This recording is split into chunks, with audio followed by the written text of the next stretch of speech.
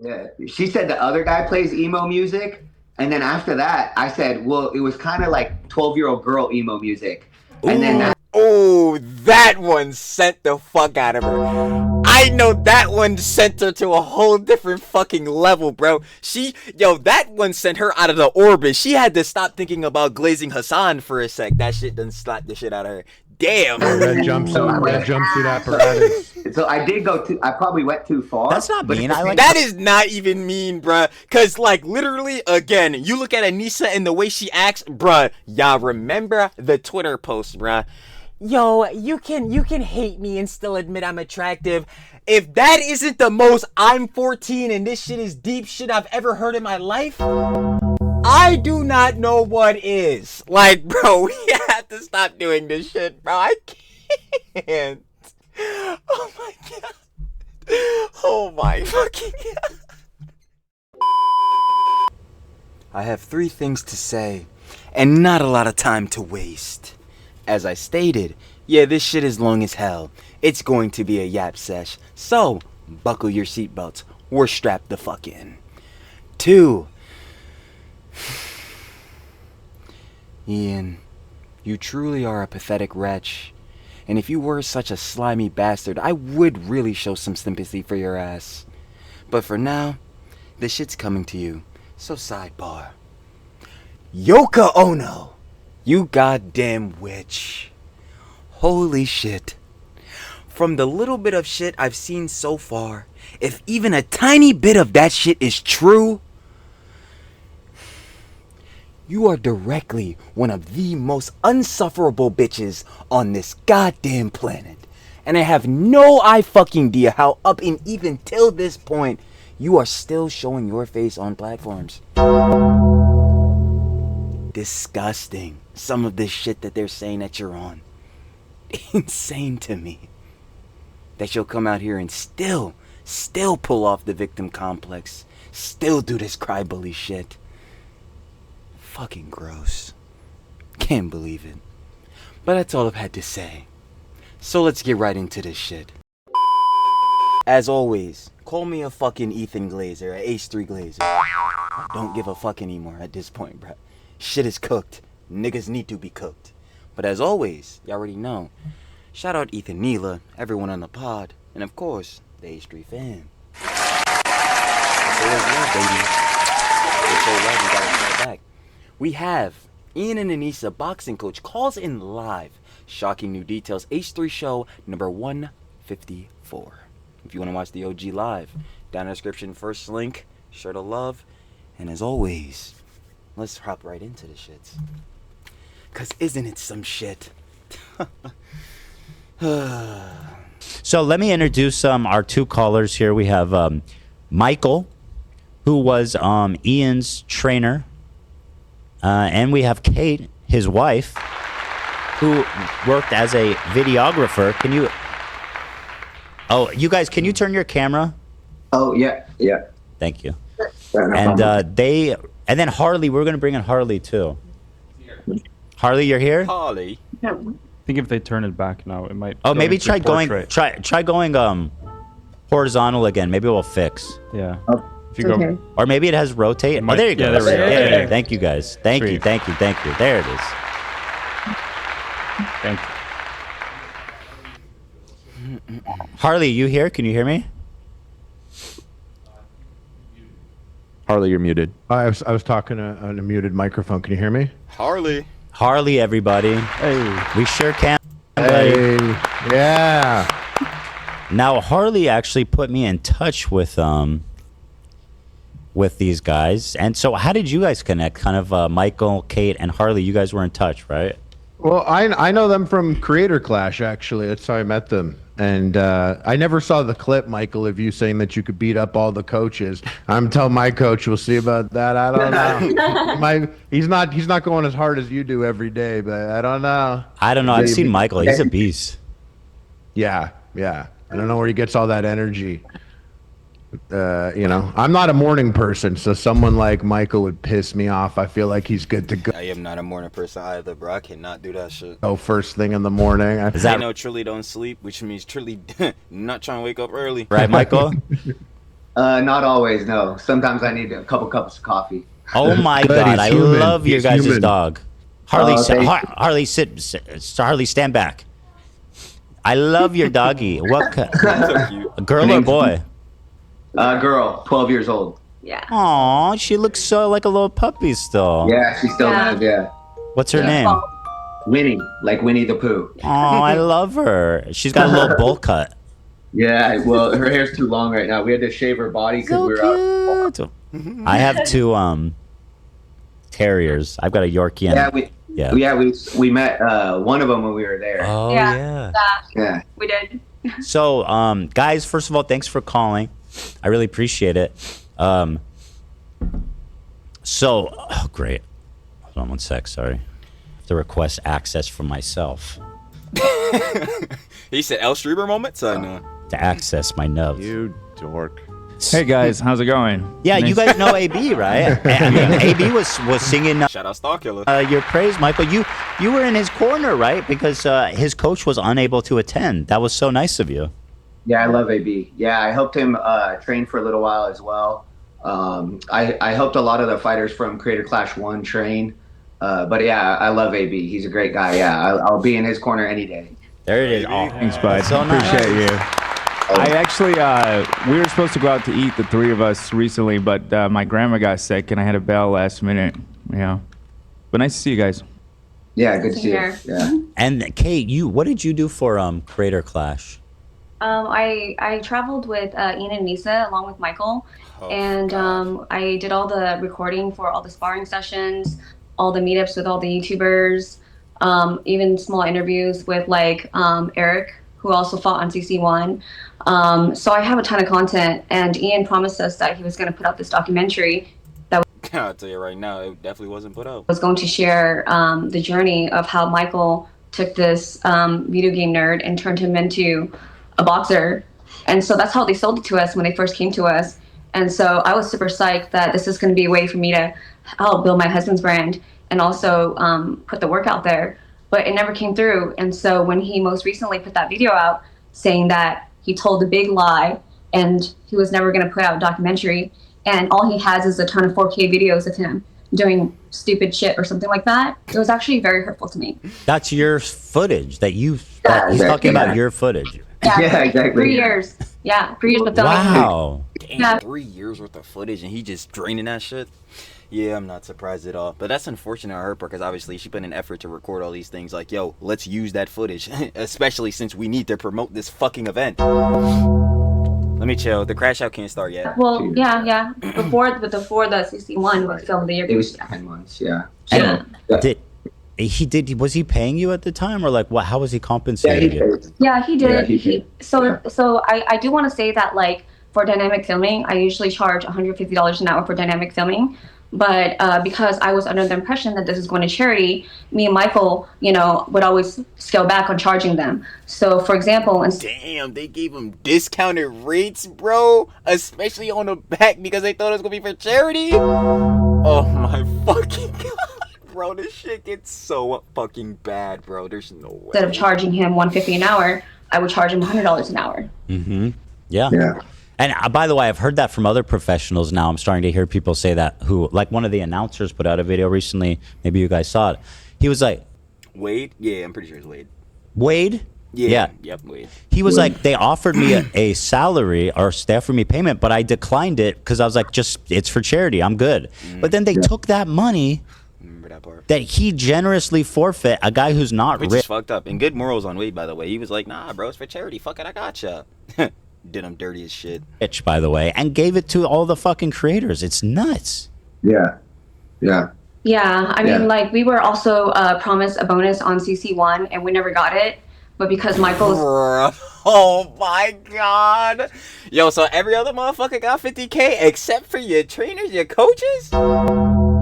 It's like, yo, we already knew, like, they had the not fight of the night, the fight night bonus or whatever the fuck or whatever. So in CC1, every bull, since they made 1.3 mil, every fighter got, like, an extra 50K. But, like, damn, Ian and Anisa, you fucking pathological liars. If you promised your coaches 50K, give them the 50K. Like, what the fuck? Y'all niggas sneaky, boy. so nice. He didn't want to like make Ian feel uncomfortable and ask Ian and Anisa about it. I was pretty upset by it, and I thought it wasn't fair because how is it that we put on this great event? We raised $1.3 million for charity, and he promised us a bonus. And then right after the event, he just kind of pretend like he's too busy to check in with us. Yeah, he was also too busy to do that for this event with his fighters, but seems like it was a common occurrence. You know, and then we. Yeah, after the event, like once the event ended, I didn't see him again for about 5 months. So because he was working with Dax on some show, and so he never trained. So the only 8 times that Ian ever actually trained was I trained him from July until May, and then I didn't see him again pretty much for several months. And then he started training again to fight Alex. Pretty much we started at like the end of December.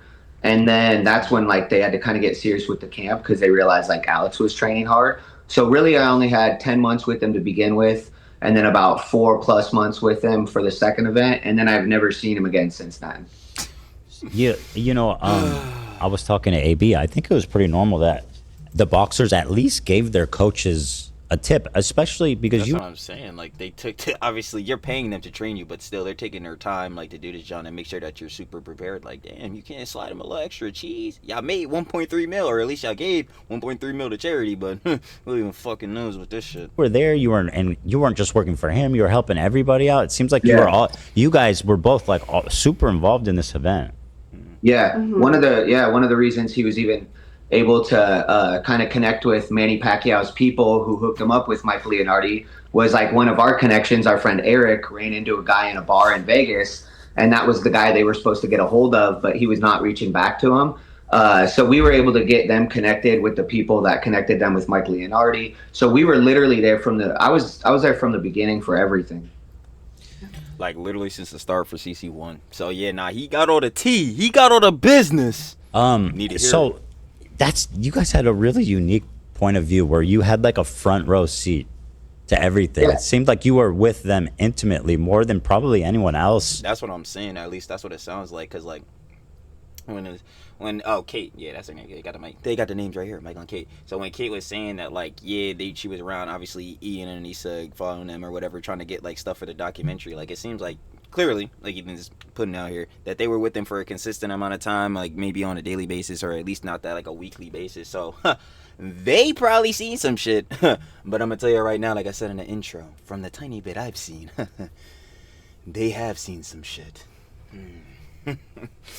Oh my God. Involved in this event. So there's all these interesting little details that you guys shared with me. For example, one being that I think it was you, Kate, that mentioned that he and Anisa did in fact pay for Hassan and all of his compatriots to travel to and stay at Creator Clash 2. Oh my God, was that fucking confirmed? Bro, please. Yes. Yeah, so they were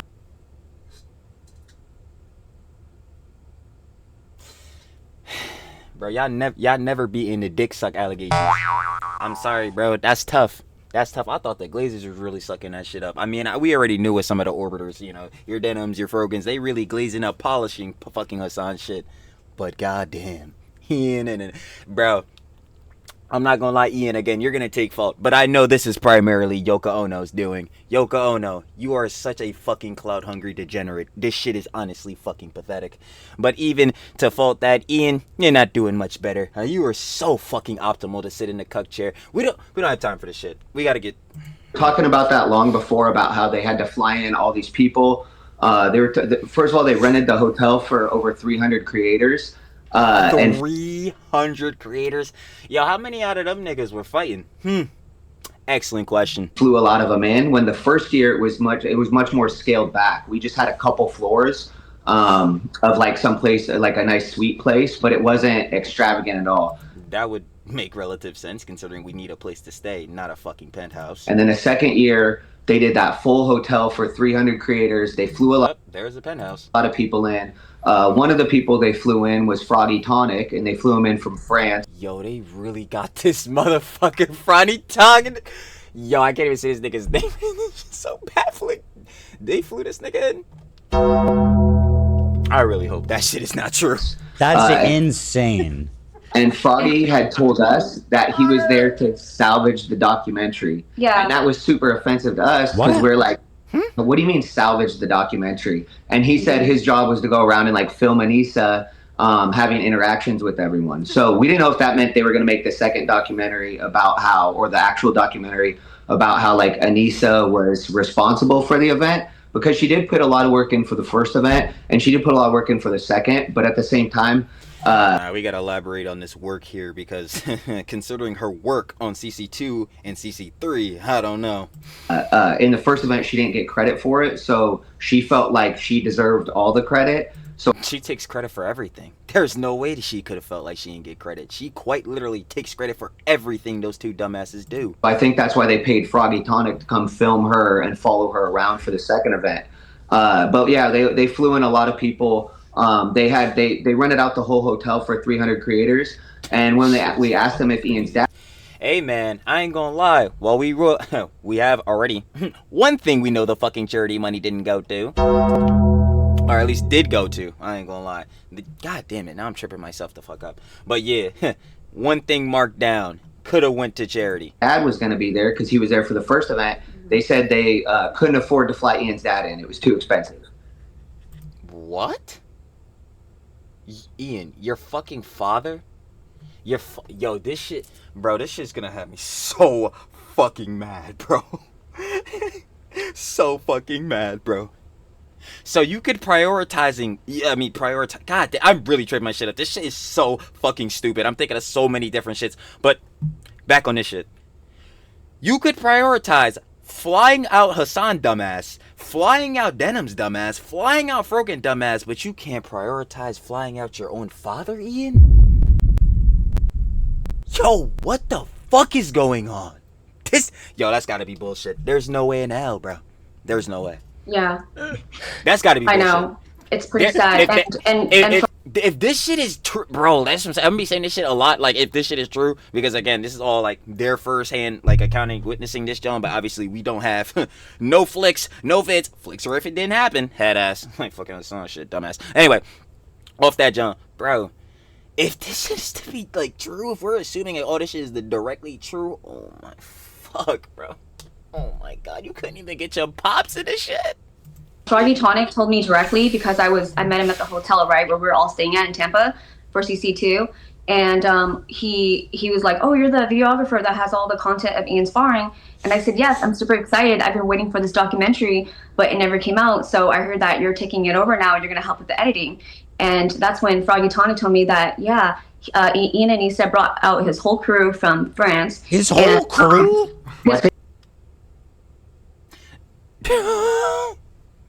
Yo, we dead ass wasting plane ticket money on Froggy Tonic. This shit is blowing my mind. It was just him. Well, he had a few people that were holding the cameras, his camera guys.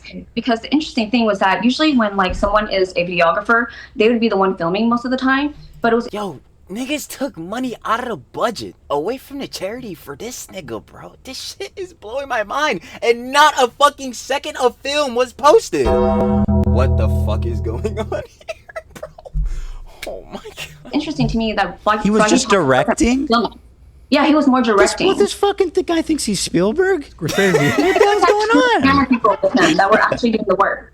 I don't remember that, but I do remember for a fact that he had told us that he was flown in to salvage the documentary. Anyway, so we were just offended by that because we were like, what do you mean salvage the documentary? And then nigga, we need to just send your dumb ass the fucking files, bro. You not getting a goddamn business class seat to come over here, nigga. The fuck? Saying that he had no idea how to make the documentary for the first event. I had taken him from like 140 pounds as like never played a sport a day in his life. 10 months later, he ends up fighting Dr. Mike in front of over 10,000 people with 100,000 pay-per-view buys. And the fight itself was like a Rocky moment. And then he he literally took interviews with everyone before the fights, after the fights. He got all the coaches to interview. And then he said he had no way to make the documentary. So I was just literal fucking cap. Like, haha, nigga, you're lazy. It's like, how can you not make it? Yeah, AB made a documentary. Everybody made a documentary. AB, Harley, I was in their documentaries, but I wasn't in Ian's documentary. What the fuck? They got niggas like Myth right now still in this shit. He got a documentary. Ian, how the fuck do you not have one? Yeah. Yeah, it's so sad to work on an event, like to work such a big event like You Creator guys are Clash. so invested. Yeah. We're so invested. And Yeah. it would always drive me crazy because I could tell Ian wasn't really proud of his work. So one of the big things is like it was very hard to get Ian to train because he doesn't like boxing. He doesn't The nigga doesn't like boxing. Throws a creator boxing event. Fucking excellent, bruv. I'm not even gonna lie. But yeah, this shit wouldn't surprise me. I would assume so. You wanna know fucking why? Because during the time when it was going for Creator Clash 2 and that clip came out when Ian and Anissa were on, obviously, the pod. Yo, what were their priorities? Having this shit be like a goddamn VidCon. Having mad motherfucking influencers pull up and this shit gonna be so much cloud and Yo, niggas were never worried about boxing. Niggas were worried about sucking off Hassan's fucking cock for fucking clout from niggas you basically should not want clout from niggas. Again, you want the niggas in your shit to be Hassan Glazers? Dumbass. But like, oh my god. Of course the nigga Ian doesn't like to box. Why would he like to box? like boxing. Well, that seems to be a somewhat of a Problem? a sticking point Yeah, I think so. Yeah. So I would try to make the session because he's as fun as boxing. possible. Just to be clear. Yeah. Yeah. Yeah. Yeah, I And he mean, doesn't. and then, but I think that's why it was as traumatic as it was for him as well, because he was dealing with like a lot of trauma and a lot of issues when we were in our boxing sessions. And don't get me wrong, that happens with a lot of fighters in general, because fighting's a very hard. Whether you're fighting MMA, boxing, whatever, it's very hard because you're getting beat up constantly, and then you're supposed to show up to the gym the next day and the next day and the next day. AB can attest to it, right? So it's mentally very hard. So I did feel bad for him because I could tell his heart wasn't into it. So then to be into something like that you're This shit is crazy.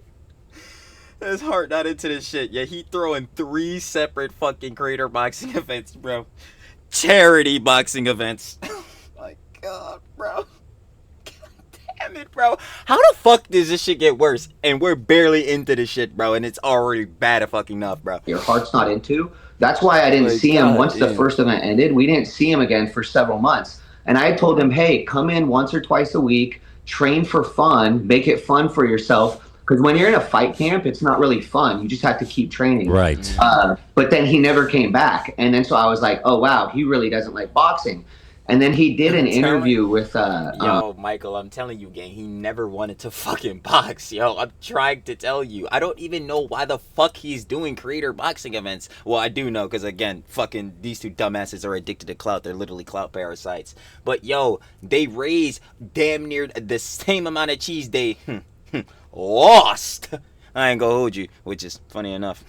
The saddest part about it, because they didn't even make the full shit back. But yeah, Ian getting on the fucking stream, you know, where Anissa keeps emasculating the nigga, where he keeps fucking embarrassing himself. But that goddamn humiliation ritual stream, they made almost 200K, 187,000. If you were able to do that on a stream, what the fuck did you need to run a boxing event for? What the fuck did you need to get into boxing for? Shit is so dumb. And even, and better yet to this too, it's like, yo, if y'all were so desperate for clout, you should have took this fucking cheese and just had a gala or some shit.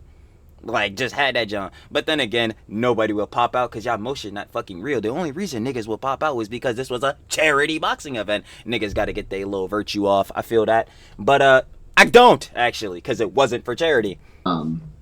Anthony, or the guy from Smosh, and he was talking about boxing, and I was just like, oh, he doesn't like boxing at all, and he's making it like public now the way he was talking about it. And then even in the video where he's trying to promote Creator Clash 3, he said, oh, all I have is 4K footage of me going, and it's like, that's called boxing training, Ian. That's what boxing looks like. Yeah, that's literally what you're doing. And then if you notice, after he walked out of the third event and stepped away, he goes, I'm through with this boxing shit. I've been doing it for 4 years. Yes, bro. Oh my god, and the fucking content deputy. Bro, when he said that shit, bro, he's like, bro, finally done. I had to do this job. I'm like, dog, this just only perpetuates the narrative that y'all were fucking up the events. Nigga, you don't even give a shit about boxing. You wanted to quit. Oh my fucking god.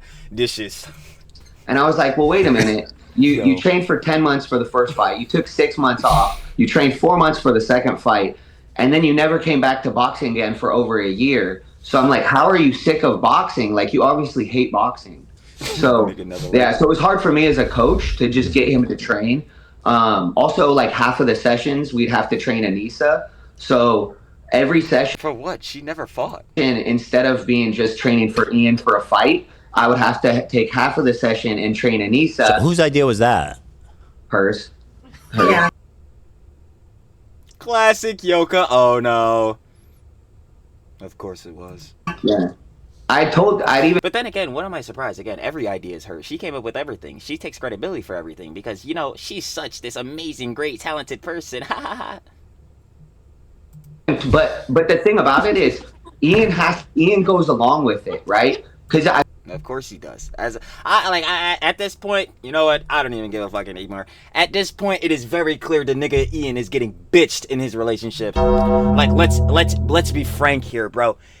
If Anisa throw another goddamn perfect ass lob, bro, even after this shit, bro, like tomorrow or someday after, if she throw another lob, bro, oh my fuck, bro, oh my fuck.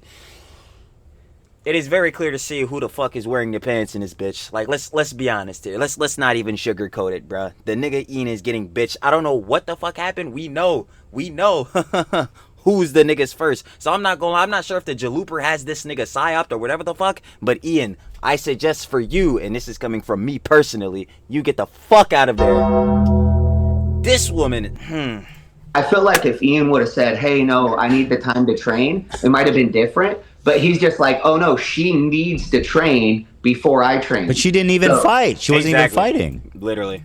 No, and so So then literally. why the fuck is she training? In like the training footage, half of the sessions I had with him would be with her, and then she would come in with like all sorts of drama to the gym. Of fucking course she did. One day she was super dramatic, and I was like, "Oh my gosh, what happened?" And she related Will Smith slapping to Chris Rock to somehow Ian having to defend her online. So she was like super dramatic the whole. Huh? Wait. Nah, Trilly's a dumbass. Gosh, what happened? And she related Will Smith slapping to Chris Rock to somehow Ian having to defend her online. Oh, okay. I'm kind of making a correlation. Y'all saw me for a second. I'm sitting here like really thinking of like how this shit even makes sense. I get it, cause like the whole Will Smith Chris Rock shit is because like, you know what I'm saying, Chris Rock or whatever, he made the joke about Jada Pinkett Smith, and then obviously the situation happened. So in the way of like, oh, Ian's got to defend Anisa because motherfuckers online, they got their crazy shit, they're getting their hate off. And this shit is stupid. Yo, Anisa, I'm not gonna lie. You should really tend to fucking ask, but you'll never do it. If maybe you're getting hate because you might have said some shit. I think it's something you need to take a gander about. So she was like super dramatic the whole day, and I'm like, I can't even train Ian today because she's so dramatic. So that was. Give me a sec. My question is like, why the fuck is she there? If she's not fighting at all, like, bro, why the fuck are you here? Ian need to go to these damn shits alone, bro. He's the nigga boxing. What, bro? Oh my god. Give me a sec. Keep fucking my mouth. The slap? God. Yeah. Yes. She came in distraught, and I'm like, oh my gosh, what happened? Yeah. She's then on she Chris. said- She's on the slapper side, right? Like she was empathizing with Will. You gotta do this. You gotta do this. She felt like she felt like Will was Ian. He had to And so slap. she felt- Yep, Ian has to Yeah, okay, so then I was right earlier because I was like, yeah, the whole thing about defending her and yeah. slap all the people that insult her, I guess. Yeah. Yo, holy fuck. Oh my god, bro. Holy And so, but anyway, so it was That's just true. crazy. Will, I'm not putting this word. This is my observation.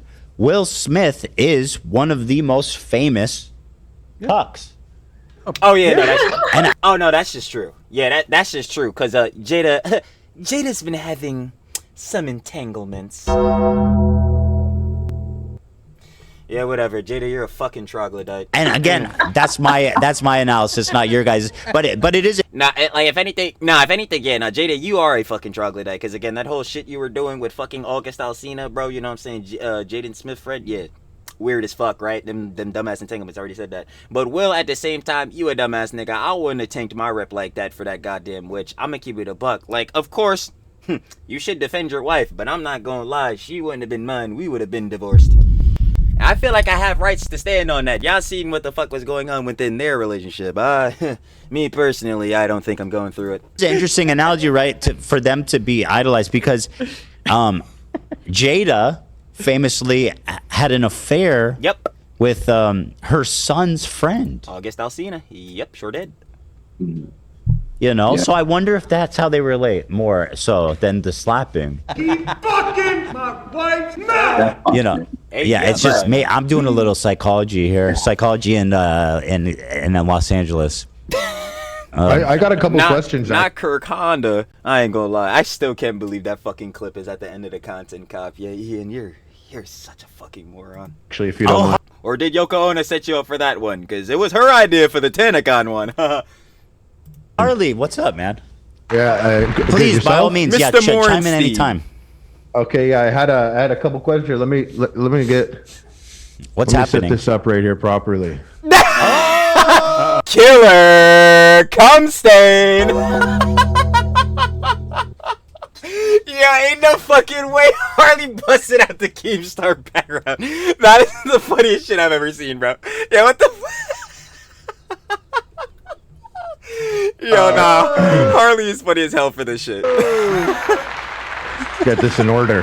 Did you guys get any paperwork, by the way? Did you guys sign contracts to fight? Killer Harley. Like, Here's that contracts. I'm curious if the coaches had. nah, this is he never had unironically the contract. No. Oh, interesting, because that would have been like something that would have detailed. I'm mad that Harley's so serious talking. He's like, nah, man, I'm trying to tell you, this is real serious. And this motherfucker is fucking Keemstar. I fucking love Harley, bro. What's like what like I mean, did they? I guess by word they told you it was charity, and they didn't ever. Oh Right. yeah, let me lock you know. Right. Yeah. So, and I'm still hoping that the first event was all charity. Yeah, I think we need to relitigate that shit most definitely, especially after all this bullshittery. Because I know which events weren't. Other than Ian taking his fighter purse. But what was crazy about that is then you said you had a $27,000 bonus. And I was always under the assumption that there was no bonus because even though he told me there was a bonus, he then disappeared for 6 months and I never saw him. So I was like, was there a bonus or was there not a bonus?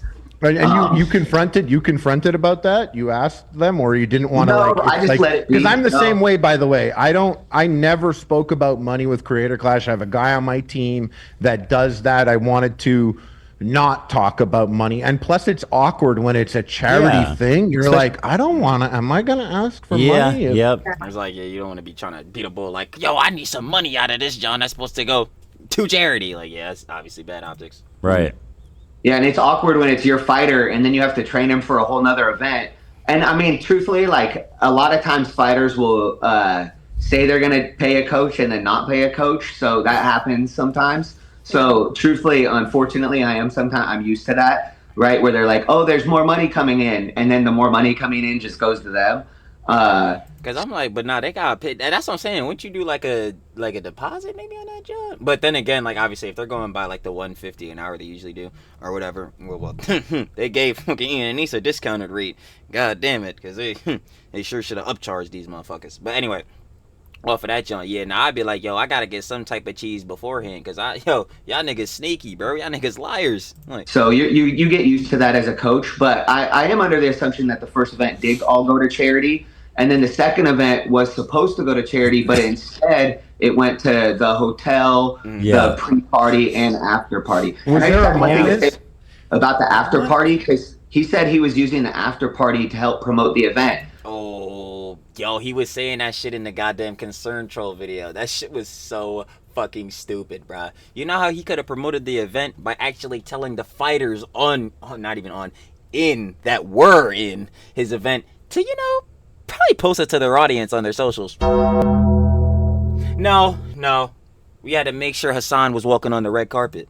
But I have no idea how an event after the fight will generate money for the fight. Well, Yeah. so That makes that's no it. sense. In his most recent video of concern trolling, in the beginning, he says he's explaining how they lost money in the second one, and he goes, the event before the boxing was to promote it, and that sounds reasonable and normal. But I don't think he even mentioned the fact that there was a massive gala after the fight where Anisa got to play He did not mention that, but we know that shit happened. as MC and give out awards and shit. So we actually didn't even know about the gala until about probably maybe less than a week before the event, or a week before the event. The only reason I knew about the gala was because Ian had invited some of his training partners, and they were on the email list. And so they kept telling me there was going to be a gala. And I assumed they were talking about the pre-party, because the first year they did do the pre-party, but it was much smaller. It was on a way smaller scale than the second year. And then also, so we had no idea. So when everyone was asking me about a gala, they're like, what are you going to wear? I was like, I'm going to wear sweatpants. What are you talking about? Said, huh?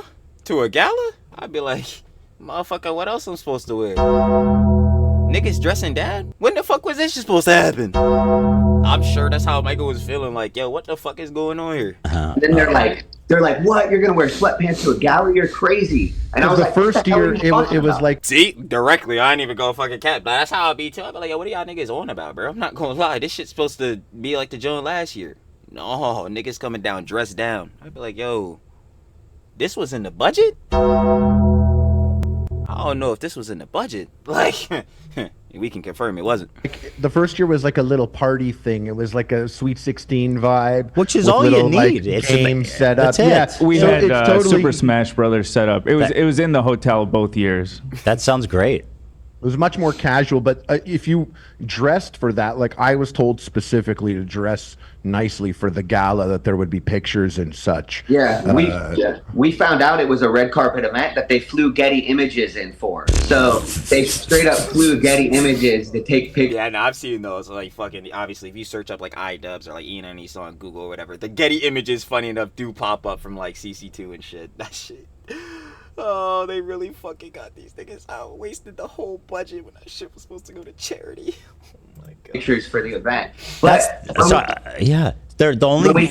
Go ahead, sorry. Oh, I was just going to say, when we asked them about it, and I said, hey, is there a gala? And they said, oh, you guys don't even worry about it. You don't have to go to that. And I said, what? This is what Anisa said. And I said, what? And I said, well, some of the sparring partners got invited. And she said, I don't know how they got on that list. They weren't supposed to be on the list.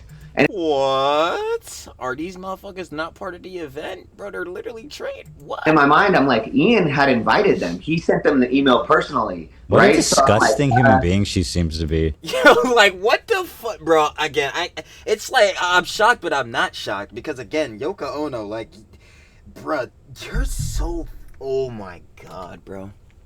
Oh my fucking God. And I just, like I said, I just know this shit gets worse because of the little clips I was seeing out from previously to even know that obviously this was the thing that happened with the episode today. Bro. Oh my God, bro. It only gets fucking worse. Like, yo, she is on a whole different tier of, like, fucking narcissism and just blatant, damn near just evil.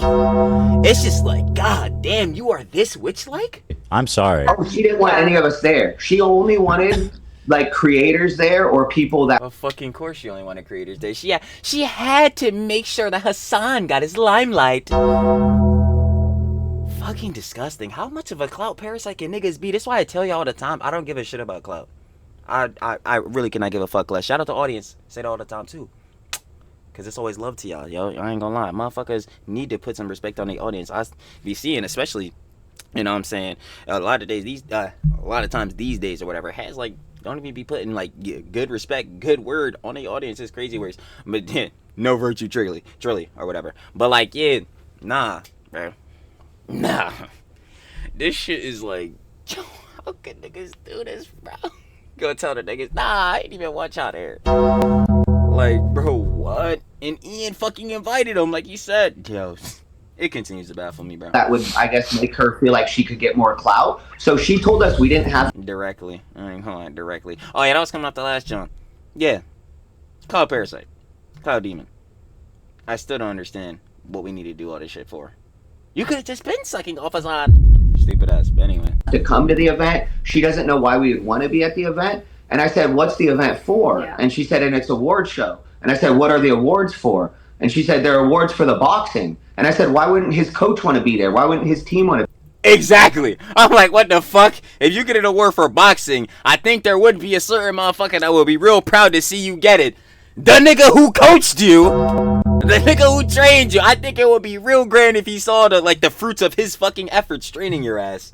Bro, this shit is fucking just... to be there. I was like, that makes no sense. So everybody else, all the other coaches I talked to, I said, hey, did you guys know about the gala? They said, yeah. I said, did you bring a suit for it? And all of them had freaking like 3-piece suits with like bro, ain't no way, I had bro. sweatpants. I'm like, what the dude, that's so messed up. Why? It's like you're the guy connected with the event organizers, and they're explicitly excluding. Like, he's the guy that's directly training to fucking Ian's dumbass. Like, he should most definitely be there in a fucking suit or whatever. But again, it's not his fucking fault. It's because Ian is a dumbass and Yoko Ono is a witch. So, you guys. I know why. I honestly believe that the reason why Ian and Nisa excluded us and did not want us to know about the gala is because we're both very professional, we're both very direct, and very transparent. If they told us that they were going to throw a huge gala after the fight and it was going to cost a ton of money, we would have asked them, why are you doing this? Yeah. Shit, that's what we're all asking. Because Anisa already told us, she shared with us prior to CC2, like a month before, that they were negative, was it 500K already? Yeah, 500K? Wasn't it 250? Wasn't it 250? Wait, hold on, Ra. Ain't no fucking way. Wait. Whoa. Hold on. As I say, wait. Run that back. Run that shit back, bro. Say that again. Say that again. Run that shit back. They were negative 500K before the event. Yes. Before, so going up to the event with the ticket sales and the PPV sales, when the event started, they knew they were down $500,000. Yes. Keep in mind that they moved to a bigger venue and they sold a lot of tickets. But before the event had started, they said we're fine. So the reason we found this out was because I wanted Ian to start doing 2 training sessions a day. And I said, Ian, you need to start doing 2-a-days. And he was like, why should I do 2-a-days? And I told him, I was like, Ian, you're not good at boxing, man. My brand is at stake. So you need to do 2-a-days. That's what pro boxers do. And so I told did you him, actually say that to him? This shit is bad. Yeah. And then I told him, I said, my brand is on the line. I said, you can go back to YouTube. My whole life is fighting and coaching fighters. And I'm like, so if you don't have a good performance, that's going to look bad on me. After the because it's like, obviously, well, you did bad. Who trained you? Who coached you? Because, they didn't get you right. And then, obviously, that goes on Michael here. So, yeah, no, that would make sense. First event, for the first event, he didn't do any of his cardio. So that's why I ended up gassing out so bad. And I truthfully believe if he would have just done his freaking cardio. I'm like, brother, the one thing out of boxing I think will probably be the easiest is dead ass running on the treadmill. Like, what the fuck? That he would have won that fight. But they couldn't do the cardio because 10 weeks before the first event, Anisa wanted them to buy a house. So instead of doing... What the fuck? Wait, what? The nigga could not run on the treadmill because Anisa wanted him to buy a fucking grid? What the fuck is even going on here, bro? Okay, hold on. 2 training sessions a day. At that point, they had to cut out training to go look to buy a house. And he moved into his new house the week before we left to Florida. So he literally wasn't training like he was supposed to for that whole first event because they wanted to go buy a house when they could have just rented a place for 6 months or a year. And then Ian could have focused on the fight, had the fight, and then found a new place. So I found that super offensive. I'm like, you're not doing anything, I'm telling you. And they would lie to me, and he would tell me he was doing his road work. They would lie? That's like, bro. Well, these niggas are notorious liars. So, like, I ain't gonna cap. I would just assume the nigga Ian is lying. But even off that factor, let's just take away the pathical liar shit because obviously he's the trainer. He's gonna think Ian, in somewhat, is probably a good faith, good moral human being, bro. He's just on some bullshit. Still to that, dog, you can't run on the fucking tread. This shit crazy, bro. Again, putting no fucking like effort into this shit. Again, I don't know fucking why they even did a boxing event. Y'all couldn't find any other way to fucking farm clout or some shit. Like, if you wanted Hassan or some of these motherfuckers to pull up, you couldn't find any other way. Why did you do a boxing event of all things? It makes no sense. And there's other events you could run charities through too. Like, why did you do boxing specifically? That's really the question here. Like, that's, again, the nigga Ian humiliated the fuck out of himself on the stream and still raised almost 200K. What the fuck was the point of doing boxing? Like, shit is so fucking stupid, bro. Why would he lie? That's like lying to your doctor.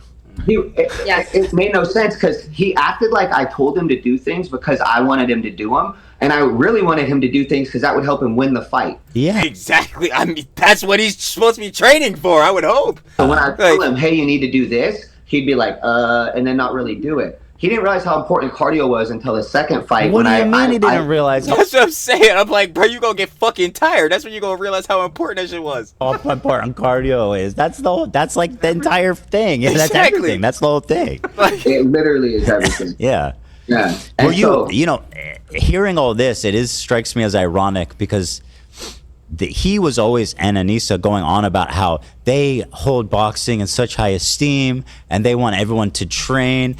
Yeah, clearly that was bullshit. And this is life or death. This is serious. You get in the ring and people. Then they chose death because, as far as I'm concerned, it's looking like Creator Clash as a concept is in its grave. This shit is cookies, bro. Finished. People die in the ring, and and hearing him speak so loftily and respectfully about boxing, but then hearing he's like, oh yeah, no, I lied to my trainer about running. It's like, what? It's like, yeah, I you feel were like a lot never, of that you was were never committed. Why do this? them regurgitating what I would say. Like, A lot of it, when I would tell them things about boxing, they would go repeat those things. I don't see. Skinwalking this shits, bro. To pretend like they know what the fuck they're talking about, even though we all know there's only one brain cell running up in that head. Disappointing. I don't know how much of it was like them actually believing it. But so for that second event, so I tell him he needs to do 2-a-days. This is like 2 weeks before the fight. I'm like, we need to do your 2-a-days. And I said, my brand is at stake. Well, he went and told Anisa that I told him my brand was at stake. So the next day she comes into the gym super mad. And she's like, why the fuck is she coming in the gym? She's not fucking fighting. This is what I be saying with Yokio and the dumbass. Like, yo, she want to be the cool motherfucker so bad. She want to sit at the cool kids table so fucking bad. Why are you here even involved with half this shit? Like, yeah, she was one of the co-founders of the fucking event. And she need to handle the back end. Because whenever she's on the front end, either Ian dumbass looking more like a dumbass or some dumb shit comes out of her own mouth. What the yo, like...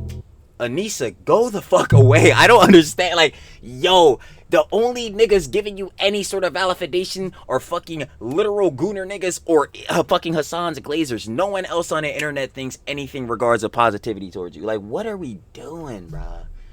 What are we fucking doing? And it, again, Ian, bruh, I just don't even know what the fuck anymore, bro. Because you just keep coming out and embarrassing your damn self. I don't even want to get to yapping about this fucking concern trolling video again. our brand is at stake. We're $500,000 in the hole right now. I don't understand why Ian couldn't be like, yo, Anisa, like, you're just not coming. Like, you're, like Ian, I know you're getting bitched by her, but tell her, like, bro, you fucking up the training, bro. You just not coming. I don't know why you're here. And you also are fucking up the time frame in the training because you're not fighting, but you're taking up Ian's time to train. Like, because obviously, like Michael said, you got to split the shit up so she could train too for no fucking reason. This is like, oh my god, she wants to be the main key. Like, I need y'all to truthfully understand, bro. I was just saying it off the other vid too, or whatever, when I watched the YN Sens vid when he was covering Miss Yoko Ono or whatever, right?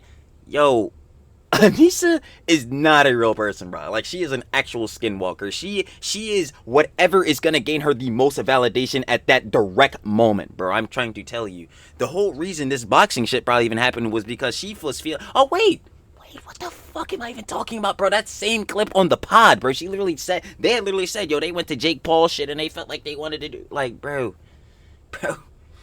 all this shit is for clout. I don't understand, bro. Ian, you fucked up your entire goddamn career just so fucking Anisa could feel validated. It's insane to me, bro. Holy shit. Wow. I wish I knew that. I wish I knew that at that time. I think a lot of the fighters would have liked to have known that. I don't think none of them needed to be in the dark about that, you know? We're at stake. We're $500,000 in the hole right now. I wish I knew. So double it. It's not even 250. It started off 5. Y'all were $500,000 in the red and thinking about having again Hassan come on the red carpet? You niggas are fucking pathetic, bro. It's crazy. I wish I knew that at that time. I think a lot of the fighters would have liked to have known that. I don't think none of them needed to be in the dark about that, you know? Yes, completely. Well, and that's the thing. They said you guys didn't promote enough, but they weren't honest about the fact that they were spending the money from the ticket sales on the hotel, exactly, on the fucking galas, on this other shit, the fucking comedian, on flying people in, on all these other things. So it was just like, so those decisions, the gala decisions, were made while in the red. Yes. Yes. I have a No question shot. about that. That's what I just came up saying, which is even more disappointing now that they like fucking obviously saying the same shit. Go up in that, bruh. Y'all are dead ass working in the negatives, and you're worried about throwing fucking extravagant parties and shit. This is on a whole new level of dumbassery. That So she was like, we're already down 500,000, and she still had time to cancel stuff when she said that. Like, how before the event was Oh that? yeah, I mean it was 2 weeks. It was Yeah. 2 It weeks was before the 2 event. weeks I mean, prior. they So knew she they could were have made some 500K last in minute the hole. moves. Yeah. They knew they were 500K in the hole long before that, right? That's just when they yelled at us about it. Yeah. So they could have definitely made moves to reduce spending. 100%. She wanted that award show so bad the next day. They Yeah. really wanted to have that award show so she could give out awards. Once again, you had heard, like Ian said, he didn't. This shit, like, oh my god. And obviously, this is, again, their interpretation of the shit that's happening. You know what I'm saying? Like, their first-hand witness of it. Obviously, like I said, we don't got no films, no tapes. Specifically, because they didn't fucking... they didn't fucking post the doc! Being, obviously, Ian, dumbass, not doing this shit. But... holy... it's just really fucking baffling me, bro. Yo, Anissa wants to be the cool kid so bad, bro. So fucking bad. She gotta hand out awards, bro. You gotta hand out a fucking awards. What are we, fucking 12 years old? You gotta feel like you got aura, bro. God damn. Yo, aren't y'all fucking 30, bro? This shit is ridiculous, bro. Want to have the fight just end and have everybody go home the next day. He said, I'll quote him because it's very rich. He says that the first time afterwards, he woke up and everybody was gone. And he found it super depressing because he didn't get a chance to process his trauma, which seems a little bit hyperbolic, frankly, if I'm being honest. I mean, it's like a self-inflicted charity event. I wouldn't call that exactly I wouldn't put that up with like maybe like fighting in a war. I don't know, but right. But I guess we all define trauma differently. But so he goes. So in that case, I wanted to throw a party afterwards where we could all talk to each other and process our trauma. And then he says, we lost money, but I don't regret throwing the after party. Yeah, he said I think that was a lot of her words. Because, like... I think they regret it. Actually, it's pretty confirmed they regret it. But, according to Anissa, she's happier than ever. So maybe not! He would say things that she would say. And so, for example, he said... Again, that doesn't surprise me at all anymore. Like, yeah, he was getting bitched. Makes sense. Well, we thought inviting Hassan and all those other people was going to translate to more buys. Pay-per-view buys. And they didn't even promote. They didn't even care. No. Of course they fucking didn't care. Hassan doesn't care about them right now to this day! To this day! Why do you think Ian's dumbass was on the fucking stream sitting in the cuck chair directly? Hassan is going on that fucking monologue that's directly explaining how fucked Ian's career is. It's fucking embarrassing, bro. Embarrassing as shit. It's pathetic as hell. Like, No. It made no sense to me. I'm like, people don't watch fights because Denzel Washington's in the crowd. Exactly. They're here to watch the motherfuckers that's duking it out in the ring. What the hell? They're not Right. like, Denzel Washington's there. I need to watch the fight. Right. Like, it makes no sense. No, but that's their perception of her. I at least most definitely confirm Yoko Ono's perception of this shit, because all she gives a shit about is clout. And if they would have taught, so a lot of decisions before the first event, they like spoke with us about, because I know boxing. I've been around boxing my entire life. So I'm like, oh, I could help them with all these other things. And then for the second event, I felt like they wanted to make it much more like their own version of a TwitchCon, their own. Yep, because that's exactly what they said again on the pod clip, man. They wanted to have it like a VidCon sort of thing. Version of a VidCon. That's what he said, yeah. He directly did. She said that she wanted to be like a VidCon. And we are new to the YouTube world. Like, we never been to a VidCon. And she's like, you guys haven't been before, but it's super cool where all these famous YouTubers come and everybody gets to vibe out. And so... How the famous YouTubers come and everyone gets to vibe out. That is some shit that sounds like... That's what like a fucking... Oh my god, bro. Can y'all not hear like the despeраcy for clout? Like, it's probably not even a word, but do y'all not hear like how desperate for clout that shit just sounds? Like this is the shit that's coming out of fucking Anisa'S mouth, bro. Oh my god. I was just like, Vibe is this out. like Comic-Con? Yeah, he was really mad the first year that like, because she would always talk about a certain group of people. It was like somebody named Pokimane and all these other people. and she would always talk about how she wants like them to be there and she wants to be a part. Oh, that is so fucking cringe. Yo, Anissa, you want Pokimane to pop out? Oh my god, bro. Who even gives a shit about Pokimane, my nigga? Their group. So a lot of it, and then so that's why like, and then the first year was like during that girl's birthday party. So no, sorry. Knowing that detail, it breaks my heart that she had to settle for denims. Said, Pokimane had too much motion for our asses? I guess denims is cool. Fucking pathetic. Fucking pathetic as hell. Yeah. Oh I don't really know these people, but yeah. Yeah. I mean, the only people I really know in the YouTube world is you guys, because you guys were so nice to us. Like, we got more clout from being on your show than we ever did from working with Ian, because he would never show any of the work we did. He would never. Shit, he would never tell the fighters to promote it either, so.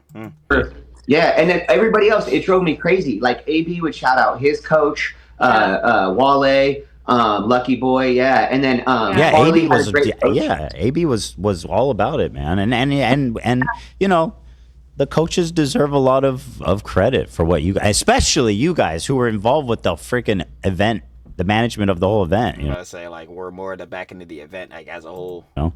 Right. Yeah. Mike Leonardi even said after the second event ended, when it was just him and I talking, and Mike Leonardi was like, man, these events wouldn't even happen without you. Yeah. And I'm like, yeah, because he knows about the drama that I have to deal with training Ian and how hard it was to get him to train. Yeah. And so, because I think he knew Mike knew that I think Ian didn't like boxing either. Everybody just by the knew. way, like he would interact with boxing. So this guy, Mike, you mentioned him to me. I wasn't sure. He's the fight promoter.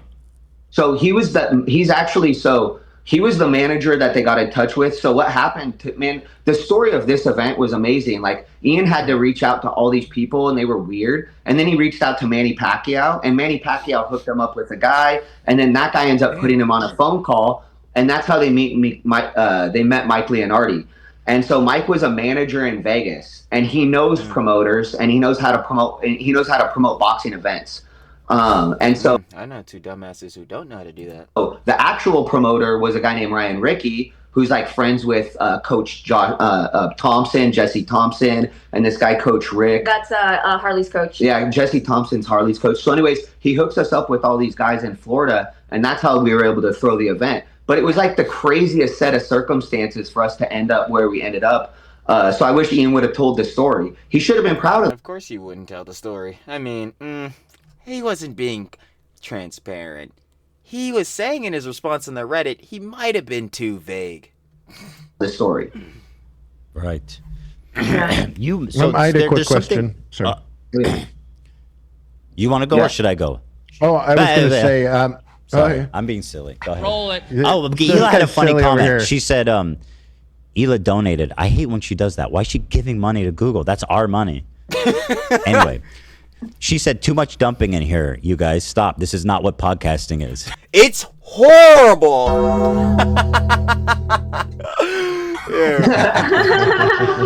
I know. I was afraid this was going to be an emotional dumping ground. Yeah. And I was like, Anyway, sorry, Harley, go ahead. I was going to ask, because just your opinion, do you think that they were intentionally misleading with any of this, or just sloppy in their execution and communication? just sloppy. I think it was just sloppy. Like, that's the thing. Like, I still freaking, I always had the best. You want to be around people that want the best for you. And I always wanted the best for Ian. And so I always felt like, man, like, we're going to break through. We're going to have this moment where we break through and things are going to be good. But then they never were. So in my mind, I think they just got sloppy. I think they thought in the second event they were going to do millions of dollars in pay-per-view sales. And so I think that's why they went so far in the hole, because they just assumed. Yeah, their heads got too gassed up. That's what I've been saying the whole time about that job. They came off of CC1 and thought they had way too much motion, bro. They came back to CC2, realized, oh, we really weren't shit.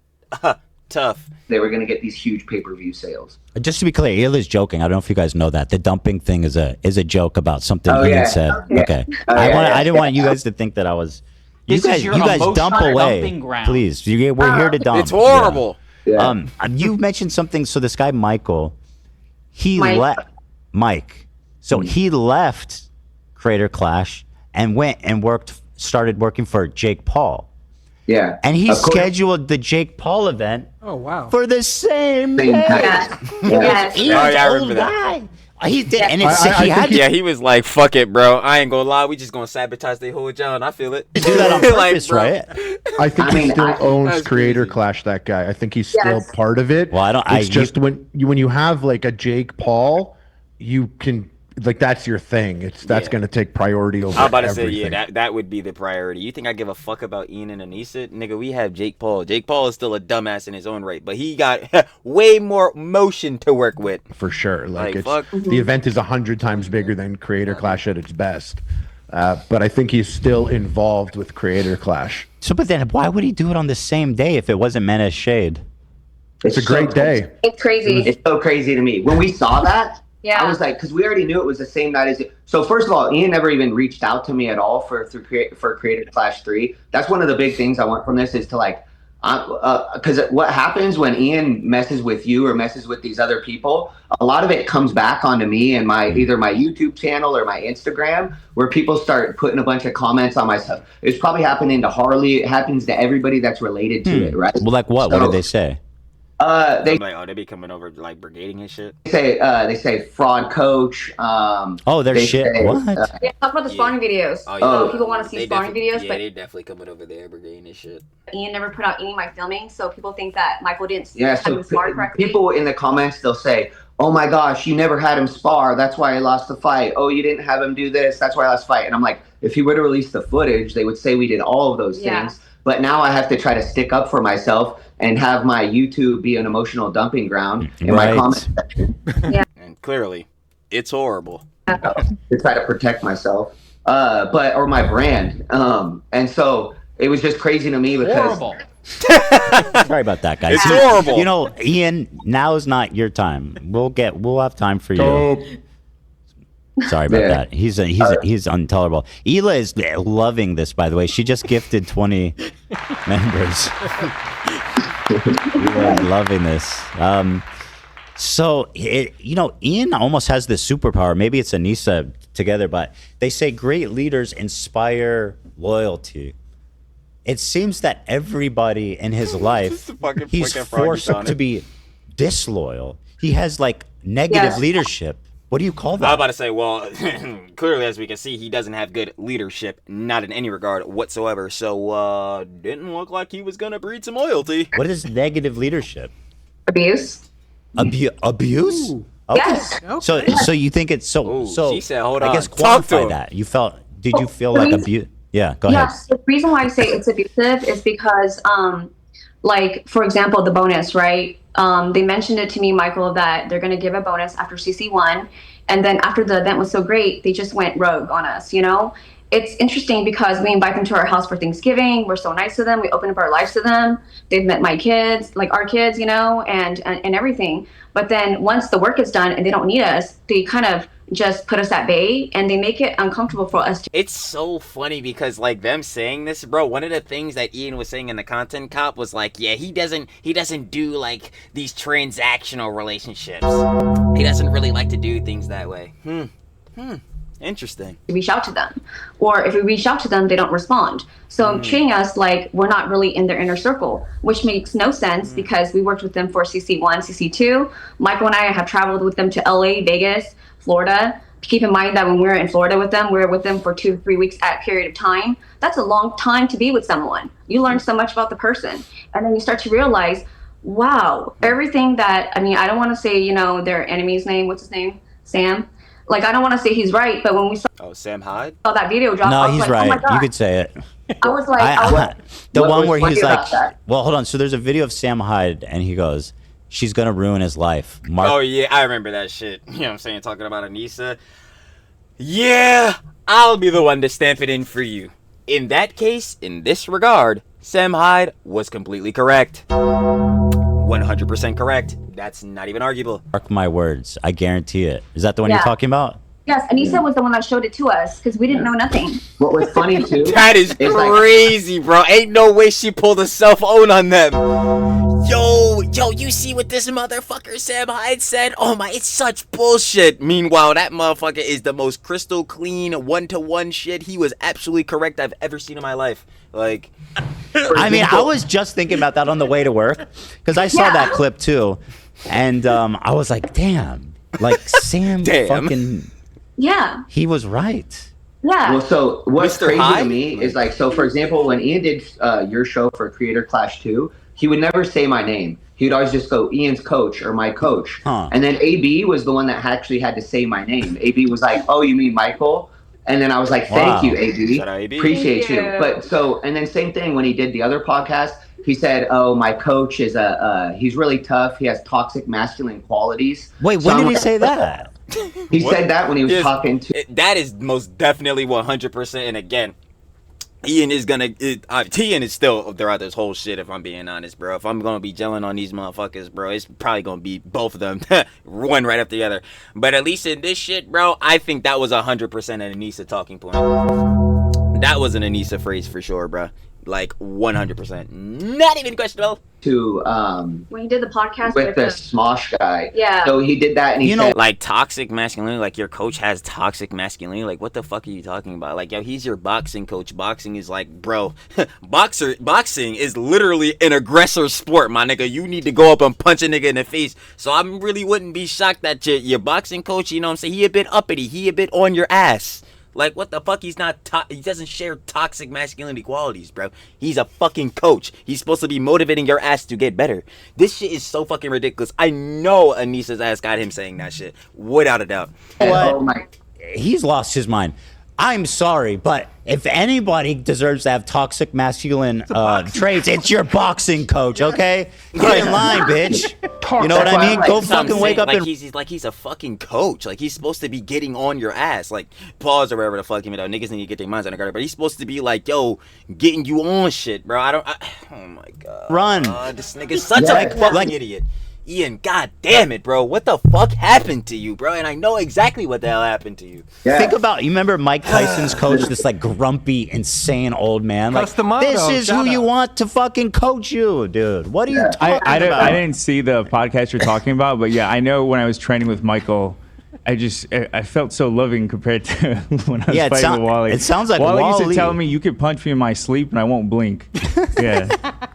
That's the thing, right? I actually had to learn how to talk to Ian from training, because during one of the sessions when he wasn't supposed to, he had to like dead ass sit here and baby this nigga Ian. Like, Ian, don't worry, come on, don't worry. Anisa said you're allowed to train this time.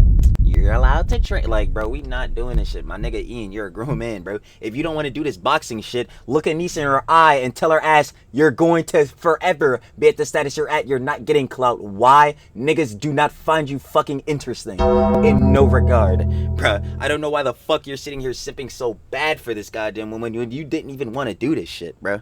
Like, I say this shit all the time, bro. This is some John I really stamped in with the boss too. And I guess I'll stamp it in for y'all for heads that do not know. Yo, Trilly the Slob Tuber. Heads do know that. Shout out y'all for watching. As we say, I ain't gonna lie. Put a shout out, sharing the love audience counter. Y'all already know. Because Trilly tends to do that a lot. Should. Like I said, even earlier in the John, should show love to your audience. But even within that shit, or whatever, right? Yo, doing... God, it's pissed me off so much, bro. Damn, I almost fucking lost my thought. No! Bro, y'all done seen this shit happen so many fucking times. This is why I can't be yapping on this shit. Fuck. Watch. As soon as I press play, guaranteed it's gonna come back. Watch this. to spar, but then he ended up going to spar Alex Stearns one day. Oh, I want to ask you about that. And it came back to me immediately. All right, so anyway, yeah, we were coming off of Ian's John. Yeah, I stamp this in all the time, literally all the time, especially with the boss. Like, and I'll stamp it for y'all. If there's some John where I'm feeling like I don't feel like recording, obviously SlapTuber does post videos. If I don't feel like recording that day, or for some John, I'm not recording. You want to know why? Because, yo, if you're forcing yourself to do some John and you're not having fun doing that shit, it's fucking terrible. It makes your mood bad and all this shit. As we can clearly see within this example of fucking Ian within this John, right? Ian, if you didn't want to do this shit, tell Anisa no, bro. What the fuck is she gonna do? Huh? Leave you? Is that a bad thing at this point? Tell me. I need to know. I need to know, like, what the fuck do you lose by her leaving you, bro? Damn, you don't get the fuck no more. It's way better than the shit you're going through currently. Like, what the hell? Oh, Yeah, it was hilarious. epic. It was funny to me because we weren't supposed to spar that day. Actually, it was the morning that he released the Sam Hyde documentary. Yes. So I had no idea he had so much going on because I didn't even know what the documentary was. We didn't know who anybody was. Anybody. I just want to control. I want to focus on the fight, right? So he releases the documentary, but we're in LA. We're visiting gyms, For and your, we're supposed to for watch. your podcast. Yeah. Oh, yeah. That was for that. But we wanted to watch Alex Ernst train. So we go to Alex Ernst's gym, and the coach of the head guy of the gym, the owner, says that he doesn't believe women should fight. So Anisa gets really upset and Well, oh shit. Well, that's pretty fucked up on the owner's part. decides she wants to. The owner of the gym said that. The owner Okay, of Alex. okay. So Anisa got so offended that she said Ian needs to spar now today, and we're like, what? Oh yeah, Ian, you're a fucking bitch, my nigga. You're a bitch. I'm not gonna lie. Bro, if I was not supposed to spar that day, yo, Anisa, I'm not gonna lie. You my wife. Of course this shit died. Motherfucker.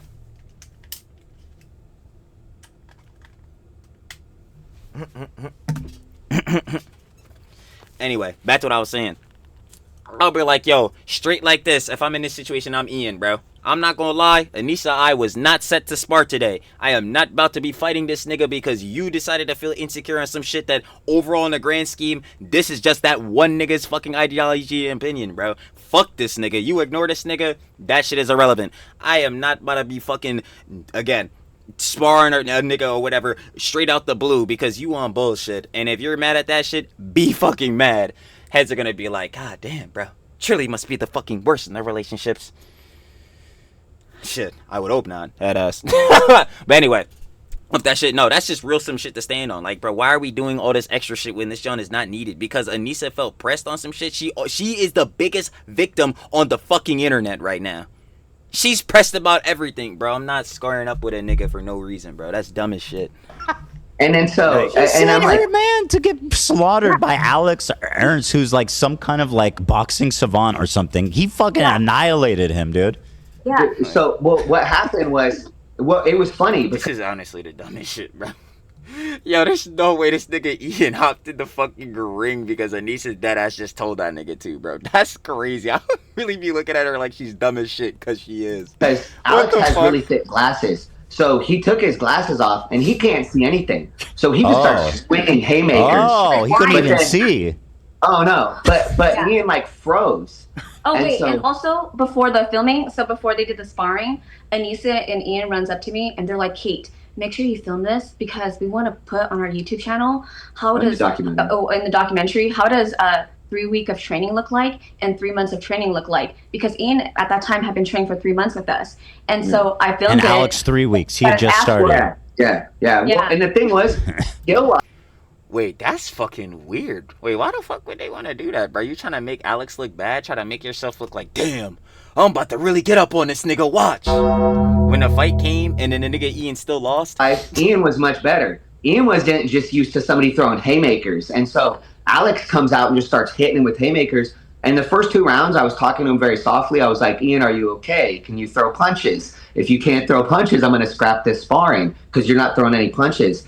And then he's like, no, I'm fine. And then 2 rounds later, then I'm like, what are you doing? Like, why are you doing that? And then he went on Because he's not fine. He got forced to do this shit because, again, he's getting bitched on a constant. the Small Show and he was like, yeah, it's bad enough when you get beat up and your coach is yelling at Shut you too. up, dude. Nah, your coach isn't yelling at you. You're feeling insecurity because, again, your fucking wife, your girlfriend is bitching the fuck out of you. That's the reason you're in this dumbass situation. I swear, yeah. Dude, listen to the That's what audio of a any therapist corner. That's how the corner's like, what the fuck are you doing?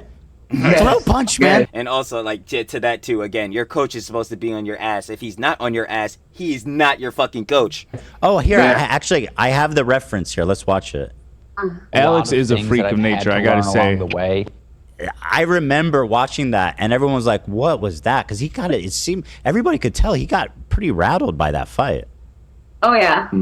You did you say? And I'm gonna. Did you say he cried? Oh, we had to have a meeting. Yeah. So after This nigga was in tears? Bro. Yo, Ian, bro, I'm telling you, bro, She got you putting yourself in situations where you're getting your fucking one ass whooped, and two, you crying after this shit like how you were crying at the end of the content cop. Yo, this woman always has you either emotional as fuck or embarrassed. This shit is crazy, my nigga. Yo, this is a whole nother nigga life, bro. This a whole nother nigga life. Let me not even get too parasocial, bro. He want to keep fucking his life up, bro. That's got nothing to do with me. His career already tanked. There's not much more he could lose except for keep getting embarrassed by her. After that, so he was crying at the gym afterwards, and I said, and once again, I hate to hate on him for that because it's very emotional. Yeah, for sure. In some hard sparring, right? Yeah. So but then what happened afterwards was horrible because then we went back to the hotel. And then they were eating at Denny's, and they said, we need to have a meeting. So I have to go to Denny's. And they pretty much then talked about how they were going to have to fire me because I reminded Ian of his father when his father would yell at him as a kid. I do not want it. I'm not even going to say anything about that. I'm not even going to say anything about that.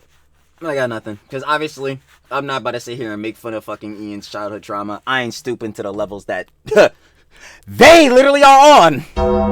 I'm not going to stoop to them levels. All I'm going to say is, though, this direct situation they're talking about could have been avoided if Anisa would get her head out of her fucking ass. That's all I have to say. And so I had to relearn how to talk to him. And at the time, I didn't even mind because I'm like, as a coach, I need to learn how to talk to different fighters anyways. Like, communication is the most important thing. One of the most important things as a coach. Ethan is trying his hardest not to laugh, boy. He's hovering. Actually, no, even if he does laugh, why would he give a fuck, bro? This nigga, bro, the nigga Ian found it humorous that fucking human skulls were sent to Ethan's crib. I'm not gonna lie to you, bro. If Ethan started laughing right here, I don't give a fuck. And call me a glazer, bro, I feel like he got full business to stand on that shit. It's funny skulls got sent to my house. It's funny that you got fucking bitched in this joint. But anyway, barring that shit, bro, it's like, Ian, you just doing anything, bro. Let me not even ask that shit. I don't know. I was trying to turn it into a positive, but it definitely was. But he almost got fired at Denny's. Yeah, exactly. After that sparring session. But I almost farted at Denny's.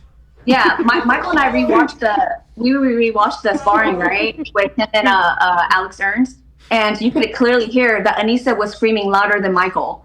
Yeah, so she was literally yelling at him worse than I was. But I was like, but apparently I was the one that I yelled at him and he froze. It triggered him and he thought of his dad. That's what she said. So we'd have to deal with things like that all the time where it was like, he wasn't even supposed to spar that day. Like, he wasn't. But you want to know why he is? Because the girl that was yelling louder than you were decided that her feelings were hurt. Oh my God. I do understand. I'm like, what the hell is going on? He didn't have a mouthpiece, so they had to buy a $20 mouthpiece from the gym and put it in Damn, $20. the microwave. It didn't even fit. It was ridiculous. When you plan to spar like that, you want to prep. You don't want to just go into it. You want to be like, ask AB, you want to be mentally prepared for a sparring day. Yeah, a nigga's about to punch you in your fucking face. How many of y'all are ready to just get jawed the fuck up right now? Like, if a nigga bombed you in your face, you just eating that shit? Bro, no, bro. You gotta be ready to experience this shit. You gotta be ready to counter, hit a nigga with a boom, hit a nigga with an uppercut, some shit. Like, bro, no, you gonna have to be prepped. I'll tell you right now, call me a bitch then, because if a nigga just square my shit, I'm gonna tell you I wasn't ready for that shit. Yo, if a nigga be like, yo, we gonna have to spar and shit like that, I'm be like, okay, word, tell me what day. We gonna have to get set, bro. The fuck? You think I'm about to do this shit right now? Sorry, my nigga. I'm not Ian in that case. I'm not getting bitched by Anisa. I'm telling her she gonna have to take that one to the chin. That's really tough. I don't know what to tell her. Okay, because it's yeah, go ahead. Yeah, my first sparring day, like, it was so fucking bad. Like, I'd imagine. When I left and I came back, Wally started jumping all around the gym. He's like, I never thought I'd see you again. He goes, okay, the fact that you came back, he's like, now he said, oh, you're actually here? God damn, I thought you would have quit. And that shit is funny as hell, yo. Shout out AB. He stood on. He said, nah, we boxing now. Like, holy shit. Yeah, I was scared. I was supposed to spar Alex Ernst, actually, because me and Alex would talk all the time. God, and I heard about this encounter, and I told Alex after that, I'm like, fuck he said, that. I'm good. He said, respectfully, I don't need to take an L like that dumbass nigga Ian. Alex had a really good coach. Alex actually found a coach that, like, coached world champion boxers. I have no idea how he found the guy. The guy showed up the day of the event, like a couple hours before the event, and then he left right after the event. So he didn't stay for anything, Alex's coach. But he was a really good coach. So he wasn't prepared to spar, and then Anisa put him up to it because she heard the owner of the gym is correctly. The owner of the gym who's not related to the fight, really. No way. He wasn't there. He didn't care. I'm about to say it literally, and that's why I was saying earlier. I don't know why the fuck Anisa is pressed. You should have looked at that nigga. Okay, he owns the gym, but right now he has nothing to do with this event. This nigga is an NPC. I'm ignoring this nigga. No, again, she is the quite literal biggest fucking nigga with the God. Yeah, I can't even talk. Fuck! Think of so much shit at the same time. When we know, just like I titled the last vid on the Why Insane John, go check that out. I was talking about it. She is the woman with the biggest victim complex on the internet, if not the damn near planet at this point.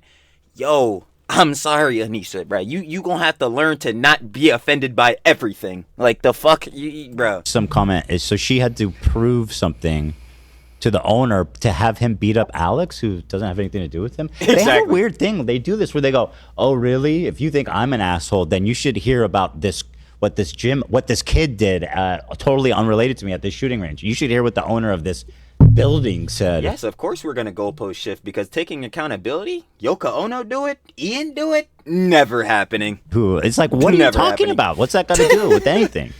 Yeah, it's like another rice gum situation where someone's beefing and Anisa'S like, Ian, you better go throw a fight now and beat him up and be a boxer. Yeah, that was actually how the whole situation started, was because Rice Gum had texted Anisa, and he said, tell your husband to fight me, or tell your man to fight me, or something like that. And that's how they ended up hiring me, because I was supposed to... That is crazy, bro. What? You mean to tell me the reason that this whole boxing shit, creator class shit even started up in the first place was because, yo, Rice Gum was in fucking Anisa DM? Telling her to tell Ian to square the fuck up? Yo, if I'm Ian, I'm telling that nigga Rice Gum, hey, yo, bro, what happened with the content cop? Shit is tough. I'm like, bro, we don't need to box the fuck, bro. See, this is what I'm saying, bro. God damn it, Ian. Like, why are you just like shifting your whole fucking life based on whatever the fuck Anisa wants to do? Nigga, aren't you a whole separate human? But at this point, it's looking like not. Train him to fight Rice Gum. So I was like, all right, I'm gonna have two totally inexperienced people fight on some event. I had no idea what was going on. Right. This is a lot. It is a lot. Tell me about it. The sparring thing is next level, because sparring at our level, people don't spar in their first year of boxing necessarily. Right. And it is really mentally and physically taxing. And if someone did boxing for 2 months and then sparred and then quit, I would understand that. And there's no way my coach would have ever, like, anyone could have been like, oh yeah, he's gonna go do this or that if I wasn't mentally prepared for it. So the pressure aspect is really interesting, because I don't understand ultimately what was the point of that. It's just gonna set things back, you know. Directly. Yeah, and that's why, like, I would always try to have Ian do very controlled sparring until, like, towards kind of more towards the last 8-10 weeks of camp, and then we would really pick it up. For the second fight, he sparred hard. He was literally stopping people in sparring. Yeah. Even for the first fight, he actually had stopped Nathan Barnett with a body shot. He stopped Alex I did a thing with a body shot. So he was actually in sparring, like, once he got a little bit better, he was doing pretty damn well. But I agree, like, you shouldn't be putting people in early until they actually know not only how to throw punches and defend themselves, but also counter after somebody hits them. Because, Oh, yeah, you know what I'm saying? Hit him with a parry. He said, boom, come out, counterattack. Hit him with a little shits. Ding, blah, you know what I'm saying? But yeah, obviously, like, they're saying, like, yo, Harley was even saying to Joan, like, usually heads don't even fight within their first year. So then, Ian, why the fuck are you just so willing, because Anisa said so, to square up right the fuck now? But even still, like they were saying too, like, within their certain situation for graded class, they're sparring and shit way earlier than motherfuckers would be. But as we just seen in that case, that's even more the reason not to do this dumb shit. So again, Ian, that's just blatantly your fault. Like, you just got bitched and fell into the fucking trap that Anisa was clearly laying for your ass, like she usually does. a lot of times they might know how to throw punches or even defend, but then they get hit and they freeze, or they just don't know what to do. Right. So you were trying to dissuade. Did you try to dissuade him? Like, dude, you're not ready. There's no way he doesn't say yes here. I would fucking hope so. Like, yeah, Ian, nigga, right now you're not shit, so you probably shouldn't do this dumb shit. This is a I was bad like, idea. we don't have a mouthpiece, we don't have headgear, we don't have the right. Oh yeah, so yeah, you don't even have the fucking gear. So why are you even trying to do this shit? Yeah. I was totally trying to dissuade. I was like, we're not ready for You this. should listen to your coach, probably. Yeah, I would suggest doing that as well. Yeah, Yeah. it's hard because like Ian, you could tell in his eyes he could not say no to Anisa. Yeah. So what is he? God damn it! Even they're saying he got bitched. Oh my god, Ian! What the fuck, bro? Like you had, like at some point, my nigga, you gonna have to be like a nigga again, bro. Like you gonna have to be your own person a fucking again, bro. Cause I'm not gonna lie to you, dog. You can't be living auxiliary through fucking Anisa, bro. You cannot let her make every fucking decision for you. You cannot let her speak for you every fucking time. Like, yo, I get it. You have a partner or whatever, and your partner probably gonna know you very much well, or I don't know how they would be your partner. So they would probably know, like, yeah, your gestures, your mannerisms, stuff that you say, all this type of jazz. Yo, this nigga Ian, like, his direct talking points now are coming straight from who? This shit is like, oh my god. This shit is just so fucking frustrating. What's he gonna do? He's gonna just suck it up. Yes. Get that $20 mouthpiece right there. Put it on my. Yes. And you know what I would have not been doing? That shit. Again, Anisa, your dumbass need to learn how to not be offended by everything. That's really tough. Like, what the fuck are we doing, bro? Braid and put it in his mouth. That's what he did. Yeah. But and then that was That such sounds a traumatic- lot like the sexual stuff he enjoys. I made that. I Soy dubs. I cuck. don't know why. You know what? I apologize, guys. There was a moment about putting something in the mouth, and I thought, well, that's probably because of cuck thing. I just tried to, I apologize for that, everybody. Once again, like I mean, I always want the best for Ian, so I was always just a lot of these things were just very disappointing, especially when he came out and said he was never going to release a documentary. I was just like, what are you talking about? That was hurtful. We have hours of footage, and I could see why they didn't want to make a documentary on the second one, because they didn't want to show I bet I could figure that one out too. how Anisa helped promote this whole event, and it lost $250,000. Yeah. So that made sense. I don't know if we would be showing her help promote an event. I think we would be helping her show how she destroyed one, but that's just me though. No, I've heard Anisa talk a lot on the show and other places, and Ian was backing her up. She's like, she has amazing footwork. Like, she is like some natural gifted type of boxer. And I forget why they said she couldn't fight, but they're like, but unfortunately she can't fight. But if she could, she's like amazing. And so I was just kind of curious, because you were training her. Is she is she this natural gifted boxing savant? So yeah.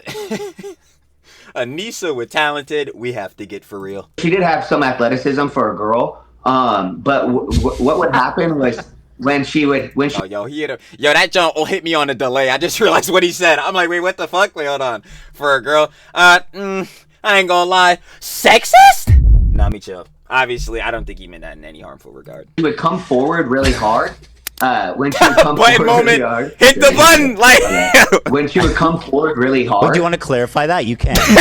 Yeah. So no. like a lot of women are just less athletic when it comes to boxing. It's It's about throwing punches. It's about, because men have more upper body we gonna save this moment. We gonna save this moment. Don't worry. We don't need to hit the button. strength. Women have more lower body strength in general, right?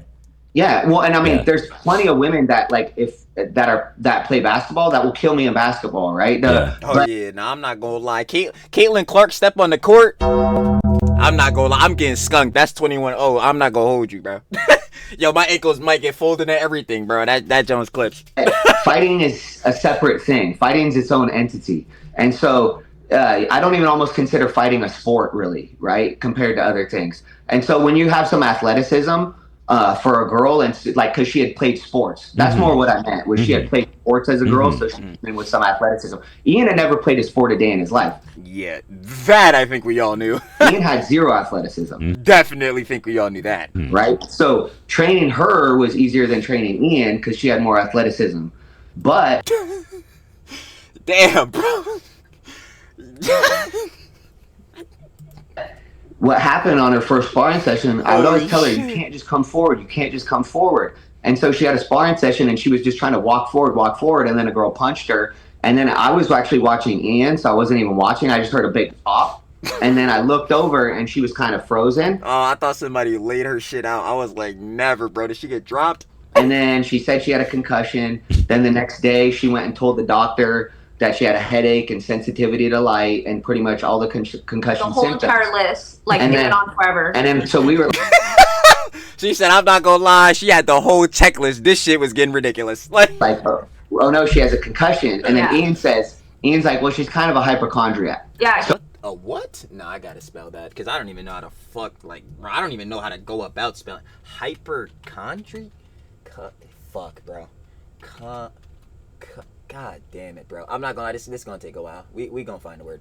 Chondry. Oh wait, I found it. Okay, yeah, hypochondriac. Hold on. I bet.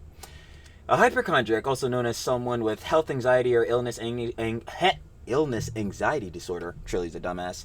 Is characterized by excessive worry about their health, often believing they have or at high risk of developing serious illness. So basically this is like fucking IMDb, Google told me I'm gonna die syndrome. Okay. So we're like, okay. Ian actually reassured me because I was worried at that time. She's not gonna like hearing that.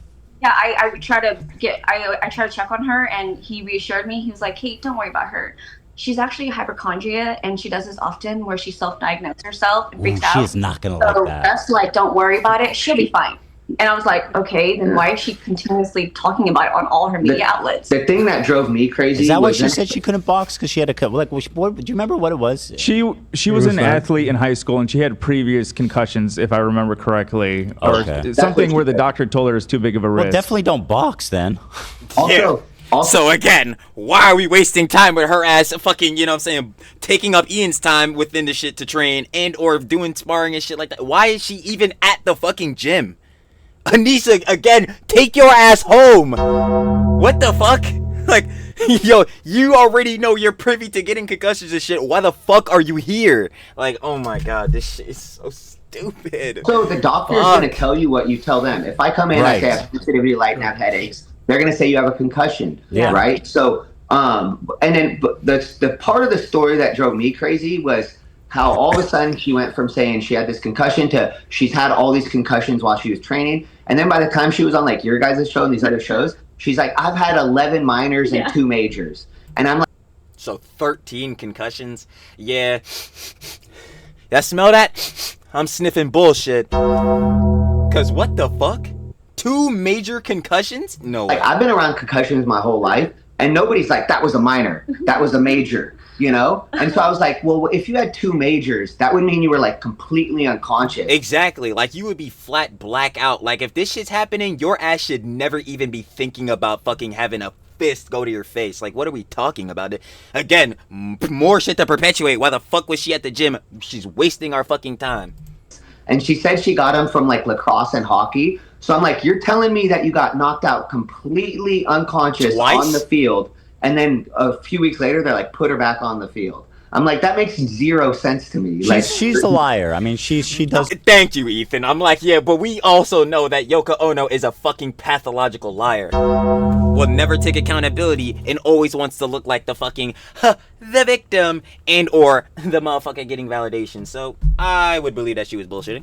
Lie. She lies about everything. That's my biases. I'm gonna keep it a buck. Yeah. I just don't. And also like, literally 2 majors. If she said she has 13, 11 minors and 2 majors, First 2 majors would fuck that. Well, not fuck the major because obviously the majors is like Michael was saying, you'd be knocked flat the fuck out. But having 11 different minor concussions in itself is still bad. What the fuck were you doing? Were you trying to get these shits? Like, and obviously, you know what I'm saying. There's a whole job with CTE and things like that. You know, obviously we're not trying to joke around, but I'm just genuinely curious on how the fuck she was adding up to having 13 concussions. What the fuck is going on here? Like, something about this is a rye. Like, would mean like you were completely unconscious, and that's a lot of head trauma. That's what I'm saying. Like, your shit would be fucked. Like 13 different concussions. You know what's ironic? Ian acts like that's what happened to him. Oh my god. No. You know, but Anisa, she seems more in control than ever. Oh yeah. The master. It's odd, and that's why like I felt so bad because you could see. So the 2 of the best weeks, or one of the best weeks we had in training, was when she had to go visit her family in Canada, And then, Oh my God! So please don't say so. So it was because she wasn't there. and that was when Ian invited his sparring partners to the gala. I wasn't a part of that, but he went out and did like They took him out to hot and cold plunge. Yeah, one of the guys that runs the gym. So first of all, the gym that we're out of is this guy Luca Hosever's gym, and it's called Vigor Ground Athletics. And he was the one that did their programming in the beginning. And when they went on some show and they were like, Ian, how did you gain all this weight? She was like, oh, I studied kinesiology. That Bro. I guarantee you, if you ask Anisa to spell this fucking word, hold on. And they were like, Ian, how did you gain all this weight? She was like, oh, I studied kinesiology. Kinesiology? I guarantee you, bro. If you ask Anisa to spell that shit, she cannot do it. Guaranteed. I'm not even gonna lie. I'll even call myself up. I know for damn sure I can't spell that shit either, but if you ask Yoko Ono, she can't spell that shit. The fuck you mean you oh my god. What's next? You wrote the Declaration of Independence? Like, what the fuck are we talking about, bro? that's and I'm like, crazy. Wait. I'm like, how did you studying kinesiology dig him to gain weight? Like, that makes no sense. Because in reality, it was Luca that was writing their programming for him, but they never wanted to give him a shout out. And that's when we realized they don't want to give anybody a shout out. Like, they would never give me a shout out. They would never give Luca a shout out. Randomly enough, I guess occasionally they would give Mike Leonardi one. But otherwise, he's the manager and he had a bigger following. Unless you have a big following, she's not gonna give you a shout out. She'll just Yes, because the only thing Anisa gives a shit about is clout and fucking sucking up to niggas. Because again, the only thing she wants in life is to be constantly gratified and validated every single step of the way. So of course, the only thing she gives a shit about, the only thing she's gonna pay attention to. Oh, Hassan pulled up. Hassan do be having a lot of glazers. Hassan do be having a lot of fans. I want to get like Hassan. Like, stupid ass, bro. Man. suck the blood out of you and go away. yeah. So you think Anisa'S the one calling the shots, though? Oh, 100%. Twin up for Kate. I ain't gonna lie, 100% at this point. I'm 100% convinced. Like, no, I fully agree with her. Like, yeah, no, 100% convinced. Ian is getting bitched on a constant basis. I'm sorry, you can't be getting fucking emasculated this many goddamn times, and not have some shit going awry. Again, why the fuck is your wife, your girlfriend, whatever the fuck, why the fuck is she exposing that you be shitting yourself all the time? Why is she saying out loud that you have bad breath? Why is she fucking in discords and shit off the other video? Again, shout out to Wine Sense. In the discords and shit, talking to random motherfuckers from her chat, shit talking you about your relationship. Why the fuck is she doing this? Like, why the fuck is she doing this? Either one of two reasons. Or three. One, you're a bitch. You're getting bitched by her, Ian. Two, this woman does not love you. Or three, it's both. Which, that'd be really unfortunate. I do, but it is also Ian that allows it to happen. He enjoys it. That's what I'm trying Directly like I came on saying, he's getting bitched. to tell you. Wow. Yeah. Feel sorry for Enjoys Ian. it. What is Yes. happening with them? Yes, he enjoys it. We used to feel sorry for him. Yo, this is so bad for Ian because this only perpetuates the fucking cuck shit. Oh my god. Oh. Yo, I'm sorry, bro. Ian's fall off is fucking generational. Like, this shit, I'm not gonna lie. This nigga making content cops generationally changed the game, paved the way for the commentary community, and this nigga's fall off is also going to do the same thing. And at the same time, niggas' pockets will be up. That's really tough, bro. Ian, why? You sacrificed everything, bro. Holy shit. I did. Yeah, we All both the did. time. We both did. Michael felt sorry for him up until CC2. After CC1, I cut that shit off because I was like, you know what? She's a fucking liar, and he's a liar. And he enjoys all the punishment that she gives him. Yeah. So let it be. She said that after she did that first interview. And I'm always like, I always want the best for my clients. So I'm like, no, that's not true. Yeah. Things are going to work out. They're going to give me a shout out. He's going to make this documentary. Yeah, it turns out he didn't do any of that shit. Fucking yeah. Like usual, niggas doing dumb shit. But yeah, that's really sucks on their part too, because obviously you could tell Michael and Kate are very passionate about what they do, you know what I'm saying? Michael was really trying to get Ian to lock in on boxing and training, and Kate was obviously really locked in on trying to get the documentary and shit out, really trying to get the shots through. Except, Ian and Anisa, not on shit. Like all these, and she's like, they're never going to give you the credit, you know? And I was always Yeah, like, that's what I oh, well, and in my mind, I'm like, no, like I love Ian. I trust Ian. I feel like Ian's got like my best interest at heart too. But then he didn't. The time that I'm happy you mentioned that because that's the shit I say all the time. You need to be yo, the motherfuckers that surround you, dead ass need to have your best interest at heart, bro. Like your general best interest, not like yeah, bro, that's my bro and all that shit. And then like yo, we only locking in or whatever like when certain things are going on. No, like you need a head that's going, yo.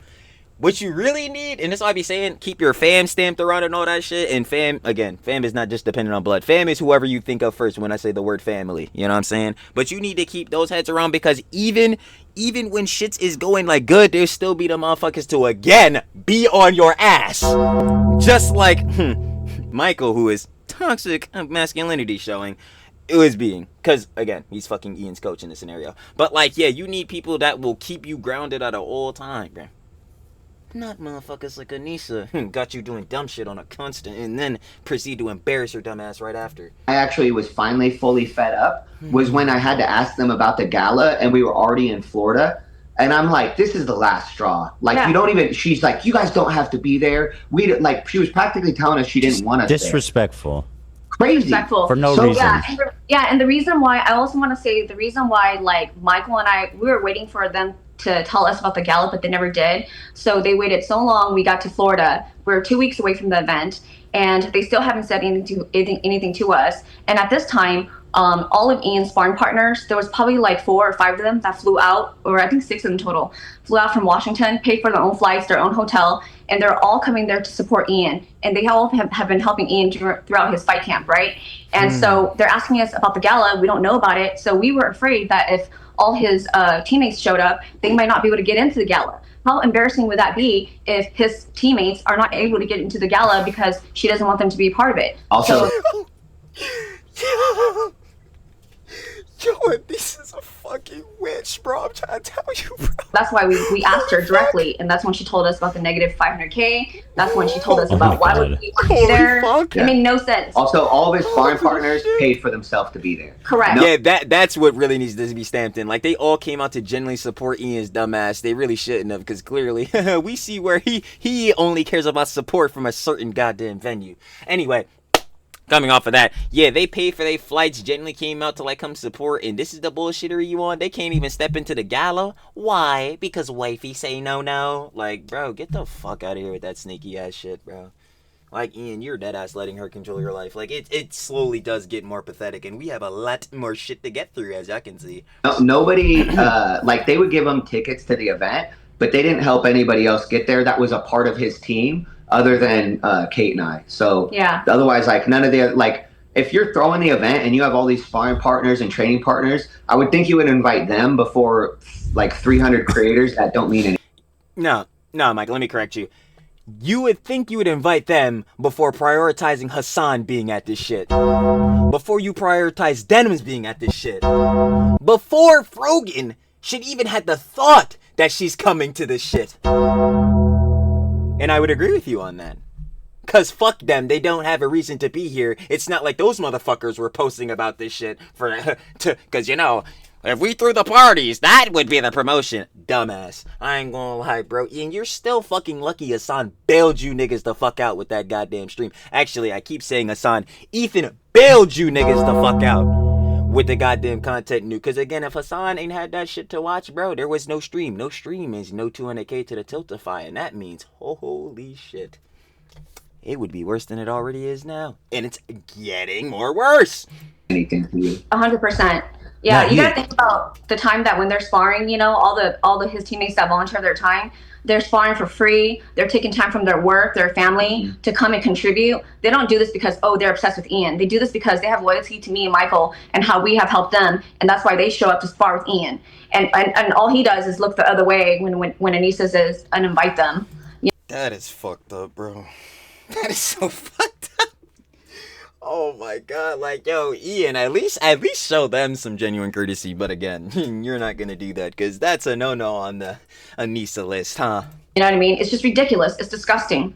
I can't. All we have to show is our hard work, and there's no way that I'm going to let Ian and Anisa take that away from us. That's crazy. What do you make of that? Oh, go ahead, Arlie. Did you guys hear anything or know about how they chose the performers for the gala? The people that they put. There was a couple performers there. Oh yeah, like the comedian shit. Yeah, I do want to know low key a little bit about that because yeah, that money could have went somewhere else. I was just curious if you guys had any insight on who they were or what the connection was. Are you talking about like the comedians or who you comedian and singer? Right. So there's this comedian that was allegedly paid $20,000 or something. Yeah. So for the first event, we were a part of like a lot of those decisions.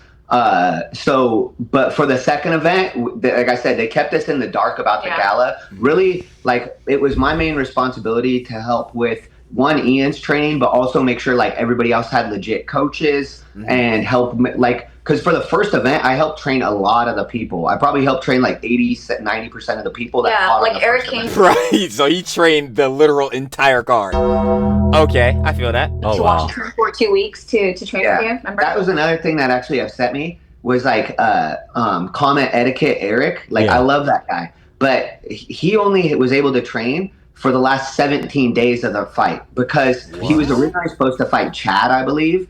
But then when Chad backed out, they were like, "Oh, we need to find somebody," and so they found DJ Welch.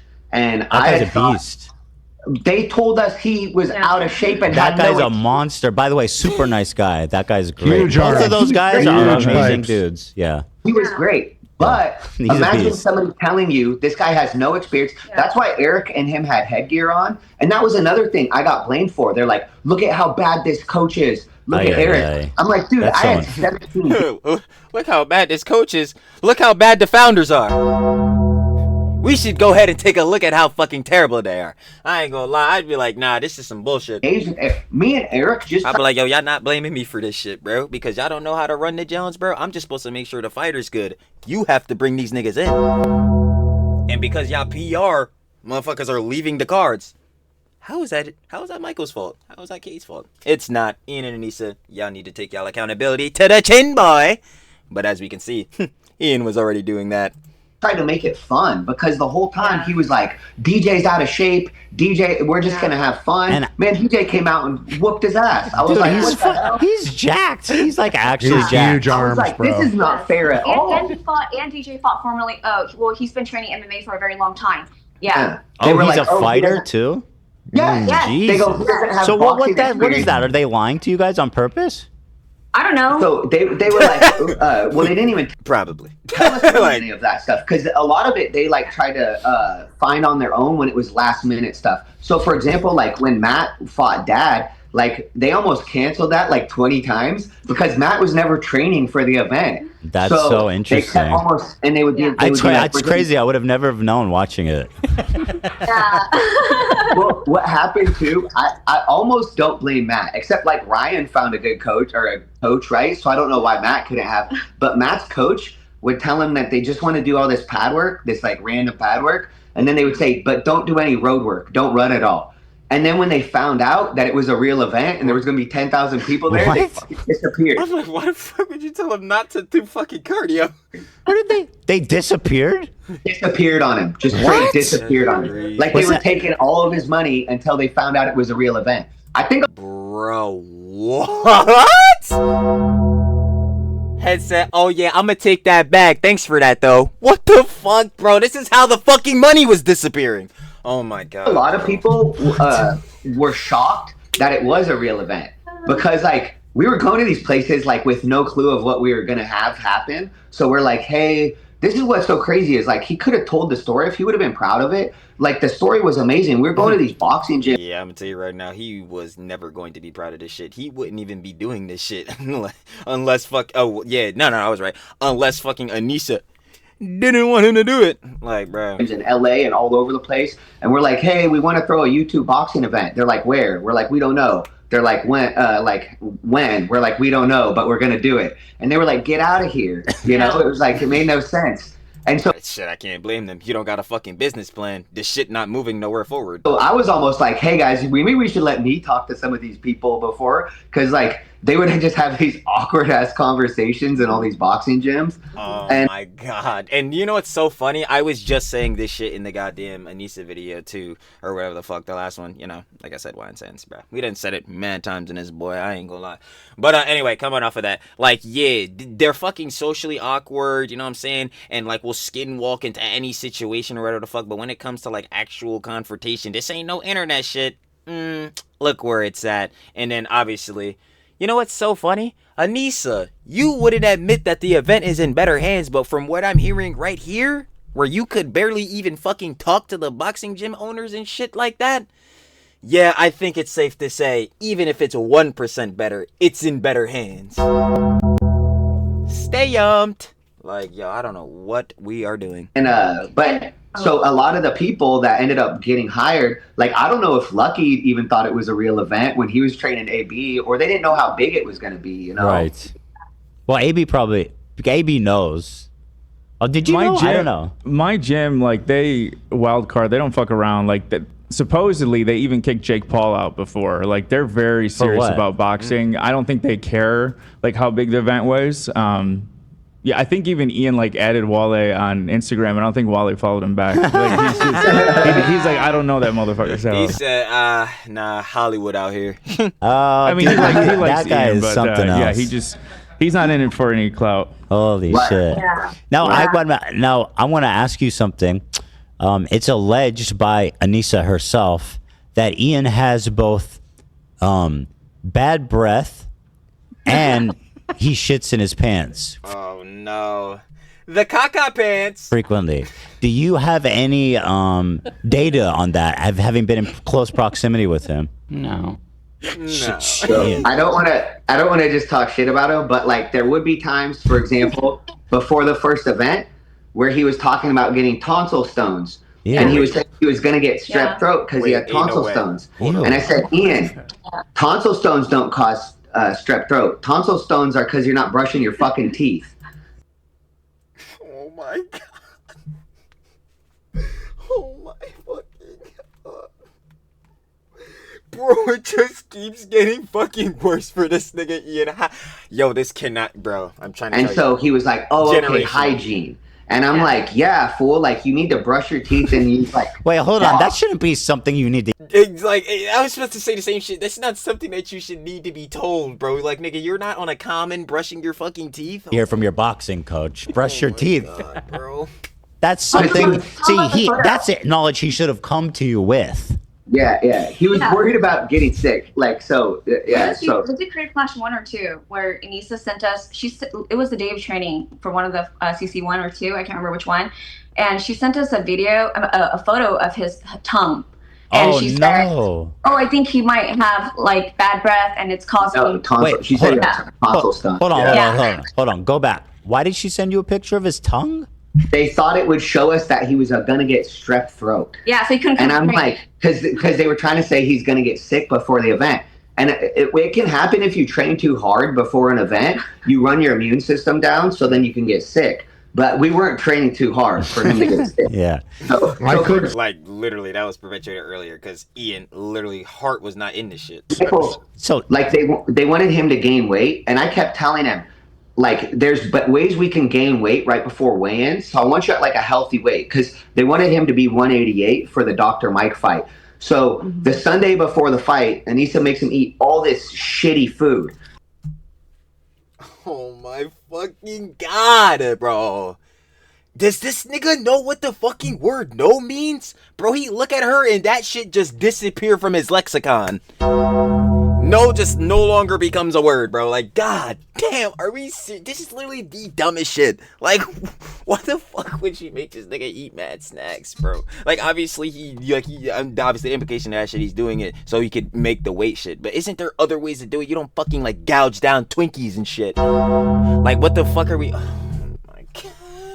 So the Monday before the fight, he couldn't even do 2 rounds of pads in the ring without almost throwing up. Oh, so I'm no. fucking pissed. I'm like, what the hell? Like, why are you doing this? I was telling you, if you're 188 or 180, but you drink like a couple Gatorades, a Gatorade is 32 ounces, which is 2 pounds. I'm like, just drink 2 or 3 Gatorades right before weigh-ins, and you'll gain like 4 or 5 pounds, and then you'll be 185. But instead, she was like, no, he needs to eat all this shitty food. Yeah. So they were feeding him all bunch of shit.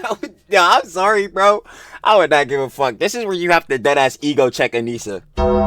I'd be like, Anisa, I'm the fucking boxing coach. You don't know shit about boxing. Shut the fuck up. The nigga's not about to gouge Twinkies, bro. Just let him listen to me. You do not fucking know everything like how you think you do. Like, this shit, bro. At that point, I would be so fucking past sent with Anisa'S ass. I'm like, yo, bro. I'm looking at Ian, bro.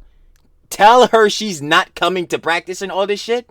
Or we done, bro. We're done. Like, you gonna have to find another coach, nigga. Because, like, at that point, she is blatantly fucking the John up. And again, if Ian is looking bad on the John, looking bad during the fight, or looking bad during practice on that shit, it reflects back on Michael. It makes him look bad. It makes him look like he's a bad coach and all that shit. I would be telling Ian, either she's not coming no more, you're not allowing her to give you advice or all that shit with the boxing, or niggas is gone. Choose one. I'm trying to tell you, bro. Like, right. And that's why when he weighed in with Dr. Mike, he was like grabbing his belly. And I'm like, bro, that's embarrassing for me. Yeah, you're making us I'm your look fucking bad. coach, and you're in there with a... Like I was just saying, like literally, like that literally would just make him look bad optically. Like, yo, you got your fighters looking big as shit. Big back. Like, bro, that's terrible optics, bro. Belly up there. Like, it's one thing to have gained the weight and be like, oh, I gained weight. But it's another thing to be like the day before the fight grabbing your belly. And it's because you fucking ate a bunch of bad food. Yeah, they would like, be at Denny's all the time. And then he would Denny's? be like, Dad. This is important. I'm accused all the time of people say that they see me in Denny's farting. They say that about me, and I want them to. I never go to Denny's. Huh? I never go out to Denny's. But Ian's the one who's actually shitting his pants at Denny's. Yes. The meeting that we had right after Alex Burns' fight, sparring session was at Denny's. Yeah. Say that again. I'm sorry. Say that again. The meeting that we had to have with Ina and Nisa after the sparring session with Alex Stearns was at Denny's. What did they eat at Denny's? What did they order? Just like disgusting. But she loved it because she used to work there back in the day. And I was in my mind, I'm like, Ian, you're a fucking millionaire. Why are you eating at Denny's all the time? Like, stop it. Well, let's go down the tallies. Why do we think we're at Denny's? It was mentioned that this is Anisa'S favorite spot. Oh, I think I know why we were at Denny's. He's allegedly, I've heard Hila noticed this, and I guess Anisa also confirmed that he is very cheap, apparently. Yeah, I mean, I didn't experience that. Like, he was always good to me, but at the same time, except for the fact he would never help promote me. I could say that I wonder if, like, this is a good example, but, like, for example, when Michael trains Ian, he charges $100 an hour. But Anisa would always want to be trained at the same time, so Michael is training both of them for $100 an hour. And I would always tell Michael, like, you're training both of them. You should charge each one of them $100 an hour. Oh yeah, so where he really was splitting that Joan down the middle, like split half and half, and obviously within that same 100, you take basically 50 for Ian, 50 for Anisa. But as we discussed earlier, Anisa dumbass should not even fucking be here, especially when she herself is privy to, because she is herself, we see this, that she's had 13 concussions apparently. So again, why the fuck are we wasting time on her training? Why the fuck is she even here at the ring shit? And why the fuck are we even boxing? Because again, Ian, you don't want to do this shit. So we're just leading back to like nonsensical shit. It's so fucking crazy to me, bro. And Michael would be like, oh, well, it's for a charity event and I feel bad asking. So let's just do this for now because we're going to get a bonus. And they should have charged up. I'd have been like, nah, bro, I'm not wasting time on both of you motherfuckers. Either you both doing this job, bro, you both paying, bro, or just Ian's doing this shit and Anisa, your ass needs to go back fucking home. This one day. Yeah. And in boxing, if you do bring two people within that one same hour, you do pay more. Yeah. That's not just boxing. Yeah, thank you. And that's how it should always be. But for them, I was always like, whatever. Like, I would, once again, I always wanted the best for Ian. I always wanted. I just really feel bad for them on that part because again, like you're trying to put the real training and like the good Jones on them, obviously, duh. But they're doing that literally for nothing for Anisa because she did not fight at all. I was like, oh, this is why he didn't want the best for himself, so it was really hard for me to want the best for him when he didn't want to train. Now, do you have any commentary about his potential body odor? I mean, I say it's true. I smell it all the time. It's horrible. A good example. I say it. Yo, Kate came and said, "Nah, I can attest to this." Like, yo, hold on, I got some facts for y'all. Like, Michael's so nice, so he doesn't want to say it. But here's the thing: when we're in fight camp, yo, Kate said, "Nah, hold on," cause he playing good optics. I don't give a fuck about that. I feel that. We just have to crash, and at this point, like, trust me, hun, no one's blaming you. You see, these two dumbasses, they really truly deserve it. Ian and Anissa, yeah, no. Enlighten me, hun. Please tell me how fucking much. he does 2 hours in the morning and 2 hours in the evening. Okay. For the first fight he did. Well, Yeah, for well, the first part of the first fight, not for the actual camp. Correct. During the camp was when he cut out his 2 days, and that was the most important time to be doing 2 days. Yes. So he would smell so bad that when he comes back in the afternoon to train, he doesn't shower in between his sessions. The nigga's legitimately doing the Discord mod and not showering. Not surprised. And so, like, the coaches that are training other, members there would just, like, look at us with the weirdest face, like a stink face. And then Michael would try to take Ian to the corner where there's not a lot of members of the gym, so they don't have to smell it. I try to take him to the open doorway. Yeah, so that does happen. I'm not lying. He doesn't shower. He said, "Nah, bro, I had to get this nigga to stand where there was a breeze." Yo, I cannot, bro. I fucking cannot. Yeah. Oh Yeah, my god. I just didn't understand why she wouldn't tell him. I'm like, what is going on here? So, and also, she tells the audience. That's what I'm saying, because he's the one person she won't tell. She'll tell everyone else though. Like, holy fuck, dude.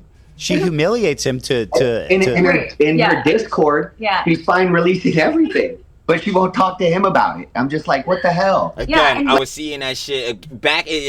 Yo, I don't know how many times I'm gonna fucking mention this Why and Sense video, but like I said, check it out. Whatever. This was Jones back in the day, like 2017. She was, yes, like Michael said, in the fucking Discords.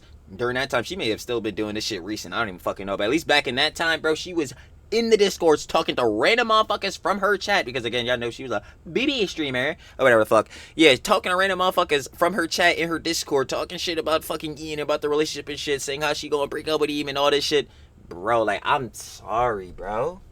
I'm sorry, bro. Like, bro, that shit is so fucking sad. Like, I didn't Hold feel on, like guys. it was my I gotta face. sit on that for a sec. He stunk up the gym so bad you had to move him away from people. yes. Okay. Okay. Yeah. Hold on. Let me just sit with that. 0.5 hotter, as if like he fucking did that all the time.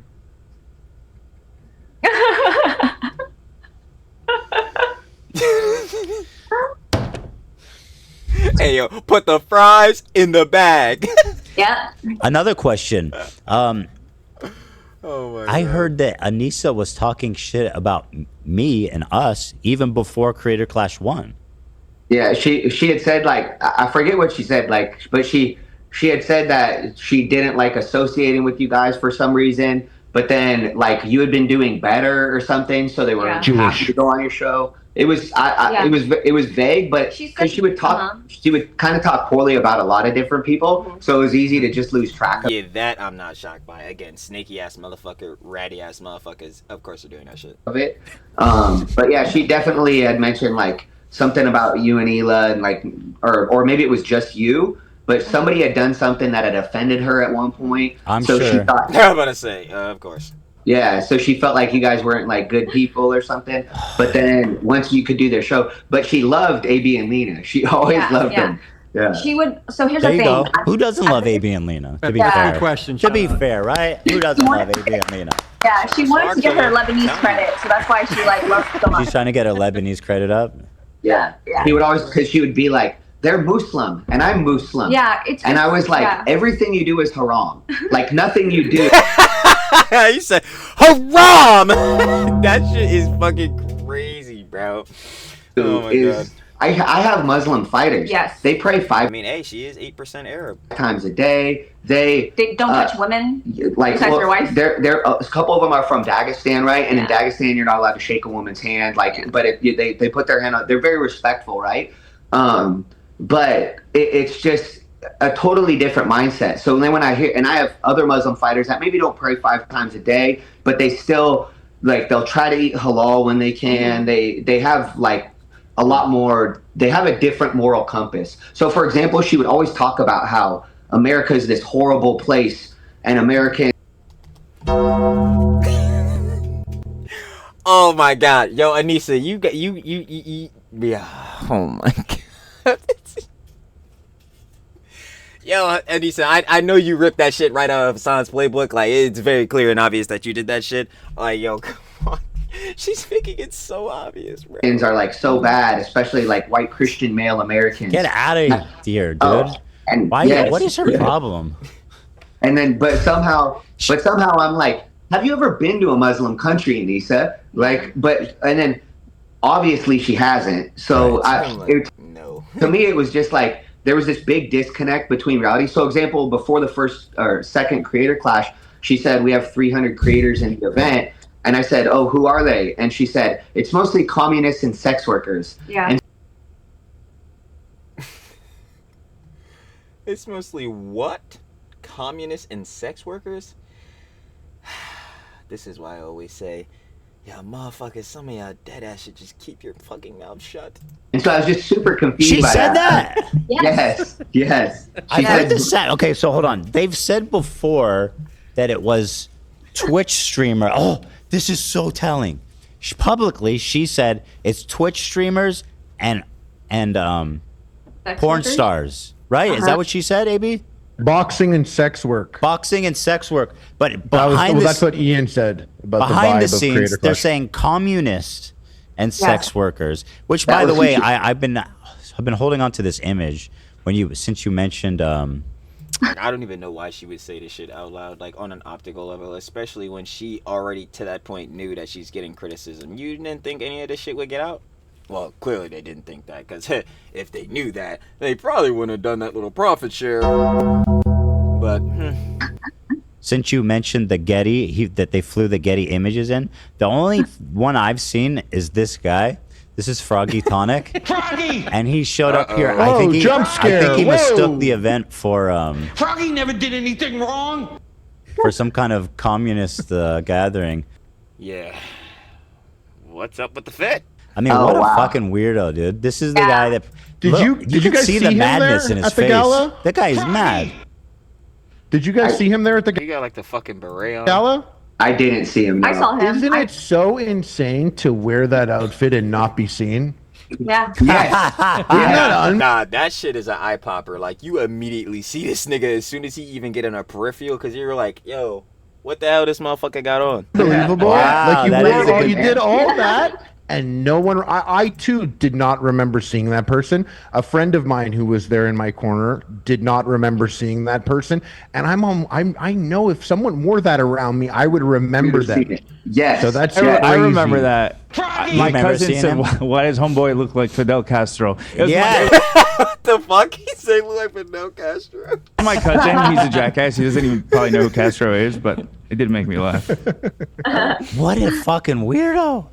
Yeah. Yeah, this That guy's was the thing, this like- guy's a horrible person. That the Froggy Tonic thing is especially interesting to me because low-key, he's a disgusting sorry. human being, like really He vile. ruined Creator Clash. It was him. He ruined Creator Clash. Technically, yeah, because he's the motherfucker that started saying shit about Ethan and Elon on Twitter, and then that's how obviously the shit snowballed into where we are at in the current drama. Shut the fuck up.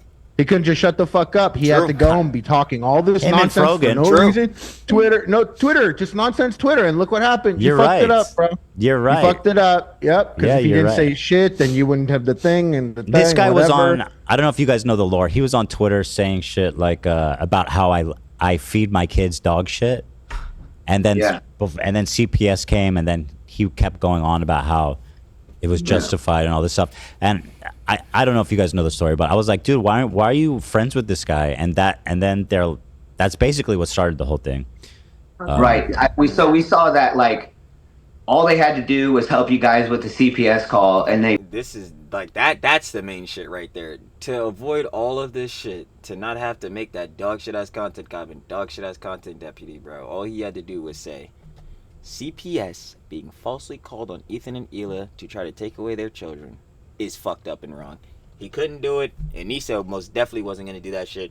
And now here we are. They wouldn't, and then they Yeah. turned completely negative on you and started attacking you Then guys. they justified it. Yeah. And so that was how that was part of why I wanted to do this, was because I was like, you guys actually supported us more than they ever supported us. So I was like, this makes no sense. It didn't make sense why he would attack the biggest.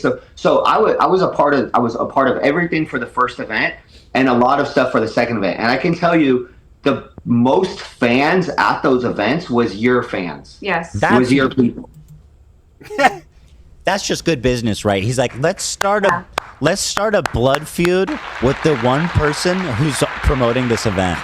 Like all the people there, more than anyone who's there, the announcers, the hosts, the fighters, I promoted that event more than anybody. Yes, I will say the way people treated me before and after my fight was crazy. Like the other coaches and stuff who didn't know who I was, once they heard the applause that I got because there were so many H3 fans in the audience, they were like all super nice. Not that they were mean before, but I don't think I'll ever feel that famous again in my life. Yeah, we're big deal. I don't know if you know this, but we're number 6 on YouTube. Or hopefully, I don't know if that's still true because I keep missing. I got to be a part of AB's walkout for that first event. It was one of the most ruckus crowds I've ever heard. The craziest thing was, like, I was at the Seahawks Stadium when they broke the record for the loudest stadium ever. And when AB got back up and dropped Hundar, that was the loudest I've ever heard a crowd in my entire life. Nice. It was the craziest thing I ever heard. Said that boy was roaring. He got dropped. I was like, oh no, like here it's going to come. Like Hundar might finish him. And then instead he dropped him back. And I was just like, this is the craziest event I've ever been a part of in my entire life. Like I was having the time of my life. I was like, this is insane, you know? But it was, a lot of it was because like AB fighting on that card and your crowd. Yeah, but it's great. It's just kind of sobering to learn that she was, you know, talking shit before even that event, and then they come on and act like we have been friends. And it's funny because I did. It's so crazy. Like, and John, I was talking about it a little bit before, but yeah, like Ian in the content caps was talking about how like he doesn't want any transactional friends and shit like that, and this just more or less goes to further add that, like, bro, you clearly were only on this for transactional because again, you weren't disavowing Froggy Tonic, you couldn't come out and disavow false CPS, but you were gonna prioritize. I literally said this shit earlier the same time, but like you were gonna prioritizing. Make sure I literally said it again, dumbass. You were going to prioritize making sure that you can get some of H3's audience there. Why? Because they were some of the only motherfuckers left that would actually take y'all as a serious. But no longer. That's tough.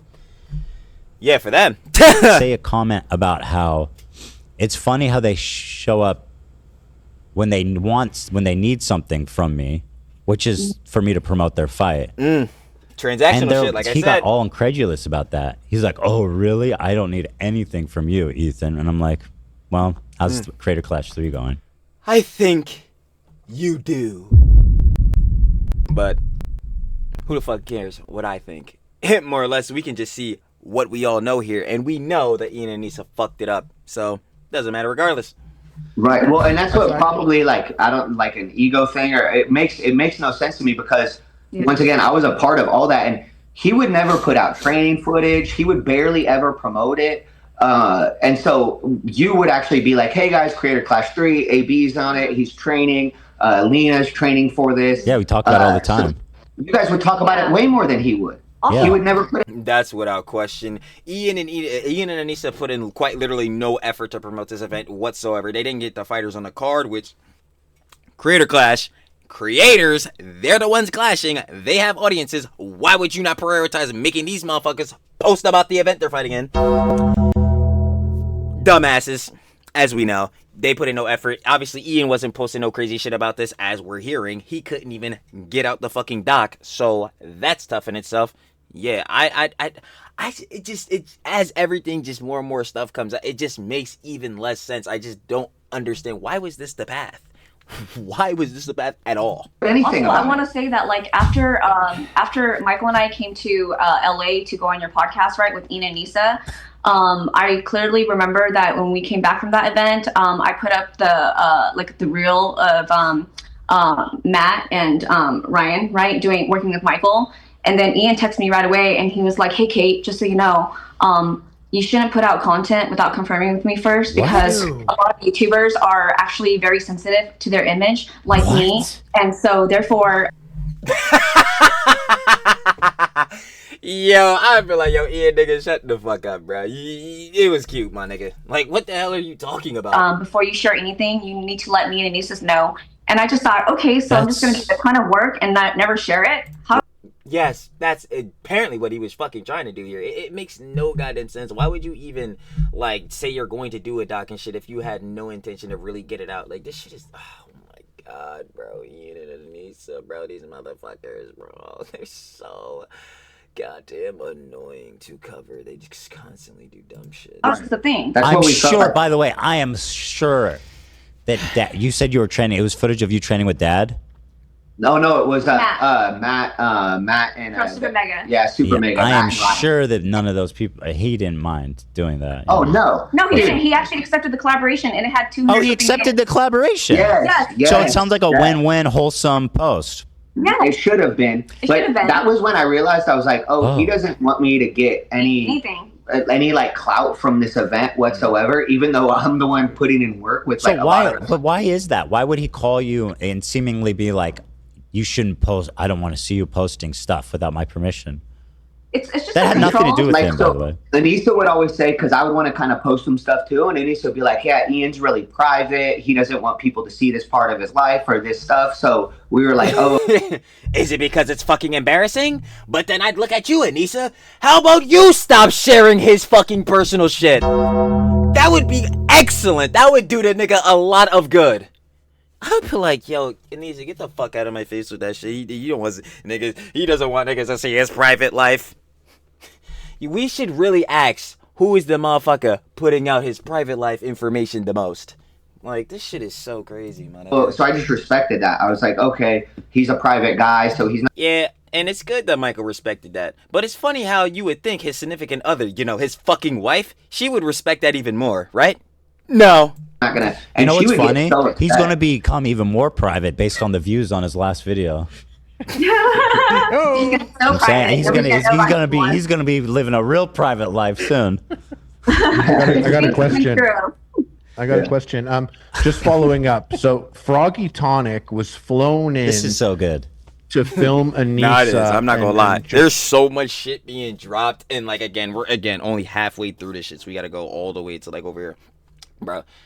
And it's already so just bad for these two, bro. So much shit dropped. It's continuously making them look worse and more fucking scummy and fucking bad faith, disingenuous. Like, it only goes to further perpetuate the narrative. And it's not even like niggas is trying to build an echo chamber around their asses or some shit. They're clearly, at every step we're seeing, doing some dumb shit or doing some wrong shit, bro. That could easily be critiqued and or criticized. Like, bro, come on, dude. Give her the credit of putting on the event and all that.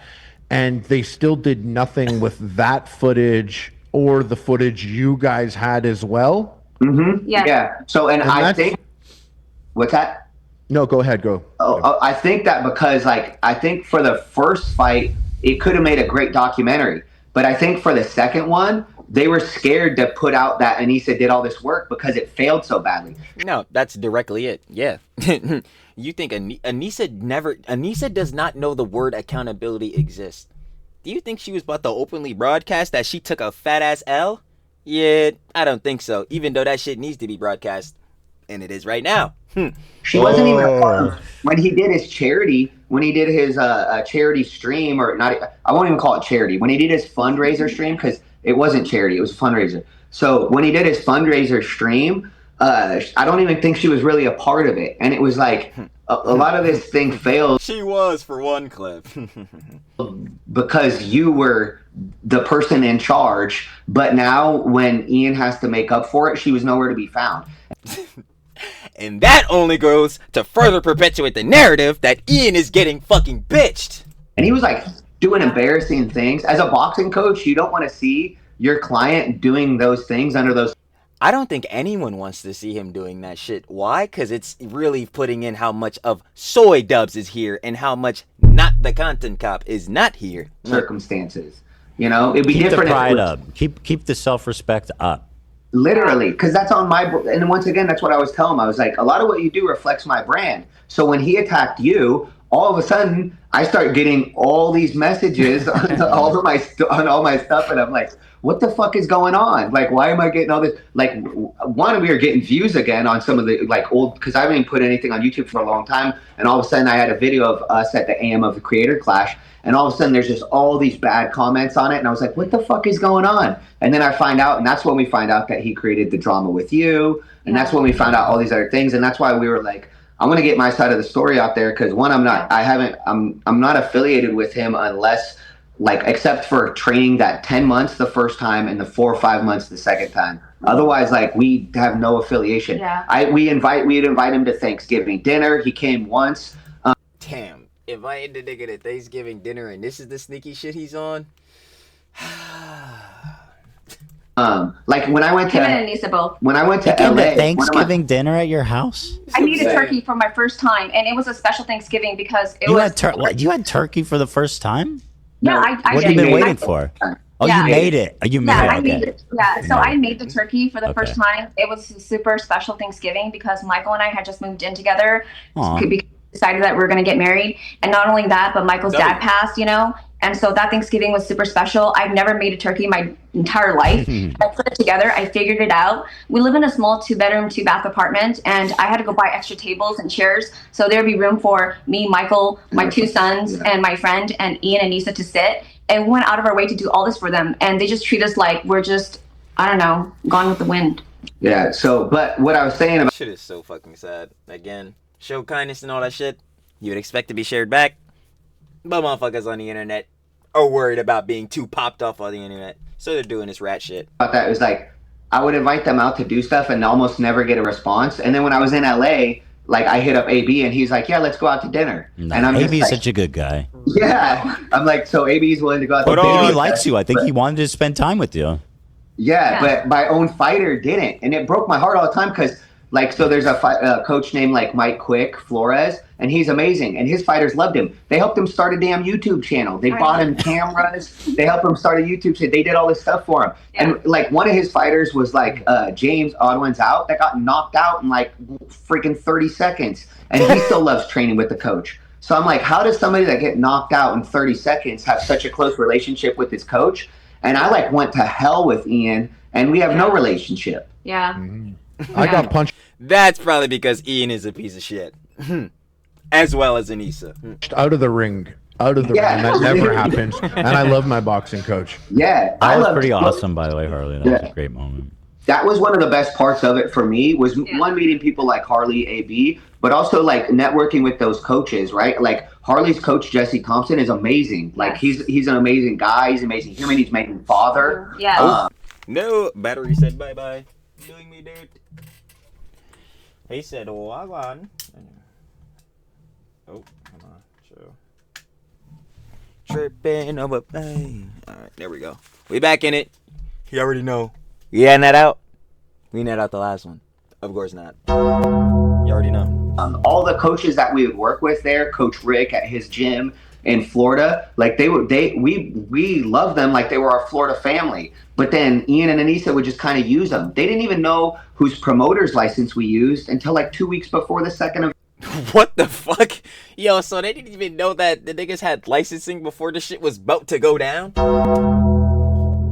What the hell is going on? Event. Yes. So, I told her while the promoter was there, because that's actually his gym that we're training out of, right? He's a part owner. And so I told Anisa that that's actually Ryan Ricky. He's actually the fight promoter we're using his license to throw the events in Florida, you know? And she was like, oh my gosh, really? How did I miss this the first time around? And I'm just like, I don't know, maybe because you don't care about anybody that doesn't have a huge following. And Stamped. Like, yeah, I don't know. Probably because you're a fucking clout-obsessed bitch. Like, what the fuck? It's like, yo, because Anisa, you don't give a fuck. You don't care about anything that isn't fucking Hassan being there and fucking Griff riding his clout. Like, yo, come on, let's not do this shit. Like, you didn't even know or confirm that you had the licensing to even be able to throw this shit. And the thing that's on your mind again is the fucking red carpet. This is like actually the most pathetic shit. And so right away she went and followed him, and then she started tagging him. It's just ridiculous. So we were like, how did you? Because they didn't want to take time to get to know the boxing community. Yeah. She acted like she was better than the boxing community. Yes. We were in a boxing gym called Top Rank one time, and there was a guy named Jay Prince who was like the manager for Floyd Mayweather, manager for Andre Ward, and all these very high-level boxers. So for me, that's a big deal. And the owner of the gym was kind enough to introduce us, and she was like, "No, I don't want to meet him. Ian's tired. We don't want to meet him." Yeah. Wait, I don't.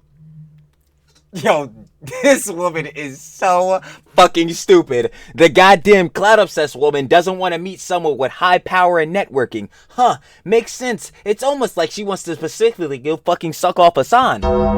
That shit is crazy. Interesting. Don't want to meet him because of what? Yeah. Ian was tired. Yes. She would tell Ian when he was tired. One time we ended sparring, and afterwards everybody's hanging out, and she walks up to Ian and she goes, "You're hungry." Yes. And then so they had to leave because Ian was hungry. So she tells Ian when he was hungry. We're like, "What the hell?" So So- is this? Yo, is this nigga Ian getting, like, I don't even know. Forget bitch. Like, he's actually getting babied now. Like, what is she, a fucking mother? Like, what the fuck? Yup. Time for Edie's. Like, what the fuck are we doing, bro? Like, What is this? It's nonsense. Do you think Exactly. that What he is walks this around shit? in a gimp suit at their home?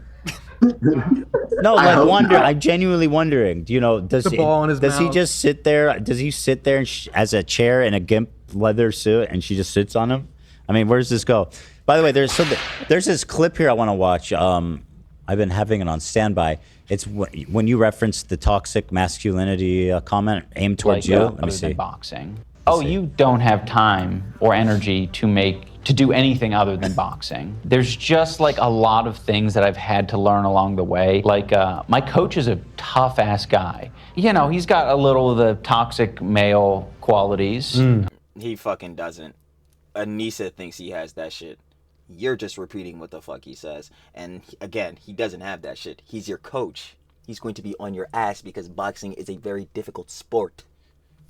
Ian, please shut the fuck up. And it's made it hard sometimes because... Shut the fuck up, dude. Yep. Like, please. dude, Like, no one's I hearing don't that understand. You were literally made videos with Filthy Frank, okay? And now you're like, I can't. He was a little toxic, and it made it hard for me. It's like, shut the fuck up, dude. Yeah, and by I'm the like- way, compared to all the other coaches that I know, you came off seeming like super nice and like not yeah. Super not nice. pushy. Yeah. Yeah. I know how to be soft with certain people, and then I'll be harder with other people. But if they can't, the sport's already so hard to begin with. This one, Literally just came up saying that. Like, but that's just obvious to see.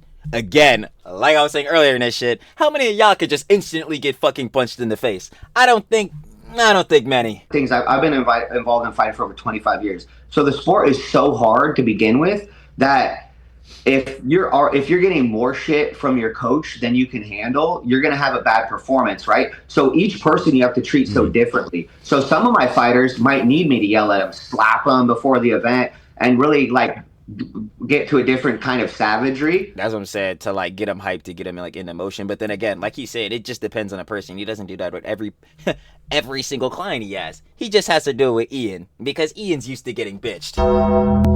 It's tough. I ain't gonna lie. And then other people are very soft, and so you kind of, well, mostly Ian was the softest, but Exactly. Is he the Because softest you fighter you've understand ever that. trained? What's Yeah. that? Is he the softest fighter you've ever worked with? Well, he hated boxing. Yeah, but not only that, every single time we had a session, it would have to follow up with a therapy session with him and Anisa. Yo, I'm gonna be asking this shit the whole time. If Anisa did not fight once, apparently had 13 concussions, had all this different shit, why the fuck is she even there? There is no purpose. Like, yo, doesn't she like to fucking go have a girls' night or some dumb bullshittery with fucking denims? Why isn't she with fucking denims or some shit? Why the fuck is she at the goddamn practices and shit? Like, that is still not computing to me. How frustrating is that? I was depressed after every single creator clash Right. because of all the therapy we always had to imply. Otherwise, it was But going to be a shit show. My other fighters fight, like, even if they have nerves or they're scared before a fight or something, they'll fight because they want to and they love it. Especially as an I'm like, yeah, they're probably passionate about boxing, and like obviously it's a great thing because they love the sport.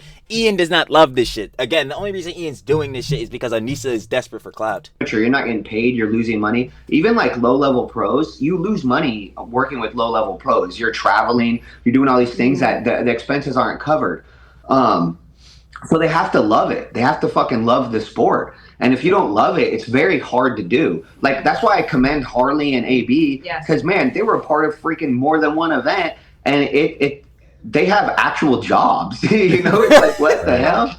That's so to me, why wouldn't I show those guys all the love in the world? Because they're putting themselves out there when they don't like, it truly shows that they had their dedication, because obviously, you know what I'm saying, Harley got Epic Meal Time, and then obviously AB's on the pod. Like, they got shit. They're also doing auxiliary to training for the event and running their own, like, you know what I'm saying, social medias and shit like that. Like, it goes to show they clearly are dedicated.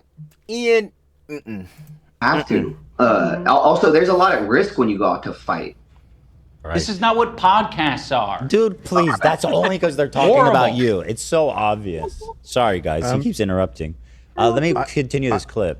Male qualities. Swim back a little bit. And it's made it hard sometimes because, you know, the way he talks to me sometimes, I could be a little bit sensitive to it. So that's like led to a couple times where I've just been like kind of broke down. If you have like a bad sparring session, it's like that alone feels bad. But if you're getting your shit kicked in and your coach is like exuding their disappointment to you the whole time while it's happening, it's like, I just kind of suck. He's gotten a lot better at it, and it's really not his fault. Like that's literal. And Anisa'S told me that. She's like, that is the most normal thing. You're not gonna find a coach. Yo, Ian, I need you to do me a favor and stop taking everything that comes out of fucking Yoko Ono's mouth as a fact. I need you to stop doing that shit. Please stop doing that. Cause they're not. That's gonna fucking take care of your feelings, bitch. Like, and I'm like, okay. That's the biggest irony of all, is that apparently, and you confirmed that she was consistently the meanest person to him. Exactly. Yeah. Yeah. He doesn't feel that way. But also, like, in defense for her there, she did stick up for me in that scenario, right? Yeah. So there was times, but also, I didn't know if she was sticking up for me because they liked me as a coach or because... I was about to say, he's about to say exactly what I'm thinking in my head. Because they like him, or is it because I need this fucker Ian to do this shit so we can have an event so fucking Hassan can come out so I can get my clout and gratification and validation? Because she knew I was one of the only people that would take their shit. Nobody else would train him. Nobody else. They couldn't have gone to, like, I can guarantee you, AB's coach would not have allowed Anisa to come into the gym with her attitude or want to change the music at the gym. Oh, tell me that. One time she came and tried to put on her own music, right? Yeah. And then we got into it because they got into a tiff because she wanted to change the music. Go ahead, please. Yeah. Change the, like in the gym? Like the whole gym's music? No. No. Anisa, is your name on the fucking title to this place? No, your aux is not being played. Moving on. Again, wait, sidebar, Nat, back to what I was saying earlier. Anisa, why the fuck are you here? Like, why are you here? Like, who fucking cares about an aux? You shouldn't even be here. Again, like, this is the shit I'm... Yeah, please explain this. I gotta hear this. Yeah. So what song was it? Oh man, I would have to look it back up because I was actually in shock because some of the songs, even if you like that kind of music, because it was maybe some like indie punk rock music. It was dark. But what was just weird, and so not gym music at all. So I was just like, hey, I was trying to tell her that because one of the other coaches was like, hey, I'm gonna change it now because. Yo, there's other coaches in this gym, and Anisa dumbass thinks she could just hog aux or thinks she got just solo rips on aux? Oh my god. Like, yo, this woman makes everything the most difficult it could possibly be in every scenario, bro. I don't even know how this is possible. Where does she think that people are gonna like her off of doing this shit? Like, that's my real question. She was playing the music after at the 1 gym. hour. But then again, Ian and keep glazing her ass the fuck up. And then she's getting validation from fucking Hassan Glazers on Twitter. Like, this shit. But she shouldn't have even been on the aux in the first place. She shouldn't have been in the fucking gym. Like, I don't even know why she's here. Like, somebody else's gym and then hop on their speaker. That's crazy to me. So she hopped on the speaker, and then one of the coaches was like, "Hey, I'm gonna take you off now," and she was like, "Oh, like offended by it." And then I made the mistake of being. How the fuck is she offended? You shouldn't be on the aux. This is not your fucking gym. You shouldn't be here. You're not even fighting on Creator Clash. Being like, "Well, that wasn't really gym music," and she was like, "He doesn't play gym music," and then I said. But you know what's funny about that, Anisa? He belongs in this gym. You want to know why? Because he's a coach training another fighter. You are a fighter's fucking wife who is insufferable and shouldn't be here. So get the fuck out. Like, I don't... Yo, this shit would have me... Like, this shit would have me on 10s in real life. Like, I would actually be fucking crashing, bro. Like, what was kind of emo. And then she said... What's that? Hooba stank. Yeah. She said... Was it Evanescence? Yeah. She said the other guy plays emo music. And then after that, I said, well, it was kind of like 12-year-old girl emo music. And then that that one sent the fuck out of her. I know that one sent her to a whole different fucking level, bro. That one sent her out of the orbit. She had to stop thinking about glazing Hassan for a sec. That shit done slapped the shit out of her. Damn. Red jumpsuit apparatus. So I did go too. I probably went too far. That's not mean. That is not even mean, bruh. Cause like literally, again, you look at Anisa and the way she acts, bruh. Y'all remember the Twitter post, bruh. Yo, you can hate me and still admit I'm attractive. If that isn't the most I'm 14 and this shit is deep shit I've ever heard in my life, I do not know what is. Like, bro, we have to stop doing this shit, bro. I can't. Oh my god. Oh my fucking god. Like, yo, this woman is actually just, it's fucking astonishing just how insufferable she is. Holy fuck. Real girl music sometimes. I mean, in the right moment. In the right moment, sure, yeah. It's not fair to all the other gym members that they have to listen to her music. By the way, this is a very big gym. I think it's like, how many square feet? 4,000? 4,000. 4,000 to 5,000 square. Why does she have aux controlling the whole gym? Who even allowed her to get to that point? Like, okay, and there's multiple facilities inside this gym. There's a fit bar cafe. There's a physical therapist office inside that gym. The Seawolves also train out of that gym. Okay, they used to, but so other people use this space, and she just wants to control the music. Yo, my question is like, again, yo, Ian, you're a fucking millionaire. Yo, buy this girl some fucking AirPods, bro. Buy her some Maxes or some shit. Why are we even going through this shit? Why is Anisa being on aux in the gym even a thought or some shit that was formulated? Like, what the fuck is going on here? So unprofessional. It's not allowed, and it's not fair to the other members. So she got that. We don't allow somebody else to do that. Yeah, no, I don't allow my other fighters to come in. No, that's insane. Who the fuck changes the music for the whole ass gym? That's what I'm asking, because, like, what the fuck? Well, she did, and then and then she threw a fit about it and cried about it, and we had to and I had to talk to her about it the next day. So wait, what happened? Tell me what happened. Please. So she ended up leaving. We were supposed to actually do her pad session, but then she left. She cried, and she had to go out to her car. I mean, good. She should have been in the car the entire fucking time. Why did she walk in the gym? I don't want to talk about how her feelings were, but anyway, so she was super offended. So then the next day, what had happened was the next day they came in. And they told my wife that they don't know how she could date me because I don't respect women. And so... Yo, this shit got me crying. Yo, you just know they were about to start busting out that misogynist talking point. You just know that one was being busted out. Like, bro, what are we talking about, bro? Because she doesn't know how. How did she expect your wife, Kate, to react to that? I have no idea. What an insane thing. Yeah, you know your husband, him, the guy that you're literally married to, so it's very clear that, he must like women in some regard. Yeah, he's a fucking misogynist, and if misogynist means that you're prejudiced against women, you have, like, the fucking unjustifiable hatred against all women. Yeah, he's definitely a misogynist. Yo, who the fuck, like, I need to imagine, like, talking to Ian and Anisa in, like, real life. I could not imagine, like, Anisa dumbass looking me in the face and saying this shit and me not just busting out in tears. Like, this shit would be fucking crazy to me, bro. I'm pretty sure I would, if I had to ask you if you thought Michael respected women, you would probably say yes, considering I would imagine she would. You're married to him. 100%. Not in combat, though. Yeah. Not in combat. Not in course. combat. Right, No. right. Yeah. No respect in combat. Do you? I'm gonna throw you a curveball here. Oh wait, hold on. I want to finish this clip. I want to see where he's going with this. Sense they're almost preparing you for those feelings, right? Exactly. Because they're going to come up, especially if you are losing in a fight. I would just say that maybe it's given me more confidence just in life that Yeah, I'm gonna go ahead and disagree with you there, boss. obviously comes from, being able to defend myself and also just Okay, Well, you act like a fucking coward right now, so seems like you weren't confident enough. I've heard enough. Let me throw you a curveball here. Anisa, semicolon. Anti-Semitic? Interesting. Jewish. I would say, They're like, I don't know. would say, And I was imagining. probably in a way, yeah. Yeah. I mean, it's hard to say. It depends on it depends on who's talking, right? And It's hard to say no. right? So, It's hard to say no. It's hard to say no. We have to leave that door open. Yeah.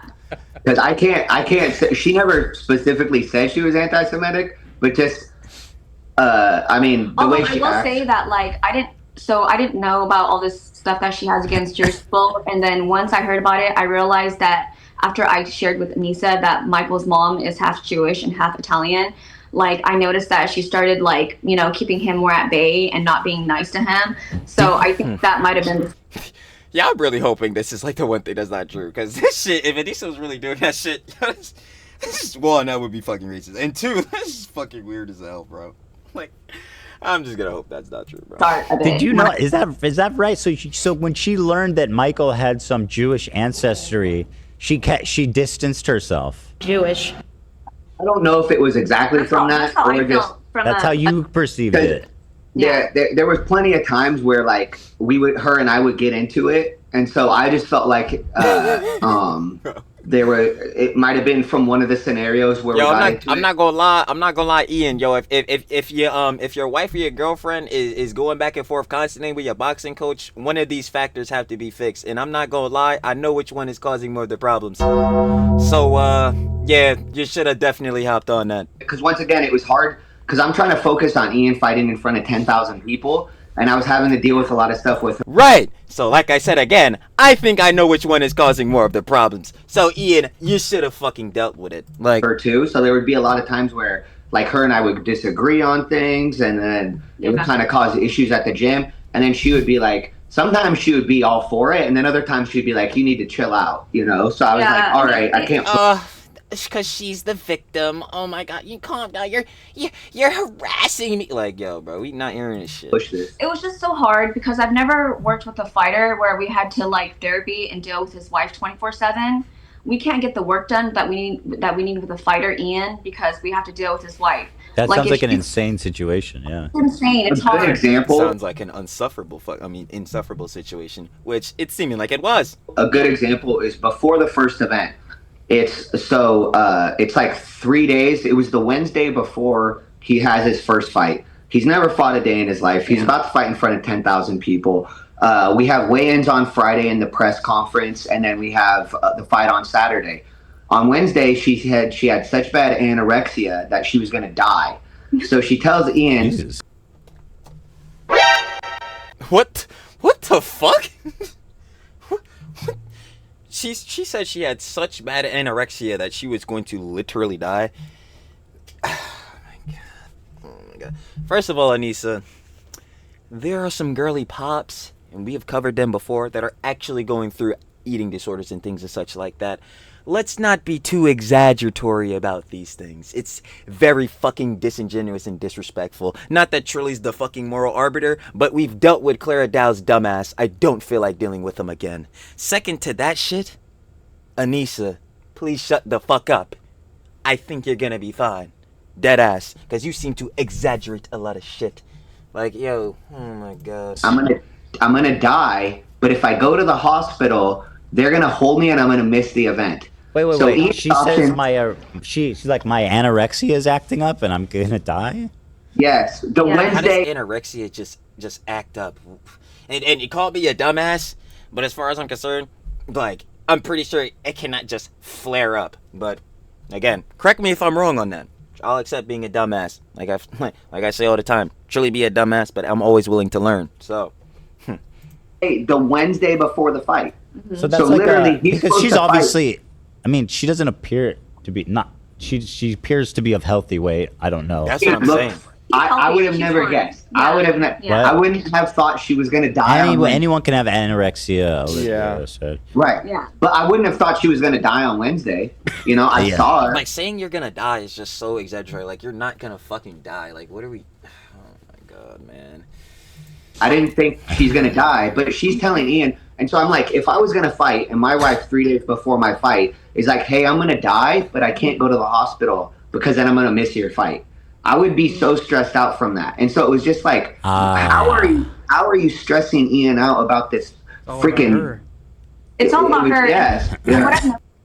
This is already so stupid because, again, like I said, this shit is... not Ian.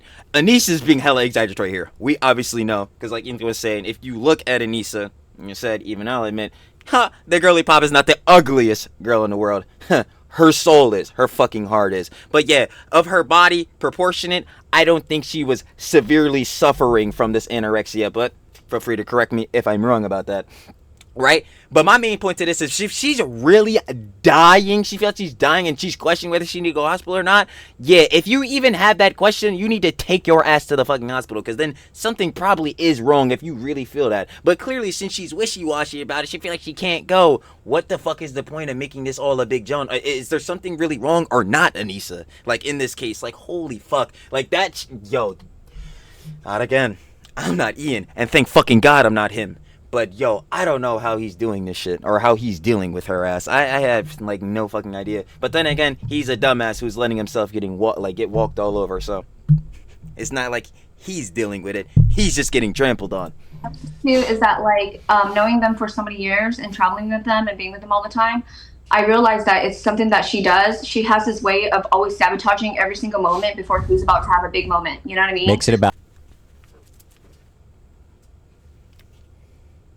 Factual. She'll take any. As soon as the moment arises, the 0.00 however many fucking decibels, fucking nanoseconds, picoseconds, the moment that the fucking... Oh my god. If there is any a time to emasculate the nigga Ian, she will be there every time. Every time. To throw again the best lob. An absolute perfect John. And Kate is spitting. Again, she does it every time. If there is ever a moment to emasculate the nigga Ian, she is taking that shit in perfect stride. Like, bro, and again, this just more or less goes back to add to the fact that why is she doing this? For what purpose? You claim to love this nigga Ian, but you're sitting here and taking every moment you can to embarrass him? Like, it makes no fucking sense, bro. None of this shit does. Like, fuck. About her. Correct. Like, for example, for CC1, she came to the gym and she was like, oh, our lease is ending and we need to buy a new house right now. Otherwise, I'm going to be homeless. The world's ending. So then Ian had to go and try to buy a new house for her, but then he couldn't because he had to sell his house in San Diego first. Otherwise, he wasn't going to be able to do that. What the fuck? So Anisa just I guess now no one because the lease was ending. But yo, Anisa, you know your fucking husband has this whole creator class boxing event shit he's got going on. He need to train for. He doesn't have time to deal with this shit. And again, you are the fucking dumbass that most likely has got his ass doing this shit in the first place. He doesn't want to do it. So why the fuck are you now pressuring him or stressing him the fuck out to get a house when you literally bitched his ass into doing this shit? So like, oh my god, like yo, I gotta keep going. I mean, so then they had to sell the house in San Diego, buy like their over $1 million house in Seattle, the week or two before CC1. Okay, and then for CC2, like before he was supposed to start training for his fight camp, right? But then they didn't come and train, and then she decided that she was gonna have her tits removed, like. What? I guess we'll just get a reduction. Now of all times, like during his fight camp. Oh, that was the second one. Yeah, I said CC2. Oh, yeah. So hold on. Yeah, I remember, by the way, a long time ago, they came out to hang out with me and Hila. And I find it interesting that she always seemed to have always hated me, despite pretending to be my friend for a long time. But she came over, and we were hanging out, and she just was like, "So I'm getting fake boobs," and I was like, "Okay, great." I'm like, good for you. Good for you. And then next thing I know, she had him removed. Like less than a year later, I was like, okay, I guess. What was the purpose? What? Why? I guess. What was she saying, that it was uncomfortable or something? I mean, it probably hurt her back. I mean, God's sake, what are you doing? She told me that. I did that in the first place. Yeah, I mean, she always blames it on. That's literally what I just said. I'm like, yeah, what was the point? You took him out like a year later or some shit. Like, on everybody. She blamed it on her doctor. She told me personally that she wasn't too sure about it, and then her doctor told her to go too big, and now she's not happy, and she's got to get it taken out. Well, I'm sorry, Anisa. I can't really feel sympathy for you. You were questioning it. If you were questioning it that heftily, probably should lean towards no, because if you're that shaky, probably ain't good. But it's like, out of all the times that you could have done it after CC1, so you're saying, that's my main point. Like, yeah, you're choosing to get boobie reduction now, like of all times, right now. Like, this is that shit, bro. You're saying she did it during training camp? Yes. Yes. Before the second fight, also I told him, don't fight Alex Wasabi. Alex Wasabi loves boxing. He put a boxing ring in his backyard. Yeah. He moved a pro boxer that was like a really good pro boxer into his house. Yeah. And I'd worked with him before the first event. Yeah. I'd work with him before he fought Deji. And I was like, oh, Alex really likes boxing. So don't fight Alex because he loves boxing and you don't like boxing. And so he's going to be better. He's going to be a lot better. Well, so, and then exactly, literally. Yeah. And then so. Like, cause he just has more dedication. Like, he's going to be putting more willpower, more passion into this shit. Like, so just off the base level, he would come in, obviously, on better hots than Ian would. He trains with a good gym. He trained with this guy, Brian Valoria, Julian Chua. So he trained with all these high-level guys. And I'm like, now my brand's at stake because I'm going to be competing with that type of level of guy. I need to have you show out. And he had missed literally between May to November was when she got that done. And so he was supposed to train during November, but he took all of November off because she couldn't come to the gym. But good, that would be the perfect time to train. Oh my god damn it, bro. Fuck, I've been saying it the whole time. Every time, they're literally saying it. Every time Anisha show up, there's drama. We gotta run the fucking therapy sesh, bro. I'm saying, literally, she shouldn't even be here. The one time the opportunity presents itself for her to not be there and he can actually focus in and lock in on his training, he is stuck fucking at home with her dumbass. Oh my god. Oh my god. Bro, how? Bro, every time. Originally, he took the whole month off because of the procedure to. God damn. Wow. Well, this is how you know he doesn't like boxing. Because they said he was... I ain't gonna tell you. Yeah, Michael, I think I peeped game up to now. That nigga clearly does not like boxing. Going to come into the gym when she couldn't be there. But then when she couldn't come in, he never came in. Yeah. So wait, go back, because this is the shit I'm talking about. He said, well, this is how you know he doesn't like boxing. Because they said he was going to come into the gym when she couldn't be there. And that is exactly when the fuck he should have been in the gym. Because then he could actually focus. And that's not what he did. But then when she couldn't come in, he never came in. Yo, for him, I'm sure, like, I'm sitting here getting fucking mad, bro. For Michael and Kate, bro, this shit would have had me on 10. Bro, I would be fucking pissed. The best time for you to come in and train, you are specifically not here, bro. Fuck it, just like being a therapy session. You're just blatantly not even here training. Holy fuck. Yeah. So I don't know if that was his thing where he made a comment recently where he's like, when Anisa'S not with me, I don't know what to say. That directly is the saddest probably thing to come out of his mouth. Like that literally shows you are dead ass no longer a human. Like you are just an accessory to Anisa existing. Like holy shit. And I'm like, dude, what happened to you? Who are you? She tells him when he's hungry, when he's tired. How's he gonna know? That's crazy to me. Like, yo, the guy who commentates, the guy who made fucking commentary videos, the content cops, now all of a sudden has fucking nothing to say. Yo, Yo, I'm ready to crash the fuck out, bro. I'm ready to crash out so bad, bro. Like this shit generally just makes my blood fucking boil. That's why he's definitely in a gimp outfit at home. That's what I'm saying. That's a bitch, bro. She had said that she had actually, I didn't know this, but she had done the Content Cop. She worked on Content Cop with him back in the day. Oh yeah, Content Cop 10, and she trying to take all the credit for that shit. But she's never apologized for the N-word. Only Ian apologized. Wait, a Harley factor. That's actually a good point. Yeah, Ian, we already know Ian dumbass with the apologies. He's on his apology tour every other fucking day. Like, yo, he's fucking apologizing for this shit probably right now in this moment or whatever the hell. Anisa, since the TanaCon shit, you know what I'm saying, Content Cop 10, it was really your idea.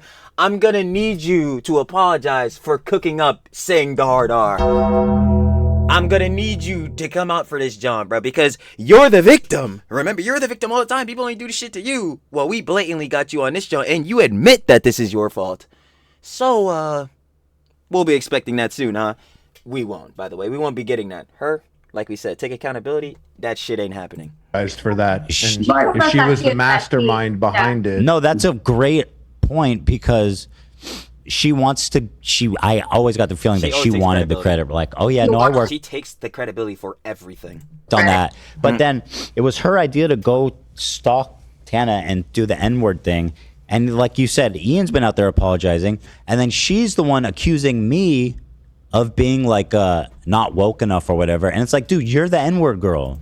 This is the shit that's so funny. I'm kind of happy Ethan mentioned that because this was another thing I mentioned in the YN Sens video. It's like on the specter of this, it's like Ian and Nisa are the same stage. They're both fucking like rats and shit like that, slimy as fuck, but they're doing it on different ways, bro. Because it's like, yo, Ian dumbass, he's like always apologizing and shit. He's always ready to fucking humiliate himself, all this different shit, like you already know.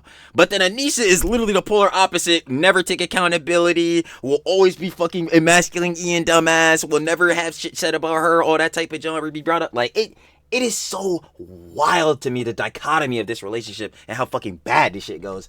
But you're N-word girl. Yeah, you're responsible for it. You know what I mean? Like, yeah. Someone needs to put an N on her forehead. Don't do that. And for what? Yeah. Oh, because she's the N-word girl. Yeah, I see. No, don't say the word. Don't say the word. Hit the button. Like, let's see here. Is this an abuse fetish? I don't know. Or is he just like really pathetic? I don't know. It's very interesting though. We have so many like points of view now. Yeah. And you know, listen. Oh, it sounds, you're saying, yeah, it could be abusive, but at a certain point, it is definitely abusive, it sounds like. But at a certain point, where does he just become like a collaborator? I don't know. Right. He's a collaborator.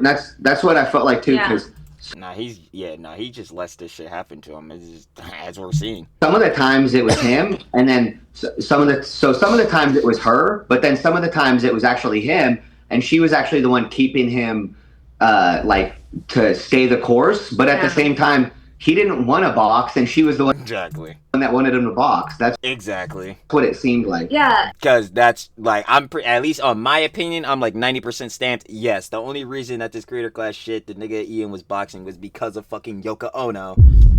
As we can see. You know, here's a good example. Like, when the whole Froggy Fresh thing happened, right?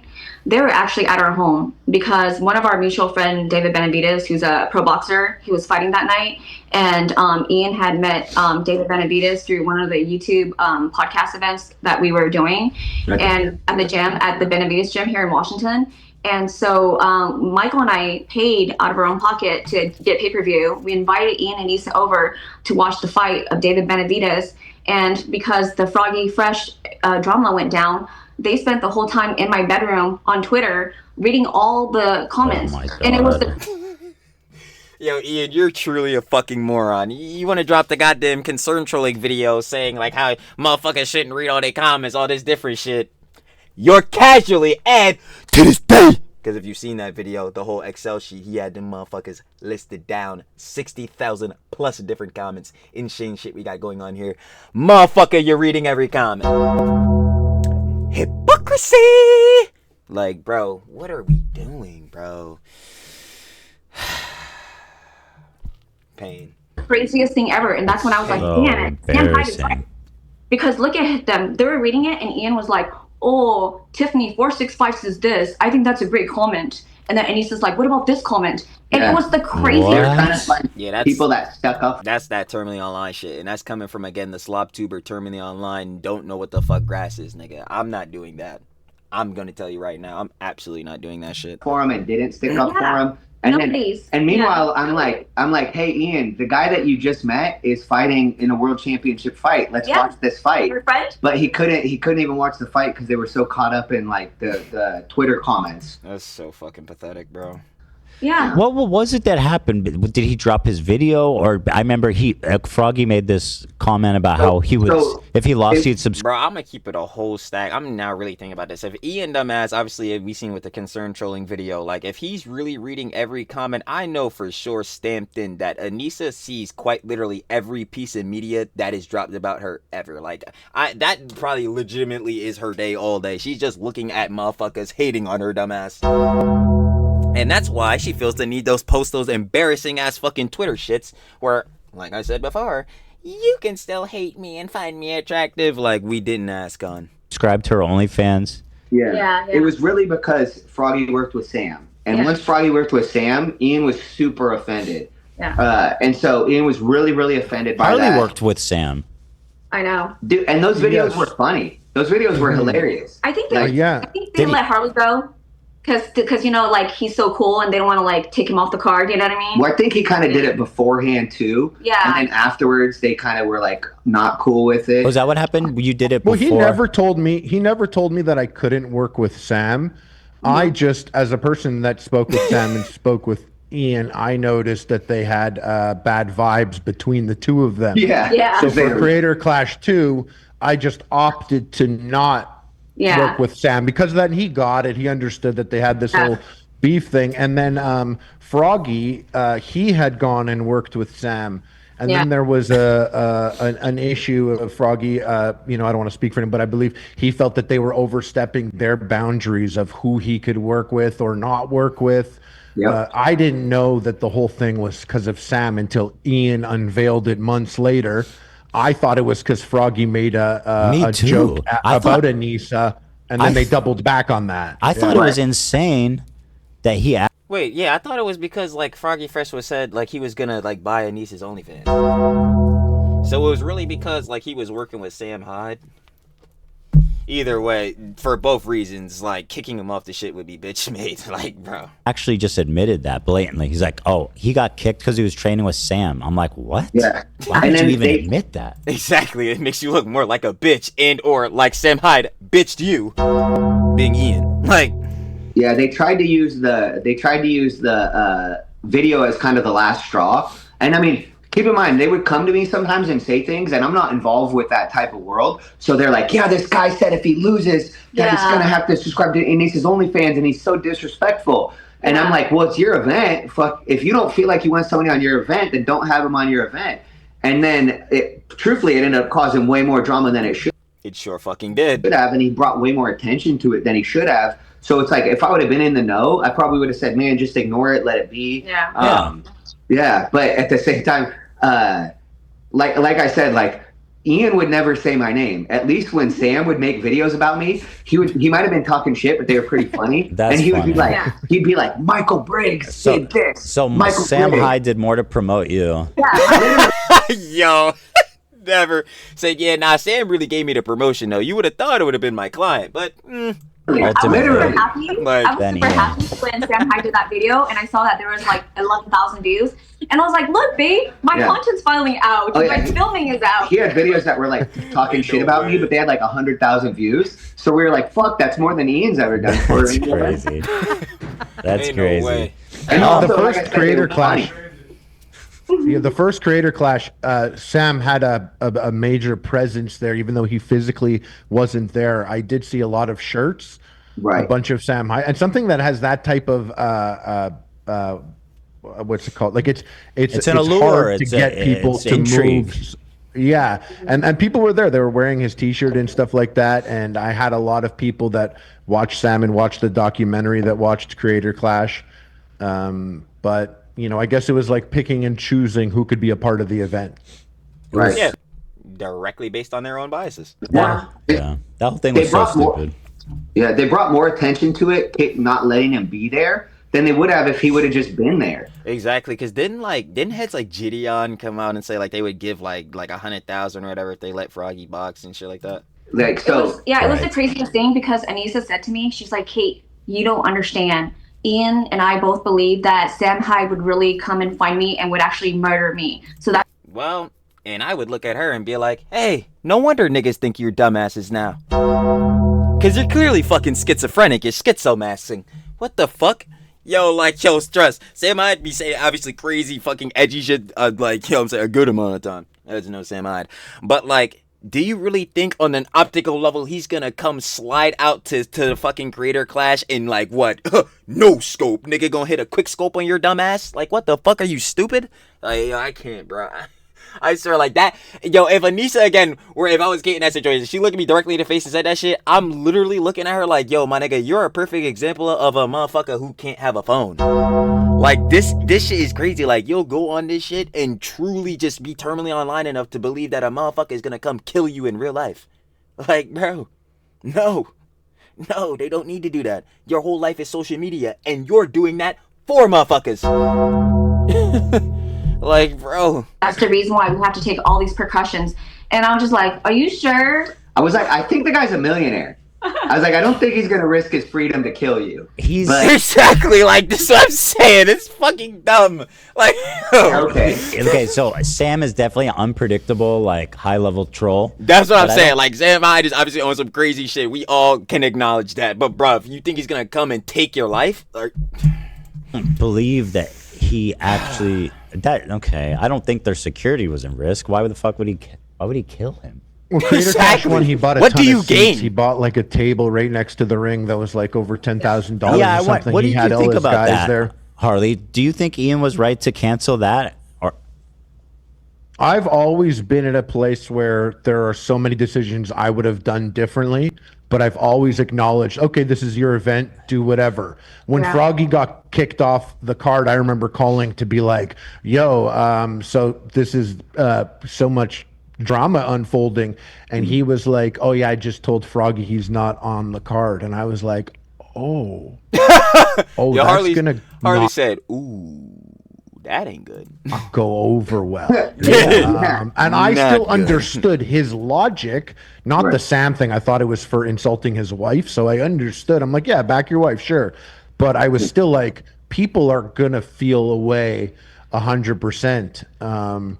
And they really, safe to say, they felt the way. And now that I know that there were so many other people working at Creator Clash other than them, if I were their partners, I would have been like, who cares? Let that guy come here. Who cares about any of that? Let him fight. It's a YouTube. Because again, that's the thing too. Did he say this shit? Damn, who did I see say this shit? I just remember one of the things. No, I'm pretty sure it was Ian I was talking about this shit. Because he said he didn't want to make artificial drama and all that shit, or he should have did that shit or whatever, and not had obviously Creator Clash the play out the way it did. Bruh, I am not going to sit here and cap. Probably should have just left Froggy on the John, because that little drama, him saying that John, probably would have brought even more heads, because now there's more intrigue, there's more shit going on. Instead of kicking him off, making the drama a fuckload worse, and then, on top of all that, where the fuck is CC's 2 charity money? Oh, wait. Bro. 2 boxing event, let it all happen. I mean, if he was really there was worried, a lot of gatekeeping. Right. Gatekeeping this event, that's the less gatekeeping there is, the more successful it could be for charity. Right. Correct. And also, that guy would have promoted it too. So. And at that time, exactly. At that time, we were under the impression that it was still for a charity, right? So I thought to myself, well, why are you going to refund $10,000 that could have gone to charity? But now we all know the truth. It didn't go to charity. And the event it was going to pockets. Lost money, so it's not a great look. That was for the first one. That was for the first one, okay. Yeah. So, and that was the thing, is they could. That was CC1. Okay, never mind. So then, they get back. They didn't lose. They didn't lose it on that term. It was just 10,000. We raised 1.3 million. Which, once again, I was always telling Ian, I would always say, be proud of your work. Be proud of your work. And so, for example, when he came onto your show for the second Creator Clash, we weren't with him for that event, for that interview. So he goes on the show and he tells you that he's been boxing for 2 years now and all these other things, when in reality, he took freaking 6 months off to make a show with that Dax kid. Yes. So I'm like, why wouldn't you go on to your show and promote what he was doing? Instead, he didn't promote what he was doing. He pretended like he was boxing the whole time. And for me, I'm like, I'm your boxing coach, and I can tell you never once showed up in 6 months. He said, yeah, I'm going to go ahead and just debunk this right now. Bruv, you have not been boxing. I haven't seen you in a grip. Like, bro, what are we talking about? Yo, that shit got me crying. Yeah, is anyone surprised he went up? Again, y'all know that's literally what they're talking about, is where that one clip came from about, like, you know what I'm saying, they wanted to turn the Creator Clash shit into like a VidCon and be like the fucking Super Bowl. Yeah, this dog shit like the Super Bowl. Insane works. But like, yeah, this around like during that time. God damn, boy, got on that shit capping. So now it's going to make me look worse if you tell people you're on year 2 of boxing, but you took 6 months off. Yeah. Can you guys spend a lot of time with them? Is there any other creators they specifically didn't like or that they were talking about? We have to tell you guys about how, like, was it the real estate guy? Oh, Stephen Graham. Oh man. Yeah. Graham Stephan. Yeah. Hold on. Let me pull up. Like He's the finance guy, right? Yep. Oh, he Yep. bought in the first one, right? The iced coffee hour. Right. Yep. Super nice. So wait, what did he? Yeah, he just seems like a pretty like. Wait, what? He's a great person. This is a different Stephen Graham, right? Like. No, I thought it was Graham Stephan. Graham Stephan. Yeah, that's the guy from the Irish. Yeah, Graham Stephan. Graham Stephan. Okay, I was like, it kind of looks like him. What's up, you guys? Yeah, it did almost look like him. Yeah, that's him. We know this guy. He's the finance guy. Yep. Very nice guy. Very nice. And like, so what happened? How did he piss off Anisa? So he owns properties. No, I'm just well, that was kind of it. But when they did his show, because we went to Vegas to promote the event, and when he went to do his podcast, he didn't have a chair for her. So she was super offended by that. She was so. Yo, why does Anisa think she like is fucking relevant? This shit is crazy. Anisa, maybe I have to lock you the fuck back into this shit because you clearly are not PB game. Back in the day, you were a fucking booby streamer. I'm gonna keep it a buck. And from that shit went on to not be shit. And now in the current day, again, well, shit, you might be more known than fucking Idubbbz right now because literally he's known as Anisa'S husband in the current day. So that's tough. But yeah, I do not know why you thought you were gonna have a seat on Graham Stephan's like iced coffee hour. Who the fuck are you? Yo, niggas don't even want fucking Ian on this shit, and he's the nigga with 7 mil subs. Why the fuck would a chair be there for you? I need to figure this shit. Like, yo, somebody gotta figure that shit out. Or better yet, figure out why the fuck she thought that shit was gonna be a reality. Like, no, we don't have a chair for you. Niggas did not want to hear your opinions and conjecture. But, whose channel is it under? I want to talk to the content cop, nigga, not you. Okay. Jewish. Yeah. Did he not get her a chair? Is he by chance Jewish? I don't know. What's that? Is he Jewish? Oh, Stephan, good question. Good question. Yeah. You're obviously Jewish. Well, she might have thought so. If you hear. Yeah, she might have thought so. She was so pissed because he had her. She was complaining about it, and he had a chair for Ian, but not one for her. So she had to sit in the back far away, and she wasn't in frame. And so she thought that was so offensive that he would, like do a podcast with Ian and not. But that makes mad sense to me why she would get mad offended by that, because this was a perfect moment for her to do exactly what she loves to do. Be desperate as fuck and, you know what I'm saying, be on a platform and be desperate for clout. Like, yo, try and leech off this shit. They said we don't got a chair, you not gonna get your limelight? Of course she's over in the corner having a tantrum. Like, bro, what? Come on, y'all just blocked her out from the only thing in her life that will satisfy her. Like, come on. Wait, let me pull that up. I want to see what the I'm going to see. Graham's producer is actually a fan of our show. He's invited me and Lean out to dinner when we were in Vegas. Yeah. How about say Alex? Graham was great. Graham was super nice. He's like a nice Michael kid. Reeves was great. Graham was great. Like I tried to help Graham a lot. So, I'm trying to pull it up. Wait, this is not. I want to see their interview. The iced coffee hour, is that what it's called? Yeah, I believe so. Okay. Iced coffee. Yep, the iced hour. coffee hour. I'm just curious what the set situation was like. Oh, look at his dumb ass all beat up. Yeah, Hey, no room all for you her. frugal warriors out there. Welcome back to another Yo, bruv, stop staring at me like this, nigga. What the fuck? Yo, bruh, just look at how like still this nigga is. Hold on. episode of the Iced Coffee Hour podcast featuring Graham Stephan. Nigga, are you even fucking human? Bro, at this point, bro, she done weared the soul out of this nigga. Holy and shit. Jack Harlow. We are now up to 130. What the fuck is wrong with this nigga? Bro, he's gone full schizo, bro. He's gone full schizo. I don't know what the fuck is going on here. What the hell? $1,000.83. Are we seeing this nigga? That's a good guess. Is it Great even? guess. Yeah. Yeah, 198,000. So let me just kind of heard him.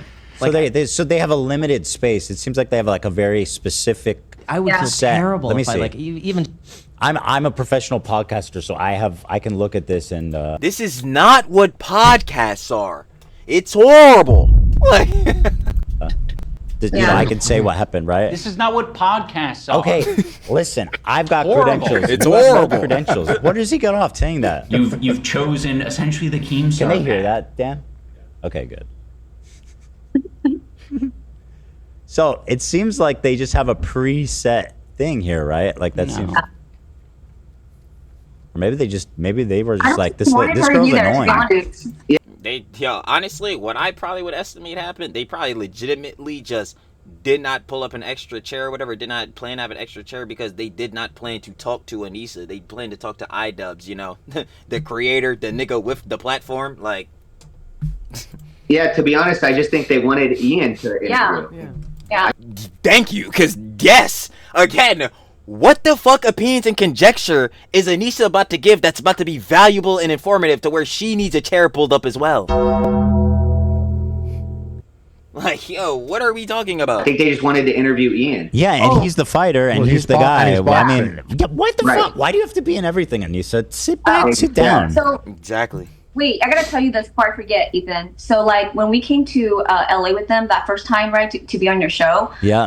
it was so interesting because those two are very unprofessional. They're bad with communication, and they don't ever tell us anything ahead of time. So it's always last minute, right? So basically, the day before we were supposed to come on your H3 podcast, she was like, "Oh, I gotta get back to the hotel. I gotta rest and prep myself because I have a podcast tomorrow," and made it seem like it was just her. And so we're like, "Oh wow, maybe she's like this big YouTuber and she's gonna go on a podcast and we're just gonna follow her around." Turns out it was actually about Ian and the Creator Clash. You know what I mean? So she, Yeah. I feel like she was going on H3 for her. We're eating It was- breakfast, yeah. so we go to Wait. eat breakfast in a hotel, and she's like, "I have a podcast today." Yeah. And then Yo, she just trying to steal the nigga Ian the whole limelight, bro. I swear.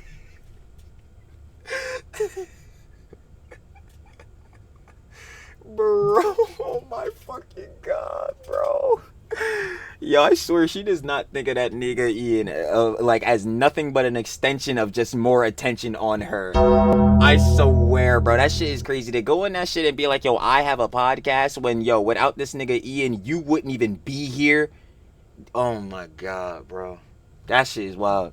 That shit truly is wild. Her main character syndrome is on a whole different fucking tier, bro. Ian didn't say anything. So we're like, "Oh, she has a podcast, but Ian doesn't have a podcast." She don't got no. And then we go to pod. Super Mega House, Oh, yeah. and it was Ian's podcast, and we're like, "Why didn't Ian say he had a podcast today?" Instead, she kept talking about how she had a podcast to do, and it was so odd because then when we got there, it was like, "Wait, this is Ian's podcast." I don't know if I've noticed that when they come on together, she does most of the talking. Of course she does. I'm struck by a memory long ago when they started dating at our old Like, that's the office. thing about it, too. Of course you're gonna come up and be saying the most shit when it's supposed to be the nigga Ian giving the conjecture. But honestly, I don't want to hear it from that nigga either. But the main part to that is, yeah, we know, like we said, we know who wears the fucking pants and this shit, bro. We know who fucking Ian is sipping out too hefty. Back in the day. That was a long time ago. And Ian was like the content cop guy back then. And she was there, and there was kind of a narrative about how she was like just kind of a clout demon. And I don't think that narrative left. I think it's still applicable to this day. To this day. Like, yeah, no, she's still a clout demon. Like, that's not even deniable. She was. I was like, "Do you want to sit in with us?" And then Ian actually was like, "No, she doesn't. She's not going to be in it." Like he asserted himself, and I was like, "Wow, that seems like he's pretty guarded about putting her on camera," because and it seemed to me that she was disappointed, and he was trying to protect himself and his image, but obviously, and I ain't gonna lie. Listen, I'm not telling heads to act Hollywood in a relationship. What's the name? You get a significant other, all that shit. Like, nah. But I feel as though, because I say this stamped all the time on the vids, you got your relationship. If your partner is not like obviously making content on camera with you and all that type of shit, they're not directly involved. Like y'all don't run this shit together. Keep your shit BTS. She do not need to be on cam, or he do not need to be on cam, or whoever your significant other, they do not need to be there. If they're not direct, if y'all don't do it together, what is the point? No, you over there. You're shelved. We gonna keep our relationship and things between us, baby. Yeah. I don't know. But of course her ass was fucking disappointed. Come on, man. She was ready to start diving herself deep into the fucking clout. a lot has changed since then. Like, right. Yeah. A lot. Yeah. She Pretty told much me that everything. the reason why we moved away from LA was because she had all these friends that wanted to use Ian and just take from him. Oh my And God, so- she's yeah. Wait. What? Obviously, a lot has changed since then. Right. Yeah. A lot. Yeah. She Pretty told much me that everything. the reason why we moved away from LA was because she had all these friends that wanted to use Ian and just take from him. Oh my And God, so- she's so doing textbook isolating him. I'm like, she was saying that there were niggas in LA using him? How? In what regard? How were they just using him? Like, explain. If anything, how the fuck are you not using him? That's the question that really needs to be asked. Like, what the hell? Yeah, she's isolating him. And literally, besides me and Michael in the gym, he doesn't have any friends. Wait, this and she is has actually friends. really He sad. has no friends as well. It's ridiculous. That's why I would feel bad for him. Yeah. That's why I felt bad all the time. I'm like, man, it's just sad. Yeah. And Graham Stephan's a Jew. He is? What? Yeah, I asked ChatGPT. There it is. Yes, it's hard to get out door. So I asked ChatGPT, and we can confirm he is a Jew indeed. Like, I fucking knew it. I knew it. No wonder she hates him, right? That's so surprising. The money YouTuber? Crazy. Never Stop it, Harley. Stop it. Let me have fun. I thought that's what podcasting is. We're more than That's that. not what podcasting is. It's horrible. Like, Yes. Jewish. Jewish. So Griffin, so that's funny. So that was any other creators that they were all hyped out about? Yeah, for sure. I'm trying to remember who else. I know that they you know what's sad is because they speak poorly about Dad, Nathan Barnett all the time. Really? And, yeah, they do. They just say he's a weirdo and he does crazy stuff. Yeah, but are they lying? But they Yeah, I think that's okay. I love that. yeah, I'm go joking around. No, I I'm love kidding. that. I'm kidding. I mean, well, he's a strange guy, but they didn't sound like they said it in a good way.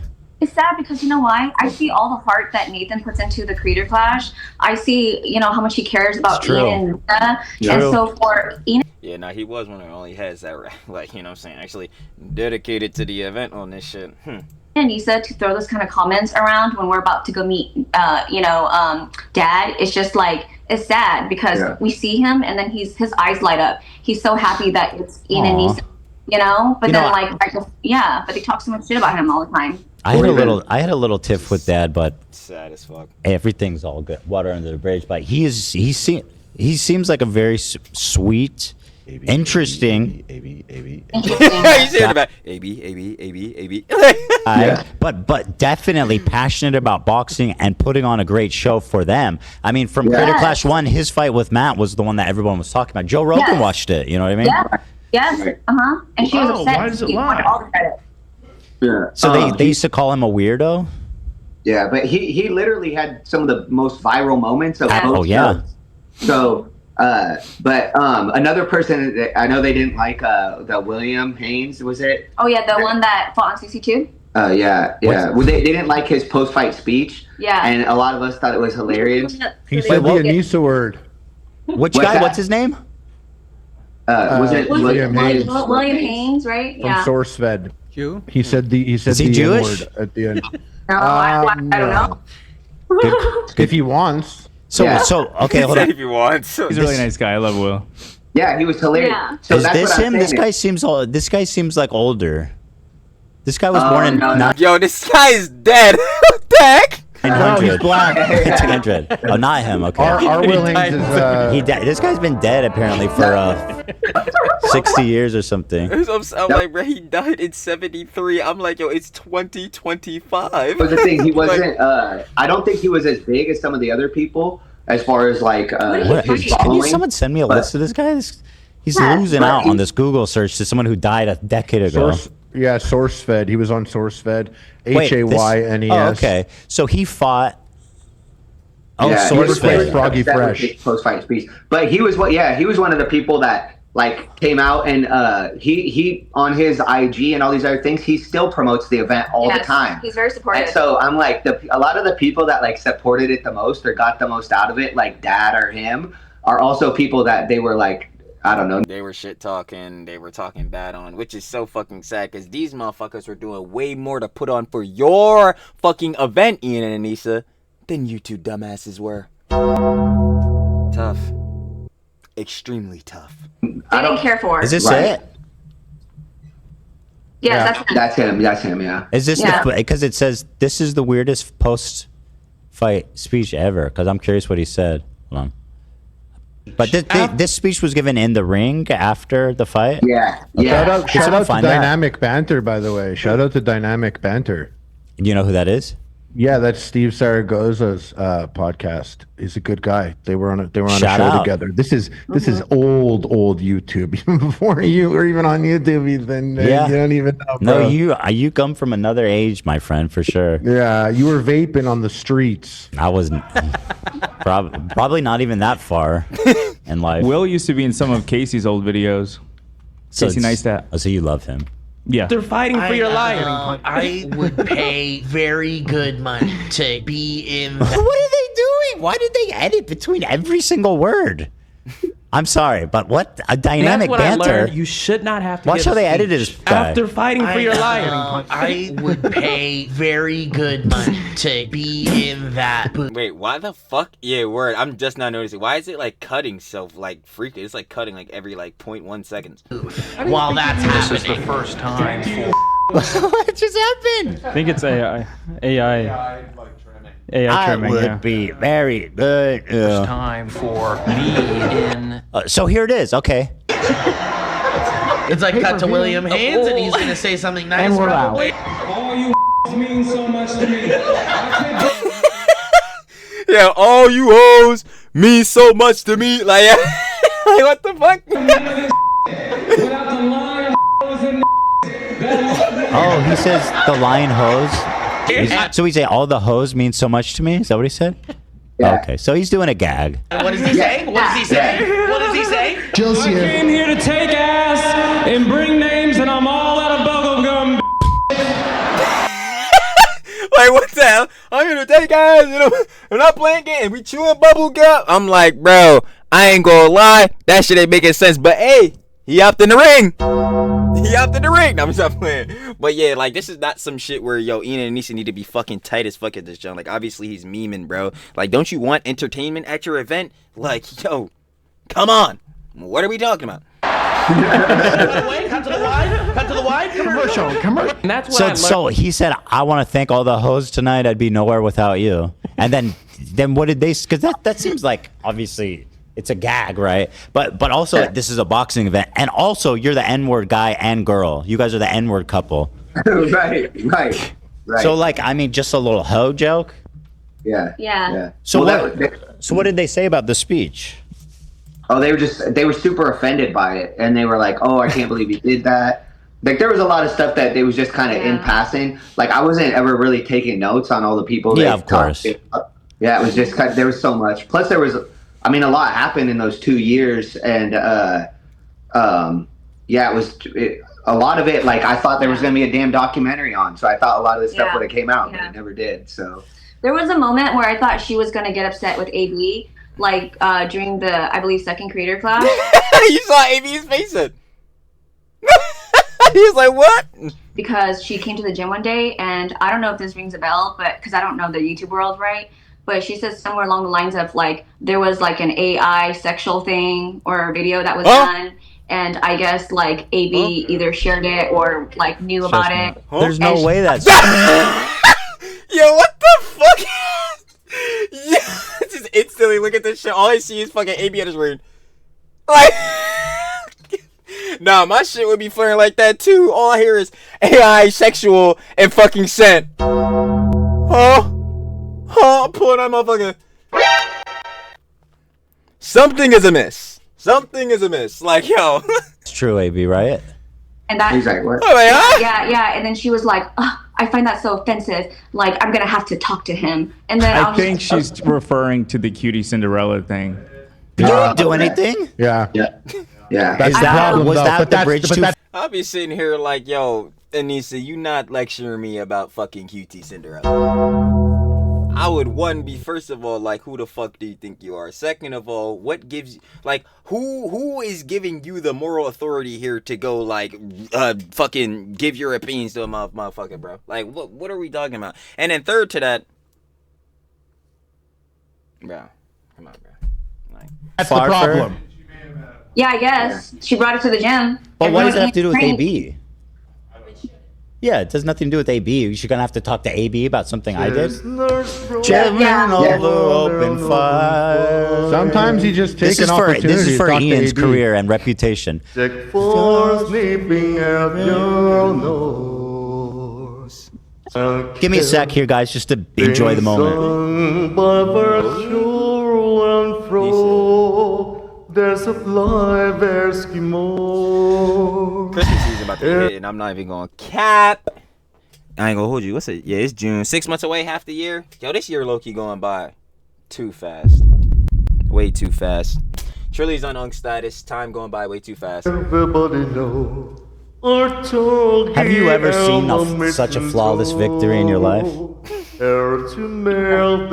Chestnuts roasting. Jack Frost. Nipping at your nose. Frosting. I don't know what's the words. To sleep tonight. Thank you, Zach. Thank you to Anook. By the way, for the record, a lot of people don't know why a lot of us were laughing in that moment. It wasn't actually the chestnuts moment. It was just the way that it played out. It was awkward. It was, of course, it very was awkward. It was You know what I nobody mean? should be blamed for anything that happened in the office other than me. Well, Like, it was. thank you for It was saying more that so. you Obviously, kept telling right? Zach to play Obviously. it, and then as soon as he did, you blamed Zach. So I that's- told Zach to play. I bullied him into playing You it. totally did. Zach was You like, "I'm tried not to throw doing him it," and under I the said, bus. That's "Play why we it." were You guys have no idea what we're talking about. That's okay. We'll move on. So you guys had mentioned you hung out with Ian one time without Anissa, and he was normal. Oh my god, it was so nice. Let's elaborate on that because I need to see his interactions, how he acts socially when Yoko Ono isn't fucking literally over or in his shadow. Like, What I was gonna say is the sparring sessions that we had, or just the week that she was gone, was the most normal he ever was. That's why I remember on his show or on. I generally bet. Your show, he said that without Anissa, he's super awkward, and I was like, that's not true at all. Opposite. Like, you became famous without her. Yeah, she convinced me. Yo, thank you, Michael. This is the same shit I'm saying. I don't know. Like, it was the Jalooper. It was the Jalooper. And for those that don't know what that means, the kitty cat. The kitty cat. Yeah, it was that. There's no other way because I don't see what the fuck. Like, what about Anisha would make this nigga just fuck all the shit I built, fuck all this. I'm just gonna keep being bitched by her. Bro, what the fuck? You built a whole career. You paved the way for the commentary community, and now you're over here getting bitched by her? Listening to everything she's saying? My nigga, you done rised up without her ass. Bro, I'm gonna be honest. Again, I'm not saying that, yo, just because, like, he got status all this shit, he gotta be Hollywood on her ass or do all this shit. But, yo, you most definitely should not be getting bitched at the very least. Again, and I think how all relationships should be, like, yo, y'all together, y'all have both y'all Jones, y'all bringing both yourselves to the relationship, bruh. They should not be like, yo, follow the fucking leader, or when the partner in the fucking relationship makes all the decisions. No, bro, stand on some shit. Please, my nigga. Please. Like, what the fuck? Like, What the hell are you talking about? And then when anytime he was there without her, after sparring, a lot of times like the guys all hang out together, and that's usually when she would interrupt it and then tell him he had to leave. But then when she wasn't there, he'd hang out for like an hour and a half after his training session and just like hang out and talk to the guys, watch training. He actually seemed like he liked it at those points. So it was very odd that sometimes he would seem like he hated boxing, and then other times like that when she was gone, he would hang out for an hour and a half after the session. You know what it probably was? Again, we all, like, well, maybe just me, but it's already pretty much been seen here that the reason that Ian started doing boxing was obviously because of Yoko, Anisa. Duh, right? So I'm thinking whenever she is there on the John, he's really not enjoying boxing because he's probably thinking in my head, oh yeah, the only reason I'm even doing this shit is to make her fucking happy. So that's ruining his mood for the shit, which will make him look like he doesn't enjoy the shit, which he probably just on a base level doesn't. Again, the nigga makes commentary videos. He made the content cops. You sit in his fucking room all day like a nigga like me is doing currently in my mother's basement. But like, oh, that John. So I'm sure what's really happening is like, yo, when, oh my God, Anisa is not there, and he doesn't have to keep thinking because she's sitting right there the whole time.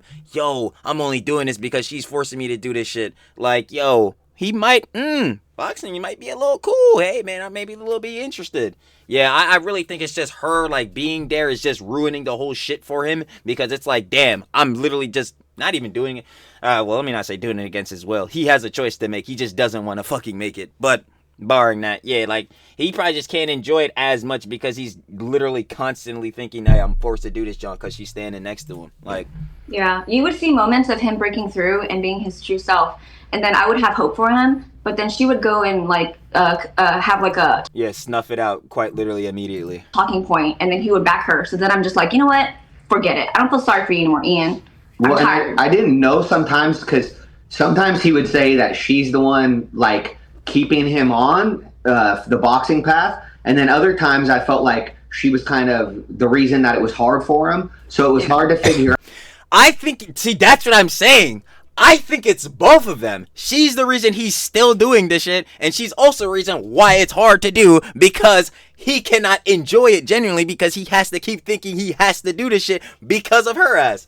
As I'm saying, like, yo, she just constantly sets it up for that nigga's life to be terrible, bro. That shit is genuinely so bad. He's in charge or if she's in charge. Right. Because some of the times she is in charge. From everything we have seen up until this point, it is sounding like Yoko Ono is the one who makes quite literally every decision. She even gives him the fucking words to say. It's ridiculous. Seemed like, okay, Ian's in charge and this is what's going on. And then other times he would say things and you're like, that's her words. Like, that's not your words at all. That's such a bizarre freaking way to navigate the world, man.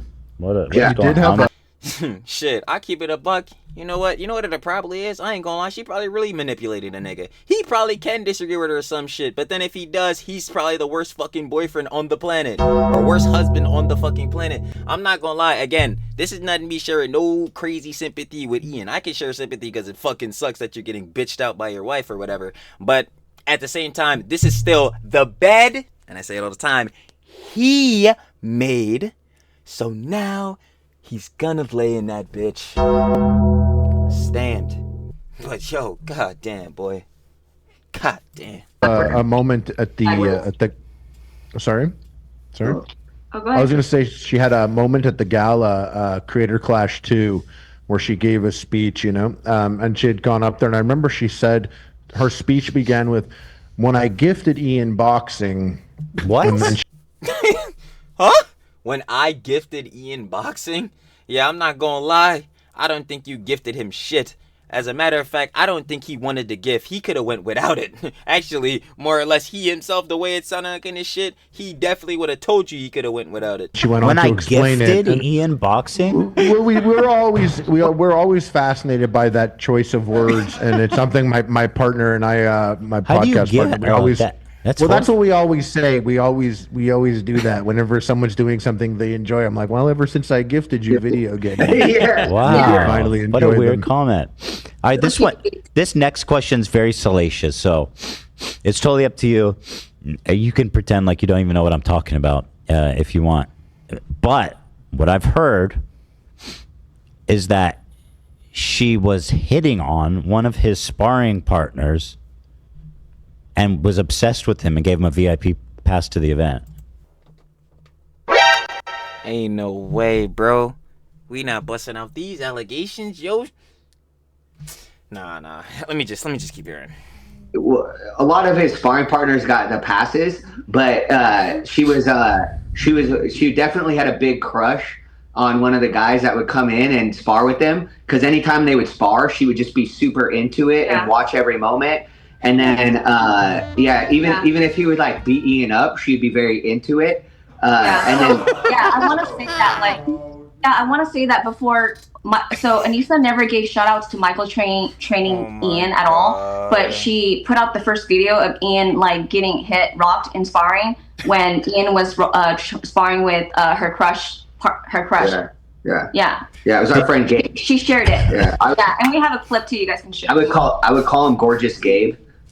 He's a beautiful guy. Yeah, he's got tattoos. He's large. He's tan. He's tatted up. Yeah, I have tattoos. Nobody calls me gorgeous. I got tats. Nobody be calling me that shit, man. Like, he has very nice tattoos. Yeah. Oh, they're nice. Thanks. We can actually clear it up. Like, they literally did say that when they go get tattoos, they either point at the wall and get one off the wall, or what they would do, they would tell the tattoo artist that if he had a tattoo he really wanted to do, then he could just do it on them. Yes. Oh my god. Yo, so Nick Dioro is right. They're really picking out fucking, like, you know what I'm saying, tattoos and shit. Like, these shits are goddamn skateboard decals. What the fuck are we doing? Oh my god. Yo, these two motherfuckers don't really exist in real life. I refuse. And so, like, all these tattoos meant nothing except to somebody Literally else. nothing. Yeah. And I was like, that's so odd to just go in and say, hey, if I'm like, like, this shit stays on your body permanently. And you're just saying, fuck it, I'll get that? Nigga, you must be out of your goddamn mind. Are you fucking great? Yo, Ian, I regret to inform you, brother, you have a big-ass eagle tattoo striped right in the middle of your shit. What the fuck purpose do you have that for, besides the factor of, yo, you got this shit because of Anisa, bruh? There is no way you could sit and try to explain how this shit has a significant meaning. There's literally none. Oh my god. Nah, bro. I'm sorry, bro. She was putting tattoos all over Ian. Yeah, during his We're like, fight what camp. the hell? This is crazy. The fact that their tattoos are like the same makes me think, like, why did he do that? Why did he do all the... In my opinion, I guess I'll say, because he felt pressured as fuck to get them shits. Why did he feel pressured as fuck? Huh? Well, I guess we could ask a certain someone if she was pressuring his ass. Like, the whole everything around, just, I don't know. And listen, you can make fun of my tattoos all you want, but mine are sentimental. They have meaning. Yeah. It's not... I would hope every tattoo somebody gets has some type of meaning, bruh. I mean, they don't always have to, but I would hope that in most cases that they do. And it's funny because... Oh my god, yo, it's doing me dirt. No, boy. I'm sorry, that's like, what, the third time in this, boy? That's how you know we've been here for a grip.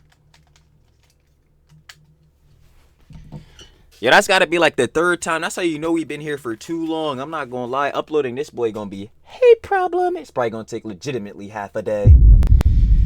But we editing that out. Hell nah. Of course not. Everyone says, like, oh, you just picked like a random tattoo out of the 25 And it turns out that was true. cents gumball machine, whatever. But that sounds like it is what they did. Nah, They were just picking something on the wall. True. That's why I was like, I want to clarify, because I always hear people talking about how they chose their tattoos. They didn't choose their tattoos. They walk in and they say, hey, tattoo whatever you want on them. There's only a couple tattoos that, like, I'm sure Anisa probably was in control of a lot of hers, but most of Ian's, I think the only one he chose was like the eagle on his chest. Yeah. God fucking damn it. That's so fucking funny too, because literally I just came off of saying, yo, what the fuck is the meaning of this shit? Why would you get this shit? Of course, that was the one his dumbass chose to put on his body. Man.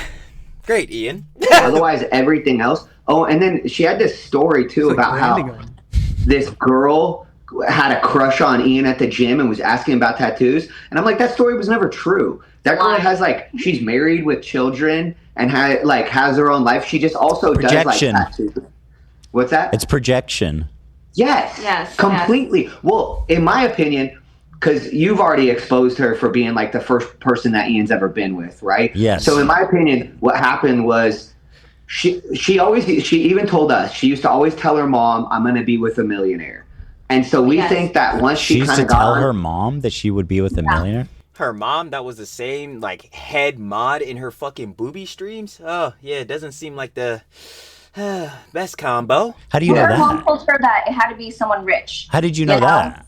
Well, she told She us. could tell us that. It was, I know, I remember exactly. It was when we were in Vegas going to the other podcast, and we were inside the Uber, and we were with Ian and Anisa. And Anisa said that like her mom only had two expectations for her to marry someone that was rich and also to be of her religion, right? And so she said that Anisa goes, well, I mean, I didn't get someone that was of my religion, but at least I got one part of it right. He's rich. Yo, I'm not gonna lie.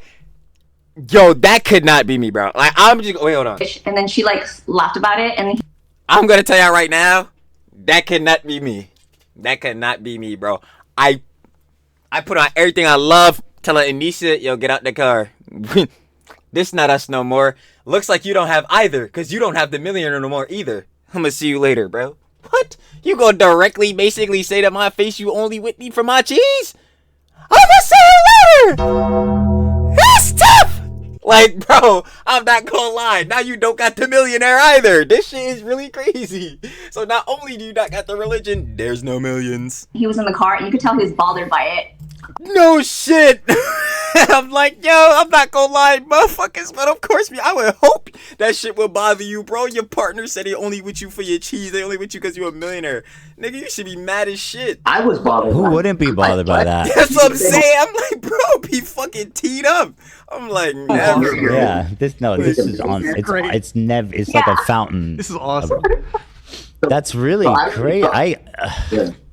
I felt like she was always trying to control him because she was the first girl he'd ever been with. Yeah. Yeah, no, I truly think, I'm just gonna flat out say it now because we already said it a little bit earlier, but yeah, nah, the pussy psyoped him.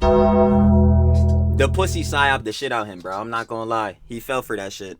Or he got caught up. I'm not gonna hold you, but if Anisa'S first, yeah, yo, that really is a bad combo. You have Anisa'S personality mixed with this being like, you know, his first time, his first girly pop that he did the deed with. Yeah, that shit absolutely fried the shit out of this nigga, bro. God damn. I felt like she didn't want other people. Like I felt like that was. Did why you she know didn't that? want with them. That he lost. I mean, you knew that.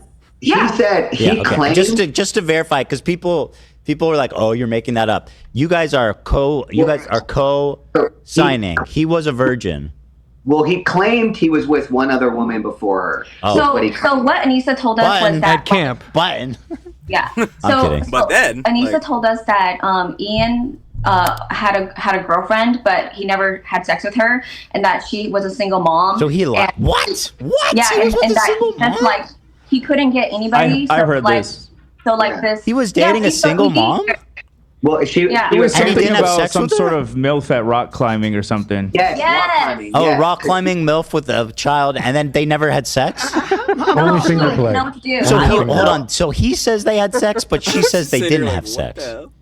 I couldn't figure it out, but I swear. So Anisa told Either way, I mean, this shit still looks fucking bad. me directly that like he dated the single mom and it went nowhere, and he didn't know how to be in a relationship. So then they just kind of like broke up after a little bit, and then when Anisa met him, he was still living with his parents, right? Yep. And then she convinced him that he had to move out of his parents' house and buy a house, or she was gonna break up with him because she Yeah, I'd have been like, deuce.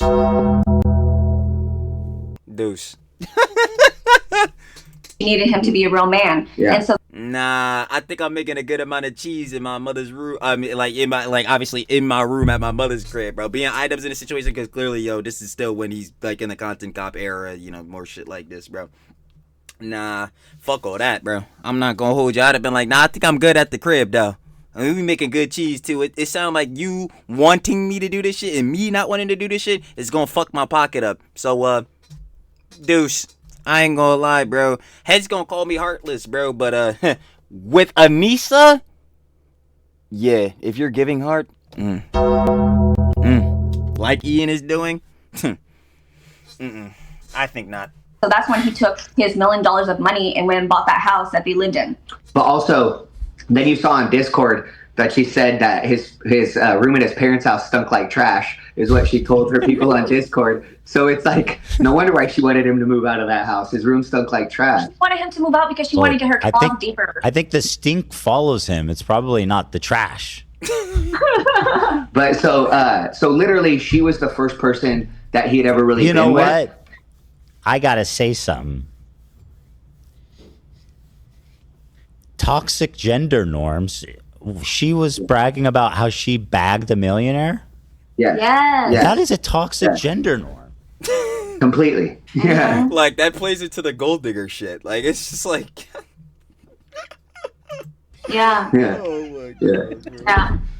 I mean, bask in that. bro. Toxic. You know, you need a man to buy her a house, a real man. I mean, this is toxic femininity right here. Yeah. I'm the toxic one, though. Yeah. Right. Because you're pushing this poor guy who's going to go fight. No, that was what was crazy to me is I'm like, if I'm the toxic one, why is it when you say something, everyone talks shit in my comments, but when I say something, I wasn't creating any toxic drama. Like, all the toxic drama was following him. But yeah, I was because he was the nigga making it. The toxic person. I was like, this is crazy. What did you guys think when he dropped that content cop on me right before the event? I was shocked. I was shocked. I was like, because he said he was going to do a content cop. So I figured it would be somebody. There's plenty of people online that talk shit about him. So we were like, it's probably going to be somebody that constantly talks shit about him and his podcast and Anisa. And so then when he did it on you, like, I was shocked. I was like, he literally attacked the one person that promoted. Nigga kissed the fucking success of Creator Class 3 right away. Right the fuck away. He kissed that shit directly away. His event more than he did. That got a lot of fans. That's part of why I was like, man, I wanted to do your show, or wanted to at least put our side of the story out, because you were one of the people that was most supportive to him, and yet he chose to do the content cop on you. And I'm like, that must have been. And everyone literally everyone said, yo, if you were at least gonna drop these fucking career-ending videos because of how dog shit they are, why did you not do it after CC3? Why, Ian? That, like, at the very least, you could have waited to fucking destroy your career, bro. Come on, man. Like Anisa'S doing, in my 100%. That's what it had to be. This all had to be her idea. Because, I mean, listen, but I don't want to also, I don't want to excuse. Yeah, I'm about to say take away blame from Ian. Nah, trust. That's what I'm saying. I think, like, yo, for the most part, this is Yoko Ono's doing. But, like, at the same time, Ian's still the dumbass getting psyoped, playing into this shit, doing this shit, embarrassing his damn self every time on her fucking whim. So, he's still a dumbass for that, and he's going to catch his flack. It's Ian being a scumbag. Yeah. But, like, the way that they talk about it is like, my wife is half Irish and half Lebanese. So we understand what it means to fight the oppressor. And I'm just like, that is what? The fuck? Like, Anisa'S never left North America, from what I can tell. We would get in arguments sometimes because she would talk about how dangerous America is. Like, so after my dad had died, I went to Manchester, and my dad lived in a very, very ghetto area of Manchester. He lived on government housing out there, so it was a super dangerous area. There was people getting stabbed all the time, arsons all the time. So I told her when I was out there, I was like, yeah, it's a dangerous place. She's like, America's dangerous.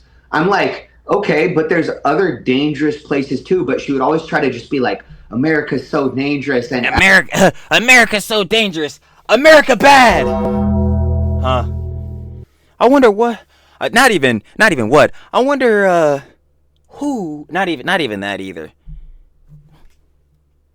Did I ruin it? I fucking ruined it. I'm moving on. I ain't gonna lie. I'm not even telling a joke anymore. Act like America is this worst place ever. And she would always talk about how she's like anti-capitalism. I'm like, your favorite shopping mall is Bellevue Square, which is like where she's anti.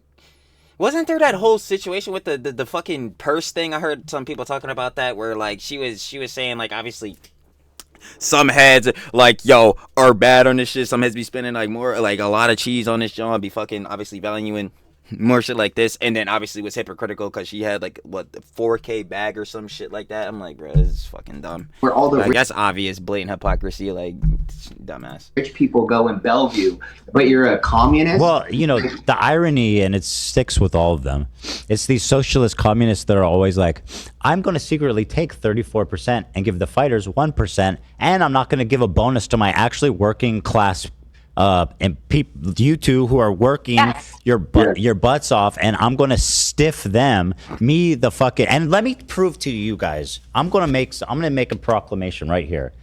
As the resident capitalist. Stand down. This was not discussed beforehand. This was not offered in any way. This is, you guys are hearing this for the first time. You had no incentive to do this other than your rageful,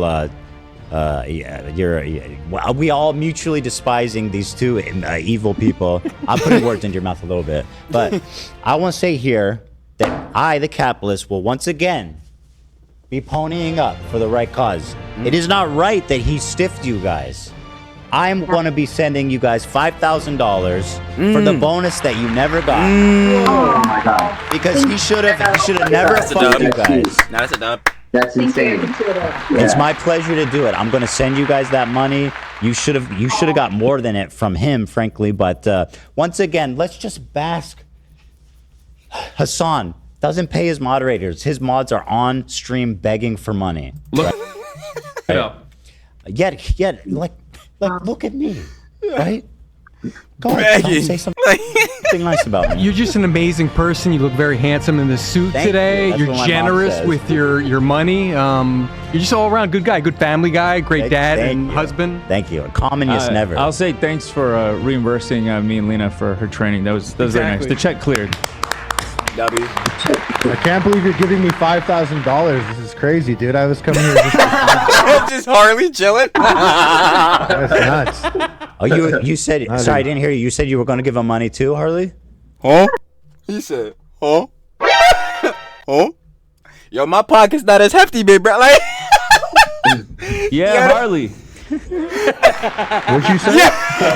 No, but basically what I'm driving at is I want the best for you guys. It's totally unfair how you guys got stiffed.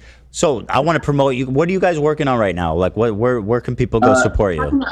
So I'm working on trying to get my own gym going. My business is called Bonafide Boxing. I'm on Instagram on Bonafide Boxing. We're gonna start doing more on the YouTube channel. We haven't done anything for a long time.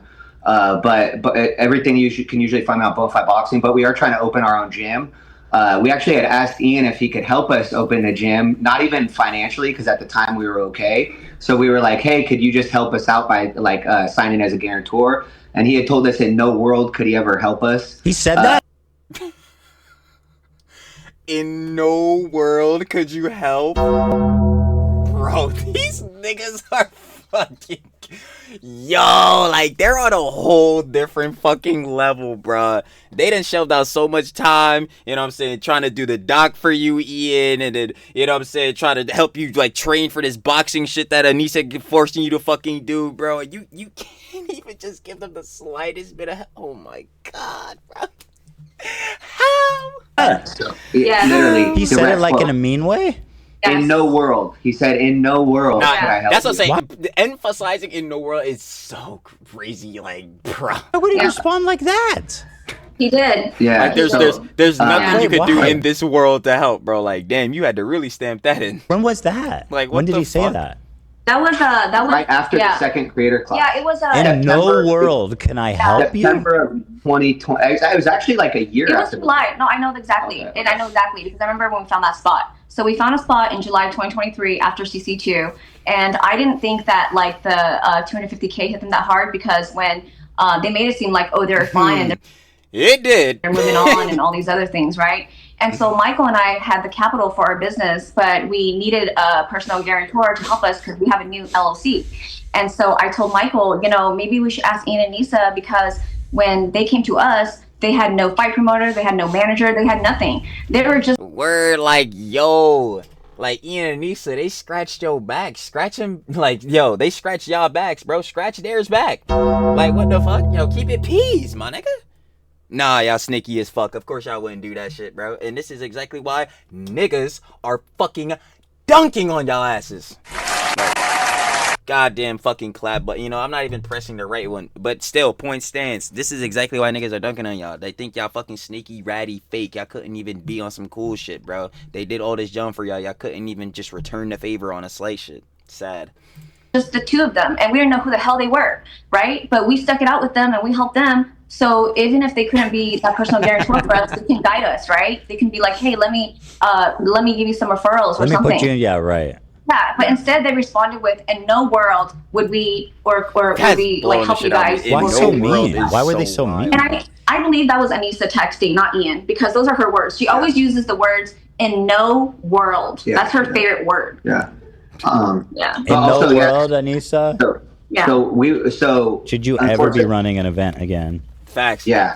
Thank God. Thank God. In no world should she have ever run an event in the first place. I ain't gonna lie. Yeah. Stamped on so that we too. were trying to open a gym that hasn't gone through, but we're still working on it. But otherwise, I'm right now. I'm working on getting a couple guys into the UFC. I have a couple pro boxers that I'm working with as well. Yeah. So a couple of my fighters are really close. Actually, one of my fighters was supposed to be fighting on the UFC this weekend, but he had got a concussion. Oh no! So he wasn't able to get into the. Yeah. Yeah, exactly. Yeah. Actually, exactly like that. But it was a real one. It was a real. Yeah. It's a real one. Yeah. Yeah, a real one.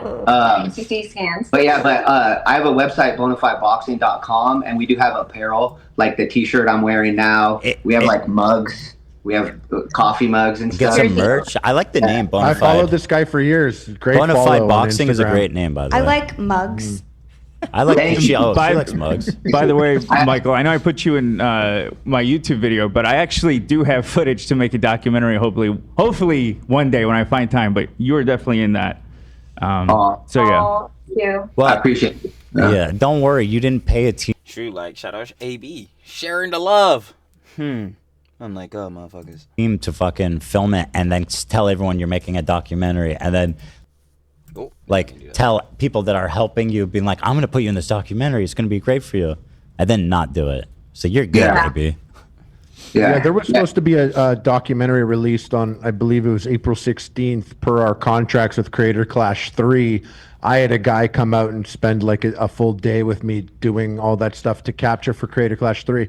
But it never came out. That doc never came out. I don't understand, like, why we're, like, yo, heads were getting filmed to, like, never post this, John. I don't know what's going on. Footage. There was, like, a guy they hired in Tampa. It never came out, and it was supposed to come out on the 16th, which did make, like, the multiple drama-infused videos seem a little bizarre to people that were in the event, because the documentary stuff was supposed to come up. But what happens with the footage, the Creator Clash 1 and 2 documentary footage? I mean, essentially that's kind of interesting footage now. It has more it's more fascinating now than ever before, I'd say. Yeah, I thought I missed the mark. I thought it was too late, but now there's a resurgence in interest. So yeah, there is. I might have now to split there it up. It was like super positive, so maybe it's like can you just make? Can you edit it so it's just Michael?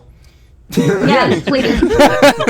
I also have Kate Michael Briggs supercut. spraying me for spray tan also. Oh yeah, I heard the infamous spray tan. Excellent. This is by the way, this is the biggest expose of the day. Here is Ian by himself in a Denny's. And it looks like the bathroom is off. Got the fucking this appears to be real. The bathroom has been sectioned off as a crime scene. My God. And then he's got a bunch of paper towels. Why has he got paper towels? There's big wipes. For big boy wipes. Oh, because he clogged the toilet? Well, this is a whole crime scene. And then he's got mayonnaise and a Coke. What is happening, Ian? And he's crying. Ian, what the fuck, man? I just want to ask him if you've always been shitting your pants. Yeah, I just want to ask you if you're know. always shitting your pants. Do you guys know if he ever shit his pants? Like, again, yo, that IBS clip has got to be like top 3 worst ones. Answer no. I mean, we found that out through her, so we found out when everybody else did. Yeah. So she liked that, and so that was during his. I think that was during when he was trying to raise money for failing the second Creator Clash. and then she like threw that out there. So Yeah. Once again, that's something that we were just like, what the hell are you doing? Just so exactly. Why are you just openly fucking slandering your husband? Just to summarize, he has bad breath. He shits his pants. He's cheap. I don't know if you guys saw that one. She's like, oh, he took a girl to Cheesecake Factory and didn't pay. Yeah, we saw that. And then she goes, I totally believe that. So he's cheap, shits his pants. He's got bad breath, and we're continually adding to the list. But basically, I can only add stuff that Anisa herself has said.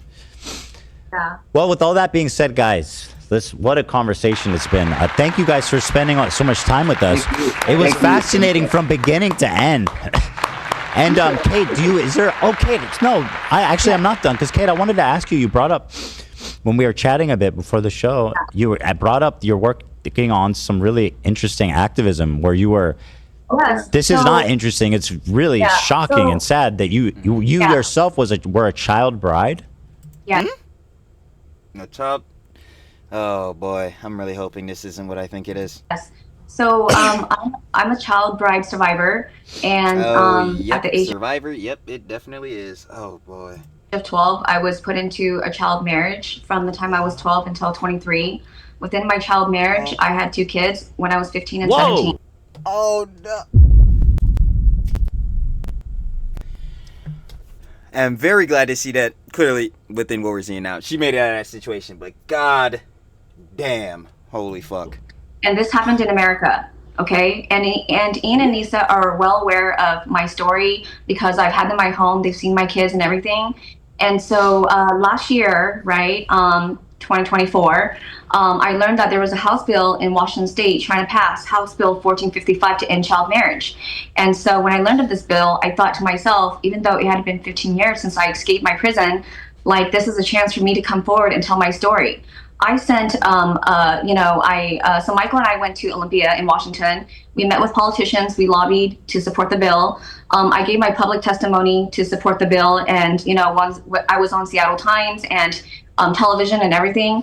And I reached out to Ian and Nisa and I asked them if they could help, share the information, because it was really important to me that this bill passed. Yeah, I'm like, and this is something that they couldn't do? Like, what is with you motherfuckers, yo?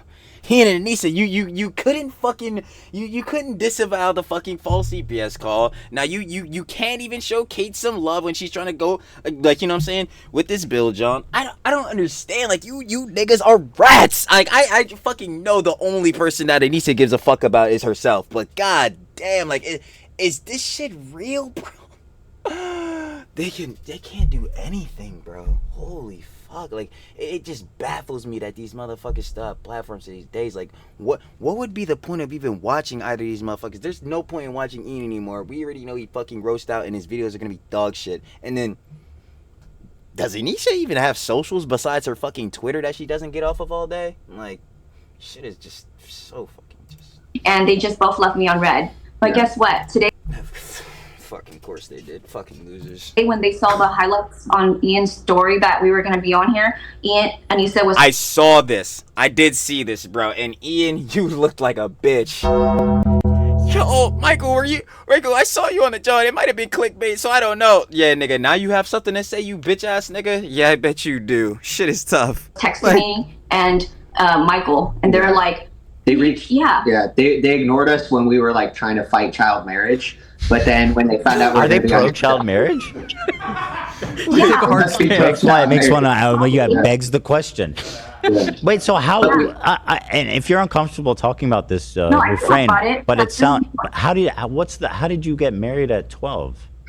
So basically, in Washington State, there's no law to prevent parents from marrying their children. So as long as there's a parental consent, then the judge on it and it happens, it could just marry a child at the age of 2. What? Yes, and also I want to imply that's absolutely horrible. That I also want to let you guys know that last year, after Michael and I worked so hard in Olympia in Washington to pass the bill was passed in March of last year, and the bill was signed by the governor at the end of March. That's amazing. That's great. I'm about to say, that's excellent. I'm like, yo, that's amazing. W. That's actually a major W in it, John, especially because this was something she was trying to work to have happen. So, excellent on the girly pop's part. Shout out Kate for that. Is that a state last bill? year. Yeah, and then I also came out to California as well to support the bill in February of last year. But because of the politicians and they're more focused on their sponsors and not ending child marriage to protect children like me and survivors like me, the bill in California was actually trashed the day before. What? Are you saying in California you can get married at any age with parental consent? Yep. So I did not know that. I did not know that.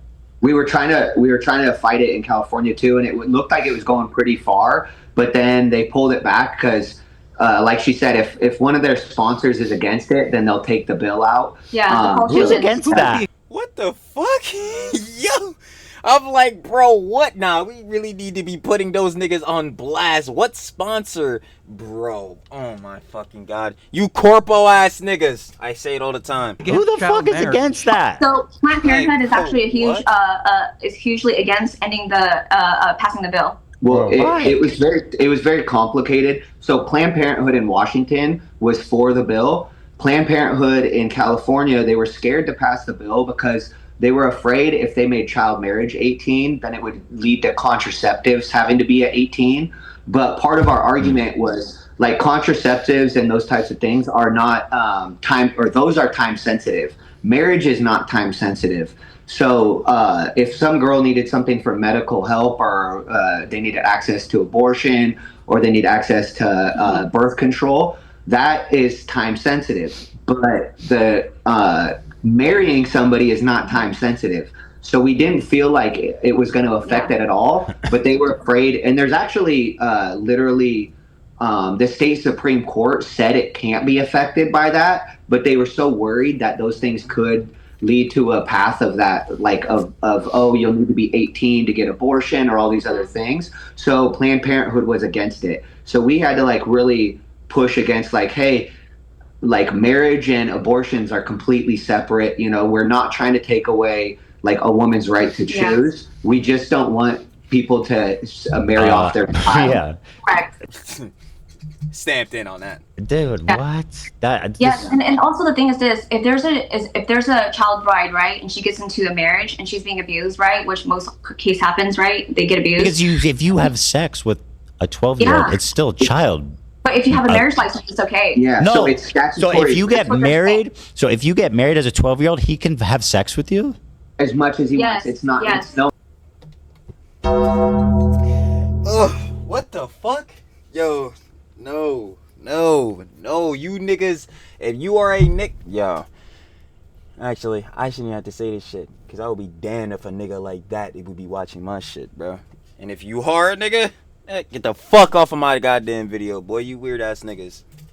So that's the loophole to statutory rape. Yes. That's a loophole to pedophilia. Like directly, no, that right there is a literal cheat code for bulls like that. Like, it's so fucking disgusting. Yes, literally. Yes. Yeah, literally. What? Yeah, and so that's crazy. Yeah, one of the people that's disturbing. Really disturbing. It's crazy that they're in favor of that.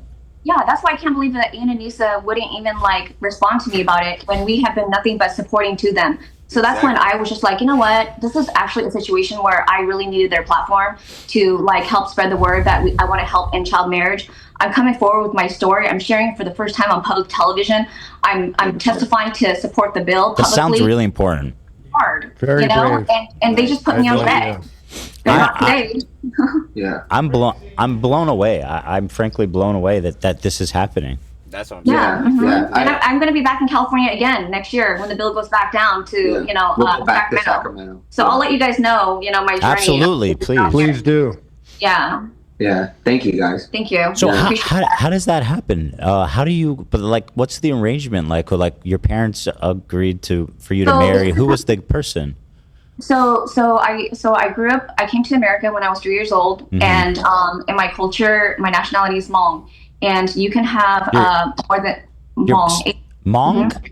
Yeah, Hmong. HMONG. HMONG. Yeah. If someone can look that up too, that'd be great. Just because Hmong people don't have their own country. They originated out of the southern region of China, but then they resided in the mountains of Laos for a very long time. Wow. And then when the Vietnam War happened, our people were living in the jungles of Laos, just no electricity, no running water, just surviving in the jungle. And it was the American CIA that actually approached our people, and they asked our people to help them, first line of defense, right? And in return, they would set up camps in Thailand for us. So all the women and children would have to flee the mountains of Laos, go to the refugee camp set up in Thailand. But there was a huge river that separated the two countries called the Mekong River. And so you would have to wait until nightfall, and then you have to either drug your children with opium and build a raft with bamboo shoots and then swim across the river to make it to the camps.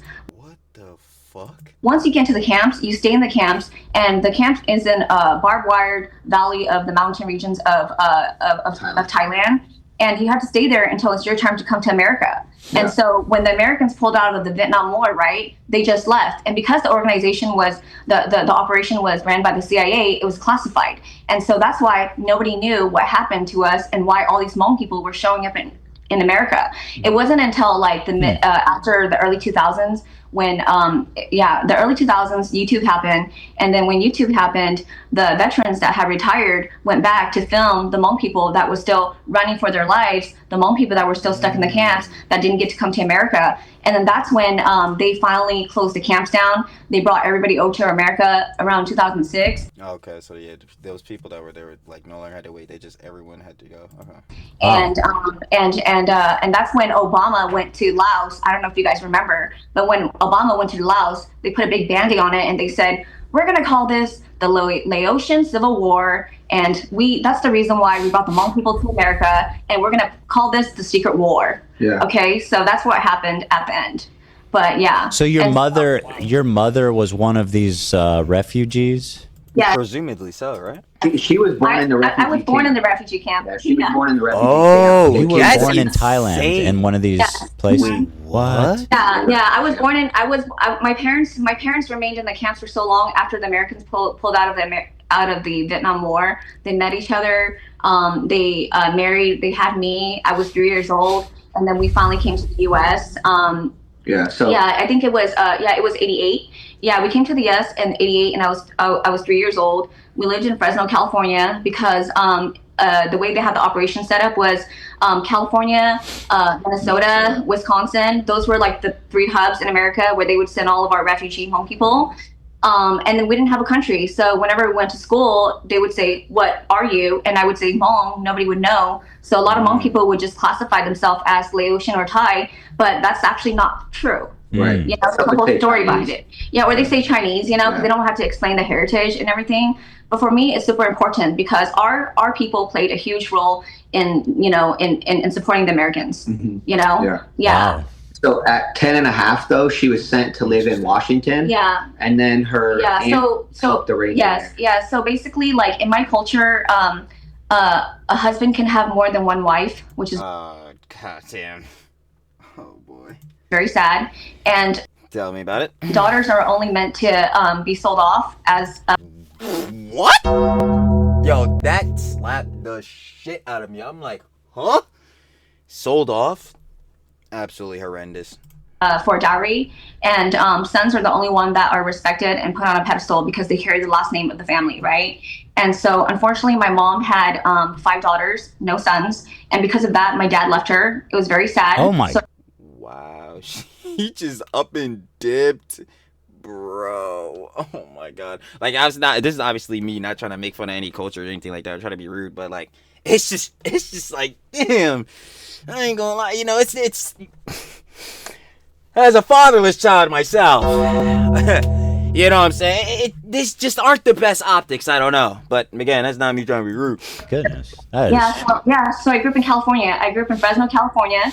And I had, it was me and my mom and my 2 sisters. My dad left us and we were on our own, you know? And then my mom didn't feel like she could make decisions for herself because in my culture, you're a woman. So you have to rely on your elders and you know, and the men, right? And so because we couldn't practice the religion because we didn't have a men in the household, then we went to church. And then my aunt at the time, my aunt and uncle were moving back to Washington, and they asked my mom if they could bring me with them at the age of I was like almost 11. I was like 10 and a half. Yeah. And so they asked if they could bring me with them because they had 5 kids, all under the age of 6 years old. and they wanted me to be their nanny and their helper, you know? Yeah, so she had to go raise her aunt's family Yeah, and at 10 and a half. Yeah, and my mom couldn't say no because... That is insane. At 10 and a half, you have to be like the basically motherly figure. Is provide. I guess you're providing the uncle and the aunt, their kids at the very least. She would be providing them the TLC, the tender love and care, because from what I'm hearing, I know who I don't think was doing that, but again, it's not allowed. You're not allowed to say no. So she allowed me to go with my aunt and uncle to Washington. And then when I got to Washington, I also lived a very sad life, you know, because I lived in a 2-bedroom with 5 children. I had to take care of them, and it was really hard. But I try to find the best in everything, you know, that I had, you know, because my life was very hard. And and so then when I was 12, my aunt brought me around to like the community, and I would work and stuff like at gatherings. And so someone spotted me, and they just thought like, oh, look at this little girl. She's super sweet, and she's super obedient, and she's very good at like washing dishes and all the house chores. So how about we buy her for our son? And that's what happened. I do not like hearing that shit. I do not like that. Oh, how about we buy her? Oh, Jesus. Yeah. And a lot of cultures, so I was just going to say, like, a lot of cultures will do dowries for girls, and like, don't really give them a lot of respect. Like, the men are supposed to, like, lead the way. Yeah. And it's really backwards, because in those cultures, the men are becoming, like, children, you know? So, yeah, and so I was married to someone who was older than me. I was only 12, and he was 19 years old. Oh my fucking God. Oh my God. 3 months after marrying him, he was physically abusive to me right away, and fucking loser ass nigga. God damn it. Of course. And it was the most difficult time of my life because I had no friends, no access to anything. I had to be enrolled in 7th grade and tell the school that his parents were my parents, even though we didn't have the same last name. No one ever questioned, you know. And then that's crazy that no one ever questioned. Like, that's never gonna come up, and no one's ever gonna ask about that. No one questioned. Like, and his family had a farm because they sold flowers at Pike Place Market. So I was also a farm slave while I was there. They would drop me off the farm, and I would work there until the evening. And what the fuck? Yo, I'll be the one to tell you. Yo, Kate, her backstory, this shit, like, yo, this boy's extensive. It's quite the story. It just sucks that she was going through all this different, John, and then the age gap, and god damn it. Holy fuck. I'll tell you what, though, again, like I was saying earlier, she made it out of the situation. Looks like she's doing strong and better now, standing on business. We love to see it. We love to see it. And now she's out here being brave, telling her story. Good works. They would come pick me up. It was my job to take care of his entire family's household because they bought me. So I would take care of his Oh my God. That's what I'm saying. I would work at the farm. It was extremely hard. Yeah. You know, and it was one of the most difficult times of my life. Yeah. You know, and I finally escaped at 23 because I had my kids. Life was hard. But right after high school, I did Running Start. So I was already working in surgery and oral surgery. When I was 22, I applied to University of Washington and I got accepted. When I had my first class at the University of Washington, I realized I'm actually fucking smart. Brainwashed me this whole time. They told me I couldn't have friends. She said, wait, I know how to read books. Like, outside of the community. I couldn't have friends outside of his sisters. I couldn't go anywhere. They told me that the American people would reject me. If I was to ever leave, they would shit on me because I'm a single mom now and I don't have a husband. You know, so I was afraid that I would walk the same path as my mom. So that's why I suffered and stayed with the abuse for so many years. It was really challenging, yeah. And also, I want to say on the first day of 7th grade, after my marriage, my mother-in-law told me, she said to me, if you go to school and you tell the American people that you are in a child marriage, I want you to know that CPS is going to take your sisters away. You're never going to see them again. And they're going to put your mom in prison and you'll never see her again. So what do you expect a 12-year-old to do? Yeah. You know? That's wild, bro. Like, yo, even the mother-in-law was on this fucking snaky, nasty shit, boy. What the fuck? God damn it, bro. Like, I just don't. In 99. Yeah. That's Did so who did they pay? Was it your mom or your like uncle and aunt? So when we had the ceremony for the wedding, they gave $6,000 to my mom, right? But Bro, you're actually fucking lying, bro. For $6,000? For $6,000, bro? Don't get it twisted. $6,000 still like in a general case like a lot of money, but for a whole human life, we need to get fucking serious here, bro. We deadass need to get serious. Heinous, bro. it was my aunt who actually arranged this whole thing. $6,000? Correct, $6,000. Yes, and my aunt, and we didn't know this at the time because, you know, like you don't really know and you're not allowed to question in my community, right? Like in my culture, you don't question your elders. So I didn't know this at the time, but my aunt had a huge gambling problem. And so that's the reason why she actually, she put me in an arranged marriage. And then after that, my family got $6,000 for it. And then my mom had to give her $2,500. Yeah. Oh my gosh, bro. So 6,000 and then minus the 2,500 they had to give to the aunt. So realistically it was like what, 3,500? That is so fucking insane, bro. It's the evil world we live in. Yeah. It's just, how do you raise a child to the age of 12? It's such a, I have young kids. It's such an intimate and you know, taxing and rewarding experience. But then how do you sell your child for $6,000? That's what I'm saying. I can't even fucking like imagine that shit. Like, what the hell? Your old daughter? That's like 2 years older than I couldn't imagine. It's very sad. You know, like I remember, like I just want to say that I remember the first time I got a job at Sears as a photographer when I was like 15 years old, going on 16, and I got my first paycheck, and I thought to myself, wow, I wonder if I could buy my freedom, you know, because they bought Oh my god, like hearing jokes like that is so like fucking tragic and heartbreaking, bro. Like yeah, cause imagine most heads, you know what I'm saying, they get their first job 14, 15, whatever, you know what I'm saying, 16. Bro, you probably thinking, oh yeah, I'm about to buy a new game, I'm about to buy the new J's. No, she was thinking, yeah, I think I'm one day probably gonna be able to afford my freedom. What the fuck is yo? Oh my god. Again. For $6,000, so I wonder if I just made $6,000 and give it back to them, I would be free. But no, it was just constant abuse. There was no way out. At the end, it just got so bad. He even like, you know, my abuser even like put a gun to my head and told me that. What? Oh my god. How the fuck does this? Yo, this cannot get more tragic, bro. What the hell? This is what I'm saying. Like, what the fuck do you even get in these? Like, he told me that if I left him, he would shoot my children. He would shoot our kids. Yo, that's a nah. See, but dude, can you go to the police though? Nah, because then that puts her children at risk too. Fuck, bro. God damn it, shoot himself, so I would have to live with the misery of ruining the family, you know. And even though once I made the commitment to fully escape and leave him, I never went back. I got a restraining order, and even though I had a restraining order, he wanted to sabotage my life. So he would make continuous CPS calls against me. Weird ass motherfucker. And I would have to be investigated. So that's completely why I sympathize with you and Gila. Wow. Because why the hell are people making CPS calls to good parents when we're trying our best to take care of our kids? Yeah. It's not easy. CPS is not easy. They make it very difficult, even if you have a restraining order against your abuser. Crazy. Right. Yeah. So how did you escape? So you know, it's so there's always been so many beatings in my life from my husband after 3 months of living with him and his family.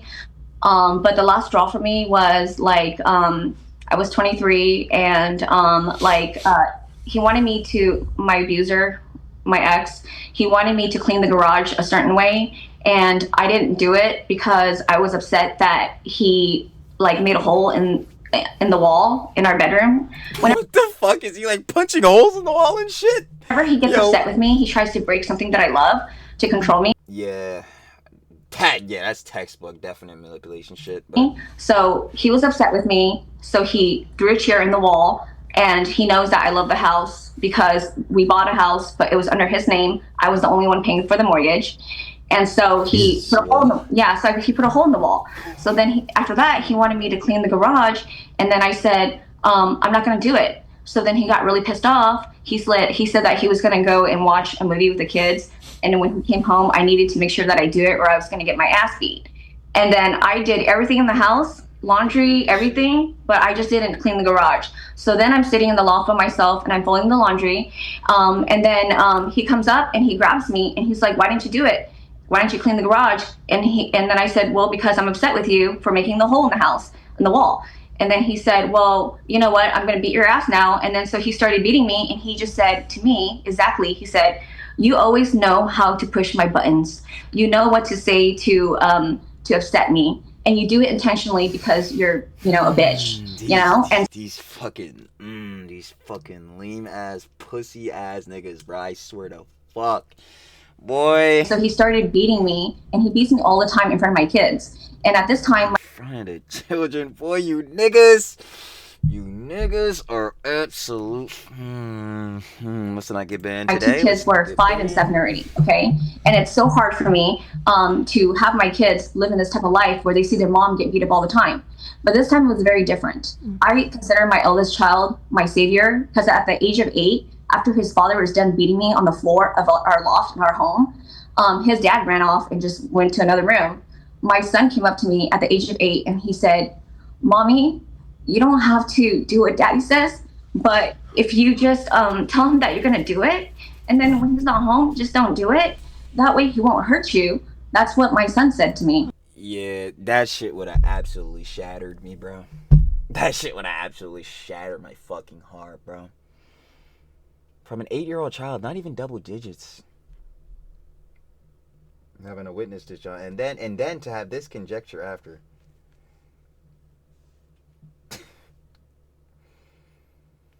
Yes, yeah. Miss Kate, she is indeed a strong one, because that John would have broke me. And I just couldn't take it. And I just was like, you know what, fuck that shit.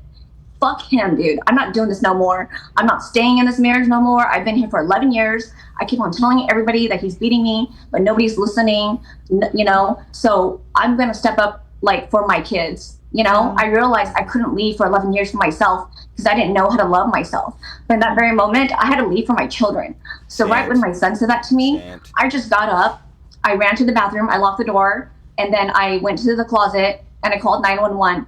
And I told myself that, you know what, I'm never going to fucking go back to that prison. And then I took my kids and I left. And I put a restraining order against him. And it was hell for 2 years because I had to fight for a parenting plan. I had to fight all the CPS calls that he made against me, all the false CPS calls. But you know what? I got through it. And it's been 15 years.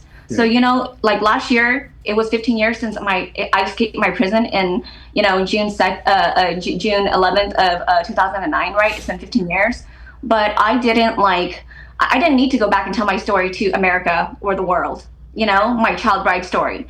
I didn't need to rehash all those sad memories. But I did it because I understood that someone needs to come forward. Otherwise, these politicians are not going to see that this is happening in their backyard. Yeah. Wow. Yeah. So her testifying helped. She had to tell her story, and that helped. That was the thing that helped end child marriage in Washington, was her telling her story. That is yeah. That isn't so brave. That's an absolutely extremely brave, not extremely unbelievably noble pursuit. And frankly, I don't think anyone in this room knew that was happening, that was legal. I was shocked when she told me. I was like, this happened in America? She was like, this happened in Washington State. And I was like, Washington State? Yeah. I was just like, what? Like, what the hell? We're supposed to be progressive. What the fuck? Yeah, and also when I escaped in 2009, I told my I had to apply for a free attorney, right, because I had no money, and I had my 2 kids, and I told my attorney about how he raped me, throughout the 11 years that I was with him. And she told me at that time that oh, well, I'm so sorry, but the statute of limitation for rape has already passed. Nigga, what? Nigga, what? What? It wasn't until way after I escaped my prison that they changed it to where there was no expiration date. Yeah. Did you pursue charges? So I tried to, but at that time they told me that the statute of limitation had passed, so there was nothing I could do about it. And then when they did pass it later, many years later, I was at another point in my life where I was already happy. I was like, yeah, she already got past it, so there's no point like relitigating it and going back. Fuck. The best part of this, obviously, is that she was able to go past this, grow from this, obviously provide for her children, and now she's in a better, happier life. But goddamn, it would sure be better if she could have got some justice. Fuck. I deal with it. I graduated from University of Washington with my science degree. I graduated with my master's in business. Like, I love my kids. My kids are successful. They're like 21 and 24 right now, and I'm 39. Right. Same age as me. I'm 21. Facts. And I work hard to make sure my kids are happy. So I don't see the need in making things harder for me. My mental health is super important to me. And I just want to keep on going forward and do my best to speak life into those who are suffering in silence. Because there's a lot of survivors out there. Yeah, there are. There are a lot. That's unbelievable. I'm saying that. That's a clap up for sure. Thanks for sharing all that. That was stirring. Wow, I can see why it's so personal to you. Yeah, it really. Well, obviously, I mean, I see why it's so emotionally charged. Like how much that would hurt. That's what I'm saying. To have someone that you thought was your friend just completely disregard that. That is unbelievably. Yeah, it makes no harrowing. sense. That's why I'm very sad about Ian and Anissa because Michael and I really cared about them like they were our family. But again and again, they disappoint us. Again and again, they treat us like shit. Again and again, Ian puts out that video saying that he has just a ton of 4K videos of him doing stupid shit. Like, that was my 3-year of work filming them before CC1. That's what I'm saying. Like, yo, to come out and say, like, everything that Kaden filmed of, again, Ian, you're dumbass, and then fucking Anissa, a fucking ass over there complaining, because she's not training for shit. And anyway, like, yeah, they're doing all of this, and this, it's gonna get me mad again. I don't understand why the backs couldn't be scratched. They basically ran the fucking whole CC1 and a good amount of CC2. And you motherfuckers just couldn't help them with the whole bill pass? Even with hearing this?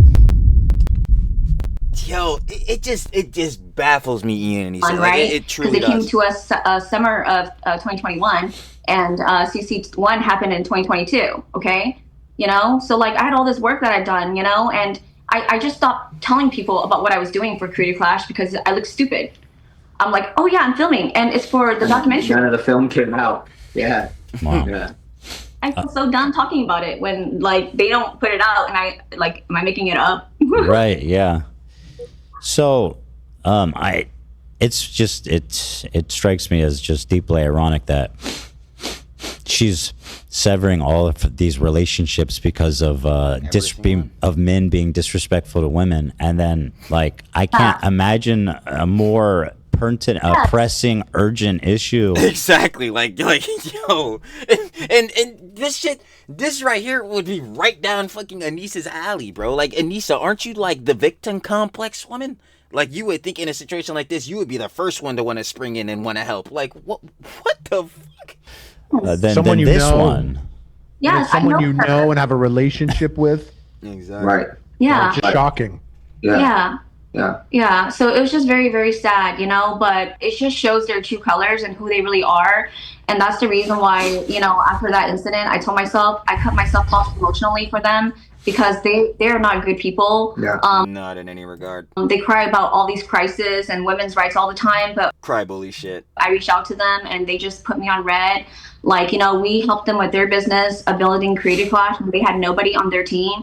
And then and they would have had no event. It's looking like without y'all, just in general. And after that, like, when we reached out to them just to ask them for feedback or how we go about starting our own business, they told us that in no world could we ever. So mean. Like, That's what I'm saying. That in no world is really sending the fuck out of me, bro. Like, that's so extra. Like, even if you don't want to help, you can say it a different way. But to be like, in no world can we, like, bro, fuck out of here with that shit, bro. Like, who? Ian and Anissa, again, I'm gonna keep asking, who the fuck do y'all think y'all are? Like, goddamn, wrong button again, goddamn it. Still stands. I don't know who they think they are, but they must think they got too much clout and/or aura, and they have fucking neither. So, what the fuck is wrong with you? I don't Are you know. That's why part of why we were able to like when Harley came out, that's when we were like, oh, okay. And then more people started coming out, and then we're like, yeah. And then people had questions about, okay, what happened with the money with this event and what happened? And I was like, we have a lot of those answers. but also I don't want to be associated with all the hate that I've been getting from being on his side when like, other than training him for the fights, I wanted to have a bigger relationship the same way all the other guys had. Nah, Michael, I feel it. Don't worry. You can say it, or I'll say it for you. Besides the factor of you training him, you do not owe that nigga Ian shit. You don't owe him shit. And I feel right with you on that, bro. If that would be the joint you on. Yeah, nah, you really don't owe him shit, though. I ain't gonna cap. You, from being a good amount, like running CC2 or whatever, bruh, without you, they wouldn't have had this shit. So as far as I'm concerned, relationship with their coaches, but him and I were just never on that level. So that always kind of broke my heart, because I was always like, I put in so much to Ian, and that was the thing. If he would have released a documentary, you would have seen how much I put into his training, and not only his training, but the whole event. Like, I wanted everyone to actually be successful on that event and the whole thing to go well. I want to ask. I want to ask Kate, what can we do, or audience members? I'm sure everybody was extremely moved to help pass more bills like this, or support you specifically. So I started. It was really hard for me to share, but I started an Instagram called The 12-Year-Old Bride. And I started that Instagram last year, January, when I started my advocacy work. So if they can follow that Instagram, then I can, in the bio section, I have like the articles that I've been in for passing the law here in Washington State. And I plan to announce in the future as well other states that I'm working on. The 2 states that I'm working on next is Hawaii, Oregon, and California. And so when I come to California, I hope that, I can reach out to you guys and get support. Anytime. Yeah. Thank you. Thank you. Is there, so if you come out here and you're able to talk, is public support going to help this bill get passed? When yes, 100%. Yeah. There's not enough people. So basically, when because California trashed the bill, now the nonprofits that I work with have to restart the bill from scratch, right? So once they get the bill written up, now they have to ask politicians to sponsor the bill. Once they have politicians to sponsor the bill, then we go to Sacramento and then we lobby. Yeah. What that means is that I have to meet with every single politician every 30 minutes and tell them my sad story, right? Yeah, over and over. And by the way, I also suffer from PTSD because of my trauma that I've had in my child marriage. Oh no, that I would imagine, because like she went through, as you can see, a very traumatic situation. Right? So imagine telling your story over and over for every 30. I was gonna say like telling it over and over, having to like relive the moments in your head and things and such like that. Oh man. Minutes with a new politician, trying to get them to co-author this House bill, and then after 30 minutes of crying and telling them your story because it's so hard, they say, "Thank you for sharing, but you know what? Because of our sponsors, we're not going to be able to co-author right now. We're going to let you know later if we decide to support the bill." Yeah. So we'll let you know when it becomes another bill, because every bill has like a house number or a number to it. Yes. So we'll let you know when the next bill goes through. And then you guys, I don't know if people have to write to their congressman or. So basically, there's going to be a link that I will share, right? And so all you got to do is just go in there and put your email address and the link that is provided by the nonprofit. Is actually I would like to share. Her name is Frady, and she's also Jewish. And I know, right? I love that. Yeah, she's also Jewish, okay? And she's from New Jersey, okay? Jersey. Yes. She funded the nonprofit called Unchained at Last because she said that in her community, she was a child bride but married at the age of 18. And she couldn't leave because in the community, if you're Jewish, you're not able to leave your husband unless he unchains you from him. Yeah, like you have to go through all these like schooling and stuff, and they torture you. Yeah, and so they torture you? What the hell? She started the nonprofit Unchained at Last, and so she and her nonprofit is actually the one that I'm working with. They're also a federal nonprofit, so they also work with the United Nations. We're hoping that we can end child marriage by 2030. I hope so too. I would like, I'm hoping for sure, because if anything, like obviously I'm sure Kate here would love to see less situations like the one that she went through happen. So if we can get this done ASAP as soon as possible, obviously that would be in best interest, but not in Ian and Anisa'S best interest, apparently. You fucking losers. God damn it. it's so disturbing, and just the lack of awareness is frankly unbelievable.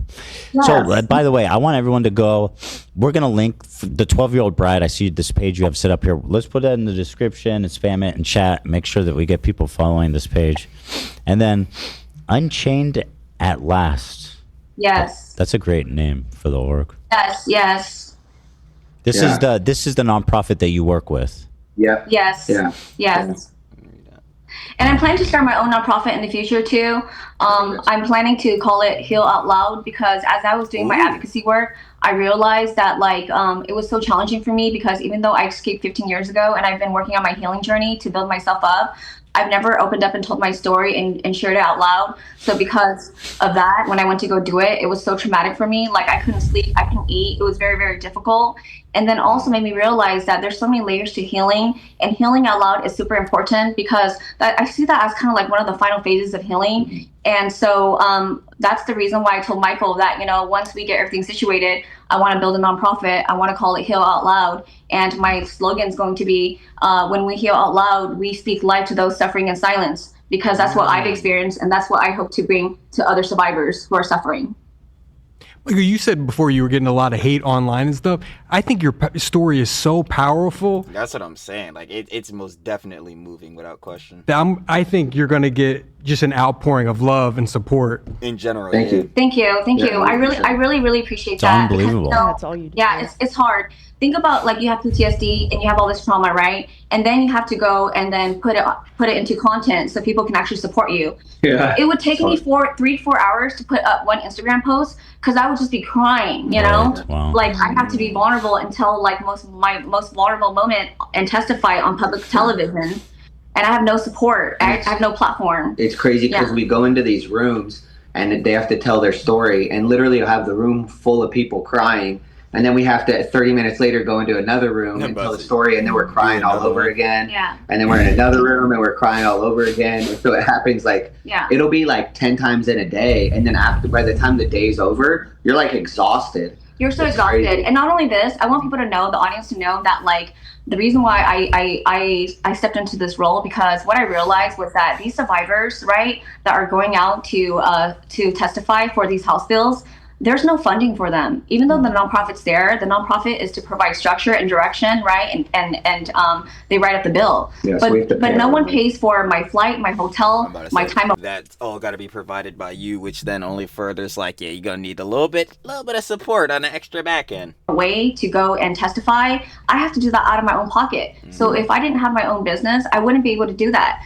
And at that time, it was not easy for us to do that either. But Michael and I knew that this was super important to us. So we just paid out of our own pocket, and we went for it, But I know that in the future I have to be smarter and better, because I need to build a nonprofit, because no one's taking care of me out there, and I need to make sure that survivors are able to be taken care of when they're going out there to tell their story, so we can pass these bills. We gotta pass these bills.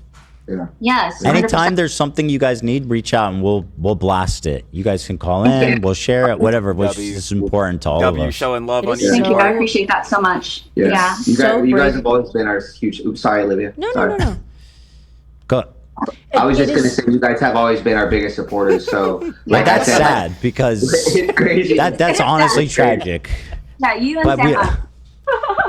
But I'm glad we connected on a more serious level here, where we can definitely advocate for you guys, which is what you deserve. What were you gonna say, Olivia? So sorry. I just think it is so brave that you're using your time post-healing and your adulthood to help other children who wouldn't otherwise be helped.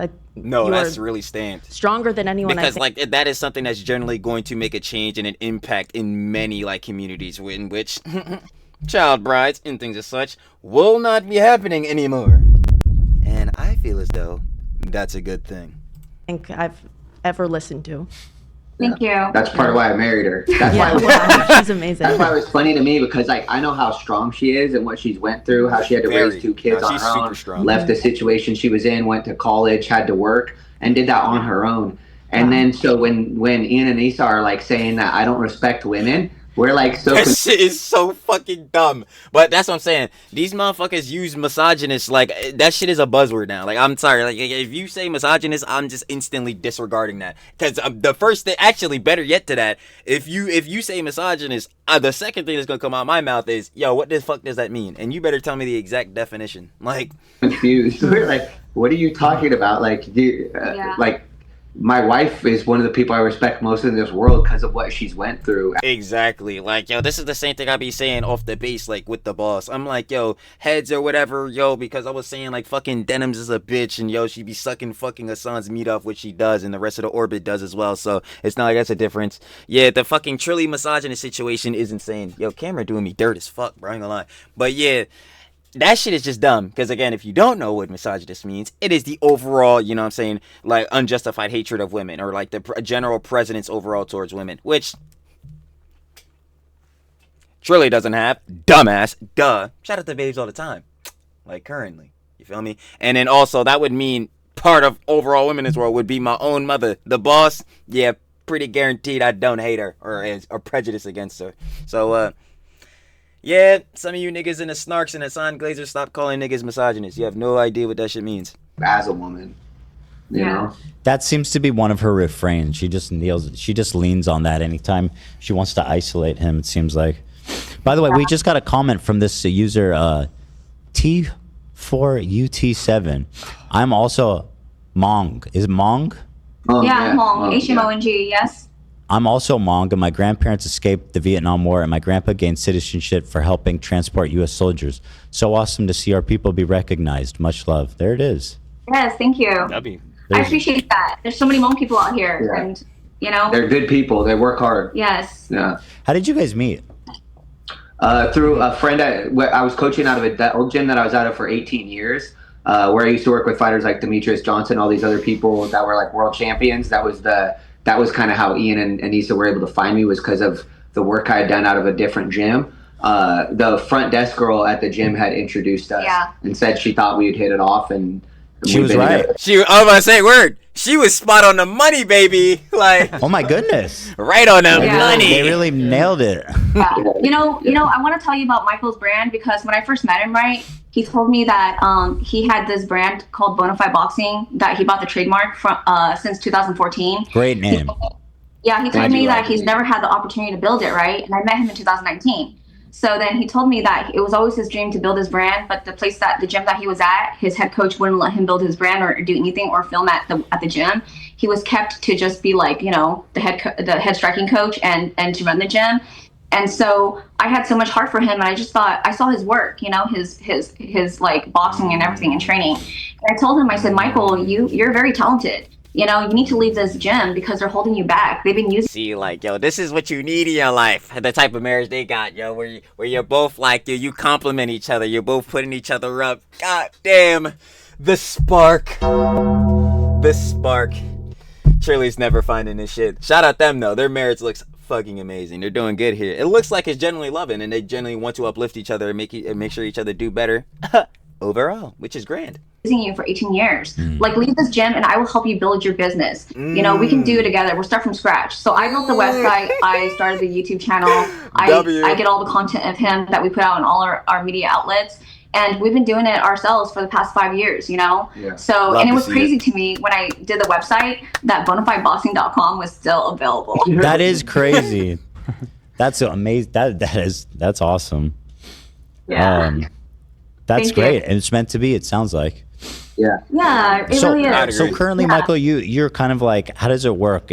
You have clients and then you take them to a gym and work with them? Yeah, so I'm currently out of a gym called Vigor Ground in Renton, and then another small 2 fight gyms, one in Kirkland and then one in Bothell. And so right now I just coach my fighters pretty much wherever I can, when I can. I'm at Vigor Monday through Friday during the day, and then the other gyms I'm at either Monday night or Tuesday, Thursday, and Sunday. So I literally work 6 days a week. I'm that grinding. I'm always taking on new clients. So if people want private lessons, and then as far as like fighters at a high level, I've been, like I said, I'm working on getting a few of my own fighters into the UFC. I've worked with previous UFC fighters. So we're just trying to build the brand to the point where I want to have my gym be a place where a lot of fighters, when they get good in this area, they have to go to Vegas, they have to go to Florida, they have to go to LA, they have to go to people like Wild Card, like AB's gym and places like that. And I want to have a spot in Seattle area, Kirkland area that those people won't have to leave. They can come to us. There it is. That's great. High-level fighters and general pop. So anyone that needs some training in boxing or kickboxing, I've been doing it for over 25 years, and I love it. And then if anybody's looking to be a high-level, dedicated to the craft, baby, MMA fighter and come in, get better coaching, I'm here for them too. Okay, we're going to put all the links in the description. We're going to spam them out. Anytime you guys need anything on either one, if once you have like a gym or you have something going on there, let us know. The bills is so important to everybody. Everybody was absolutely moved by that. So stay in touch, and then give their payment info to. Yes, we will. But I I'm in touch with you. Give it to me. Send me the info. Like, you guys use like Zelle or Venmo? Yeah. Wait, I don't know if I can do that much on Zelle. Okay, we'll figure it out. But anyway, I'm gonna send you guys $5,000, that money that Ian should have given you. And I'm just so grateful. This was an amazing. I gotta tell you, this episode was quite the ride, baby. I'm not gonna lie. We went super long. Not that it's a problem. I just thought this was an incredible conversation. It was great from beginning to end. I was just captivated the whole time. Thank you. You guys are amazing. Thank you to Harley too. Harley put us in touch, so there it is. Yeah. And also before you take off, I just want to say too that I want to use this opportunity to tell Anisa directly that Anisa, we're very disappointed in you. And yeah, fix your life, bitch. Imagine. If Kate did that, shit, I would be dead as fuck. That shit would have me crying. Anything, and the fact that you still continue to this day, not give us credit for anything, it would make me feel better. Yeah, that shit is pathetic. If you would take down that photo that I took of you and Michael boxing together. I know you like to put it up on your Twitter account and all your media outlets because you still want to flex that you're a boxing expert. She is expert, and her just don't even correlate in any regard of life. So. But please take that video down because it tarnishes our brand, and I don't want it on there. And you don't support us, so take it down. That seems like a modest request, considering facts. Everything. Wait, I want to see. I heard that her pinned post on Twitter is a photo that you took. Yes. I am boxing with you, I thought Michael. she was talking about that. Yeah. Yes. Hold on, I want to see it. Harley, you're back in the. Harley just got me fucking dying every time. Can you someone send me that? Yeah, hold on. So I mean, hey, that's a modest request. Let's just unpin this. You know what I mean? Let's just take it down. So this is her pinned video. Yeah. So this is the video she showed everyone that she's some savant footwork. Yeah. I mean, she does look really good in this. Yeah, a lot better than me and Ian did. I'll say that. Right, and that's what I was saying is I don't want to I'm not trying to excessively hate. She could have done well if she wasn't if she didn't just charge forward and have. Honestly, it's not even that bad. I gotta give Yoko her spots here, bro. This ain't too shit. I honestly thought she was about to do some dumb shit. She might be able to throw a hand. Yeah. 13 concussions. Well, at the end of the day, it's not about. Yeah, that shit still makes no fucking sense at all. 13 concussions, bro. Yeah, at the end of the day, it's not about if she did well or not. It's about her not giving us the respect that we deserve. Go take it down.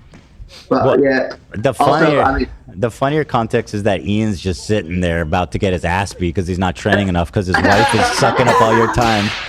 Real shit. She's not even on the fucking card. She never fought. That is what happened. That is what happened. Yes.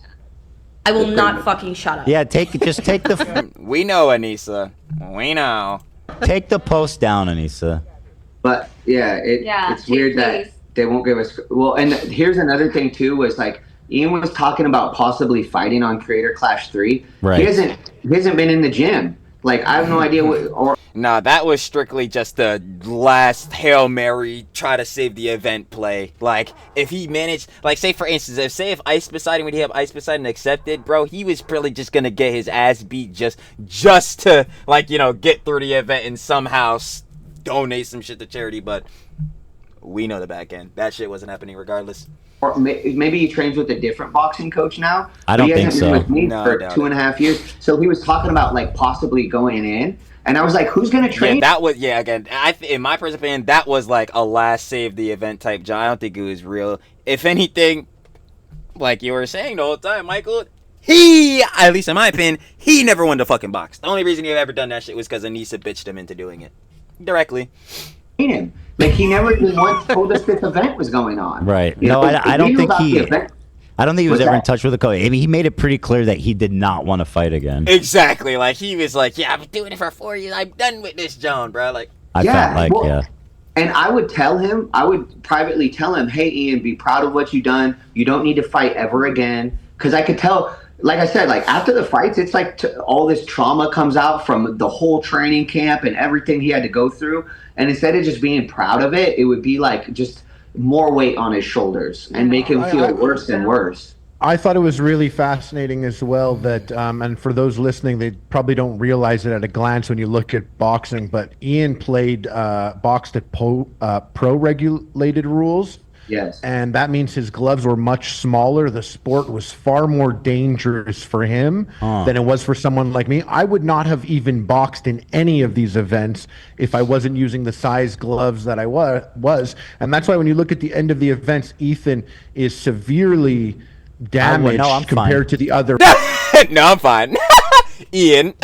Fighters. Were you using like 16-ounce gloves? How heavy were your gloves? Yo, Ethan had me fucking dying. He was like, "Nah, I'm good." Mine were 16-ounce gloves. Yeah, Ian had 10-ounce. Oh yeah, and that's very like lethal. Like you feel that. You That's get like hit you with feel that. Totally. Yeah. You can't block it. The other one, it's like big pillows. It's easier to block. The slower punches, everything. But when the event was done, I remember people talking about it, and it came up a lot. Like, well, yeah, but Ian, he did pro rules, so it's a little different than what you guys did. I was always blown away by that. I thought it was extremely unnecessary. Why did they have the need to do a pro tier boxing? I was like, he loves boxing. I was like, he must love boxing. That was not true. He's a fan of the sport. Yes. Why, Michael? Because of Anisa?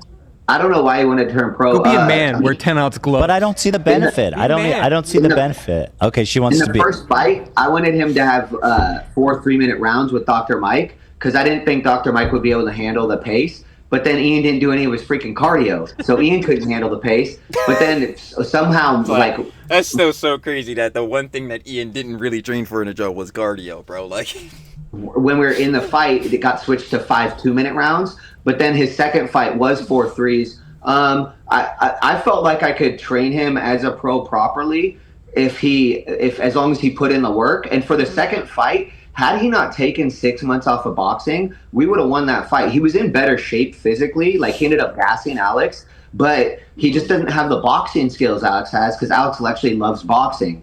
Like he was getting mixed on the technique.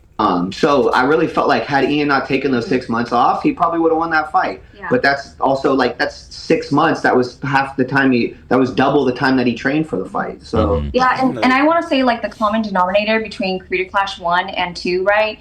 Why Ian doesn't win is because of Anisa, because she disrupts training. 24/7. She said, I'm like, from what we were hearing earlier, when Anisa got to connect to the aux to the whole fucking gym and shit. Yeah, I think she was definitely a fucking disturbance and a distraction. Sabotages training. Sabotages everything. So how are you supposed to, win, right? When you have a partner in life that's sabotaging 24/7. It's not literally sabotaging and fucking emasculating, embarrassing, just doing all the shit that pretty much Ian does not need. Yeah, I'm not gonna cap.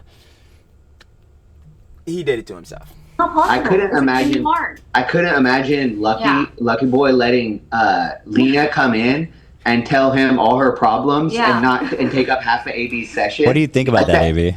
Well, I didn't want to say this, but now that we're talking about it, it is absolutely 110% Lena's fault that I lost both times. Yo, he said, I ain't gonna lie, my bad, y'all threw the easy lob, but nah, it was definitely Lena's fault. Like, yo, he said, hey, I ain't say it. Like, If she was there the whole time. You know, all this bullshit. Honestly, Hundar and Dad would have been easy clap. Yeah, do you think Waleed? What was his name? Wale. Wally. You think he would have let Lena in there and change the aux and complain to him and shit and ask him to train her? Nah, he didn't let me in. Sometimes I would kind of let me in. I would try to clarify some stuff for Lena, and he would like, get out of the ring, get out of the ring. Yeah. Yeah. And that's how most coaches would act in those scenarios. But yeah, because we got business to handle. We got time to be fucking around. I would have to take on both of them, and I did it because I needed clients. I did it because I loved Ian and really wanted to help him. It was and you were trying to pay the bills. But it was it was also very. It made me take some of the love out of it made me take some of the passion out of what I was doing, because every day it was like, fuck, what are we gonna have? That's horrible. Hate to do that. Yeah. That is real bad, bro. It's like, damn, you start to not love what you are genuinely loving and passionate about, which obviously for Michael is but boxing and John like that, because you have to go deal with motherfuckers who are insufferable. Yeah, that's just the worst optics for real. Yeah. Mm-hmm. Well, it sounds like you're back on track, so. Yeah, we really are. We're working hard. Yeah. It's hard. It's a hard sport, man. Like, yeah. Not all up to what I do. It's also what up to my fighters do. And if one of my fighters fucks up, then then it comes out on me. Everybody right? feels it, right? Yeah. Yeah. And that's why, like I said, I don't want to have my brand be associated with what he's been doing lately, because that's totally reasonable and fair. It's not like I got more support from you than I ever did from him. So why would I want to be associated with that? Yeah. And so did creator class as a whole. So that's tough. Yeah. Well, guys, have a great evening. Thank you so much for the call. We're gonna stay in touch. We're gonna put all your socials up everywhere, and I'll talk to you guys after the show. Excellent episode. Thank you. Excellent pod episode. Wonderful. Thank you, guys. Thank you so much. Oh, there's Rocky. You saw Rocky. Rocky, shout out Rocky. Shout out Rocky. Yes. Wow. All right, thanks, y'all. Here's Winnie. She says bye too. Oh, bye. Wow. So cute. All right, bye-bye. Bye, guys. Have a good night. Wow. W. What a all call. around. What a call, man. Wow. But I truly am genuinely the happiest I've ever been. That is complete fucking bullshit, especially not after this episode. But y'all already know what it is. Ending it out. That was H3 Show, episode 154. Ian and Anisa, boxing coach, calls in live, shocking new details. Of course, if you guys want to watch the OG live without the Trilla yapping, by fucking God, it's a yap sesh. I ain't gonna lie. 5 hours? Ridiculous. I'm gonna keep it a whole stack with y'all, bruh. Whenever y'all see this, John, I'm probably only posting like 2 times that day, literally the next day, because at least currently when y'all seeing this, if you even made it to the end of this, because it's 5 hours long, it's 2:37 in the morning, so shit's getting real crazy. But of course, like I said, if you want to watch the OG live, and you know what I'm saying, as always, share the love with Ethan, Ela, everybody on the pod, the whole crew, and of course the H3 fam. Then the OG video, the OG live, down in the description, first link, and like I said, share the love. But for final opinions and conjecture, I guess I'll make it short and sweet, because we've been yapping here the whole time, baby. Ian. Generally, this is just your life now. You fucked up, you sold your fucking bag. You got bitched by Anisa. That's really just it. You got fucking bitched by Anisa, and you're just casually letting this shit happen still to this day, and you have completely fucked up your career. Back once more though to end it out, Yoka Ona. Your career in social media is fucking finished. Delete your Twitter, delete all your socials. No one except for Hassan's Glazers and the fucking goddamn motherfucker Gooner niggas who buy your OF. Except for those niggas, there is quite literally, I mean probably no one on the internet, especially after this, that will respect your ass. Quite literally nobody. So was being desperate for clout worth it? I guess they'll be the ones to let us know, huh? Again, though, share the love, of course, with Ethan, Ela, whole pod, Ace 3 fam. You already know y'all showing love. And I'll be catching y'all. On the flip, baby. Peace.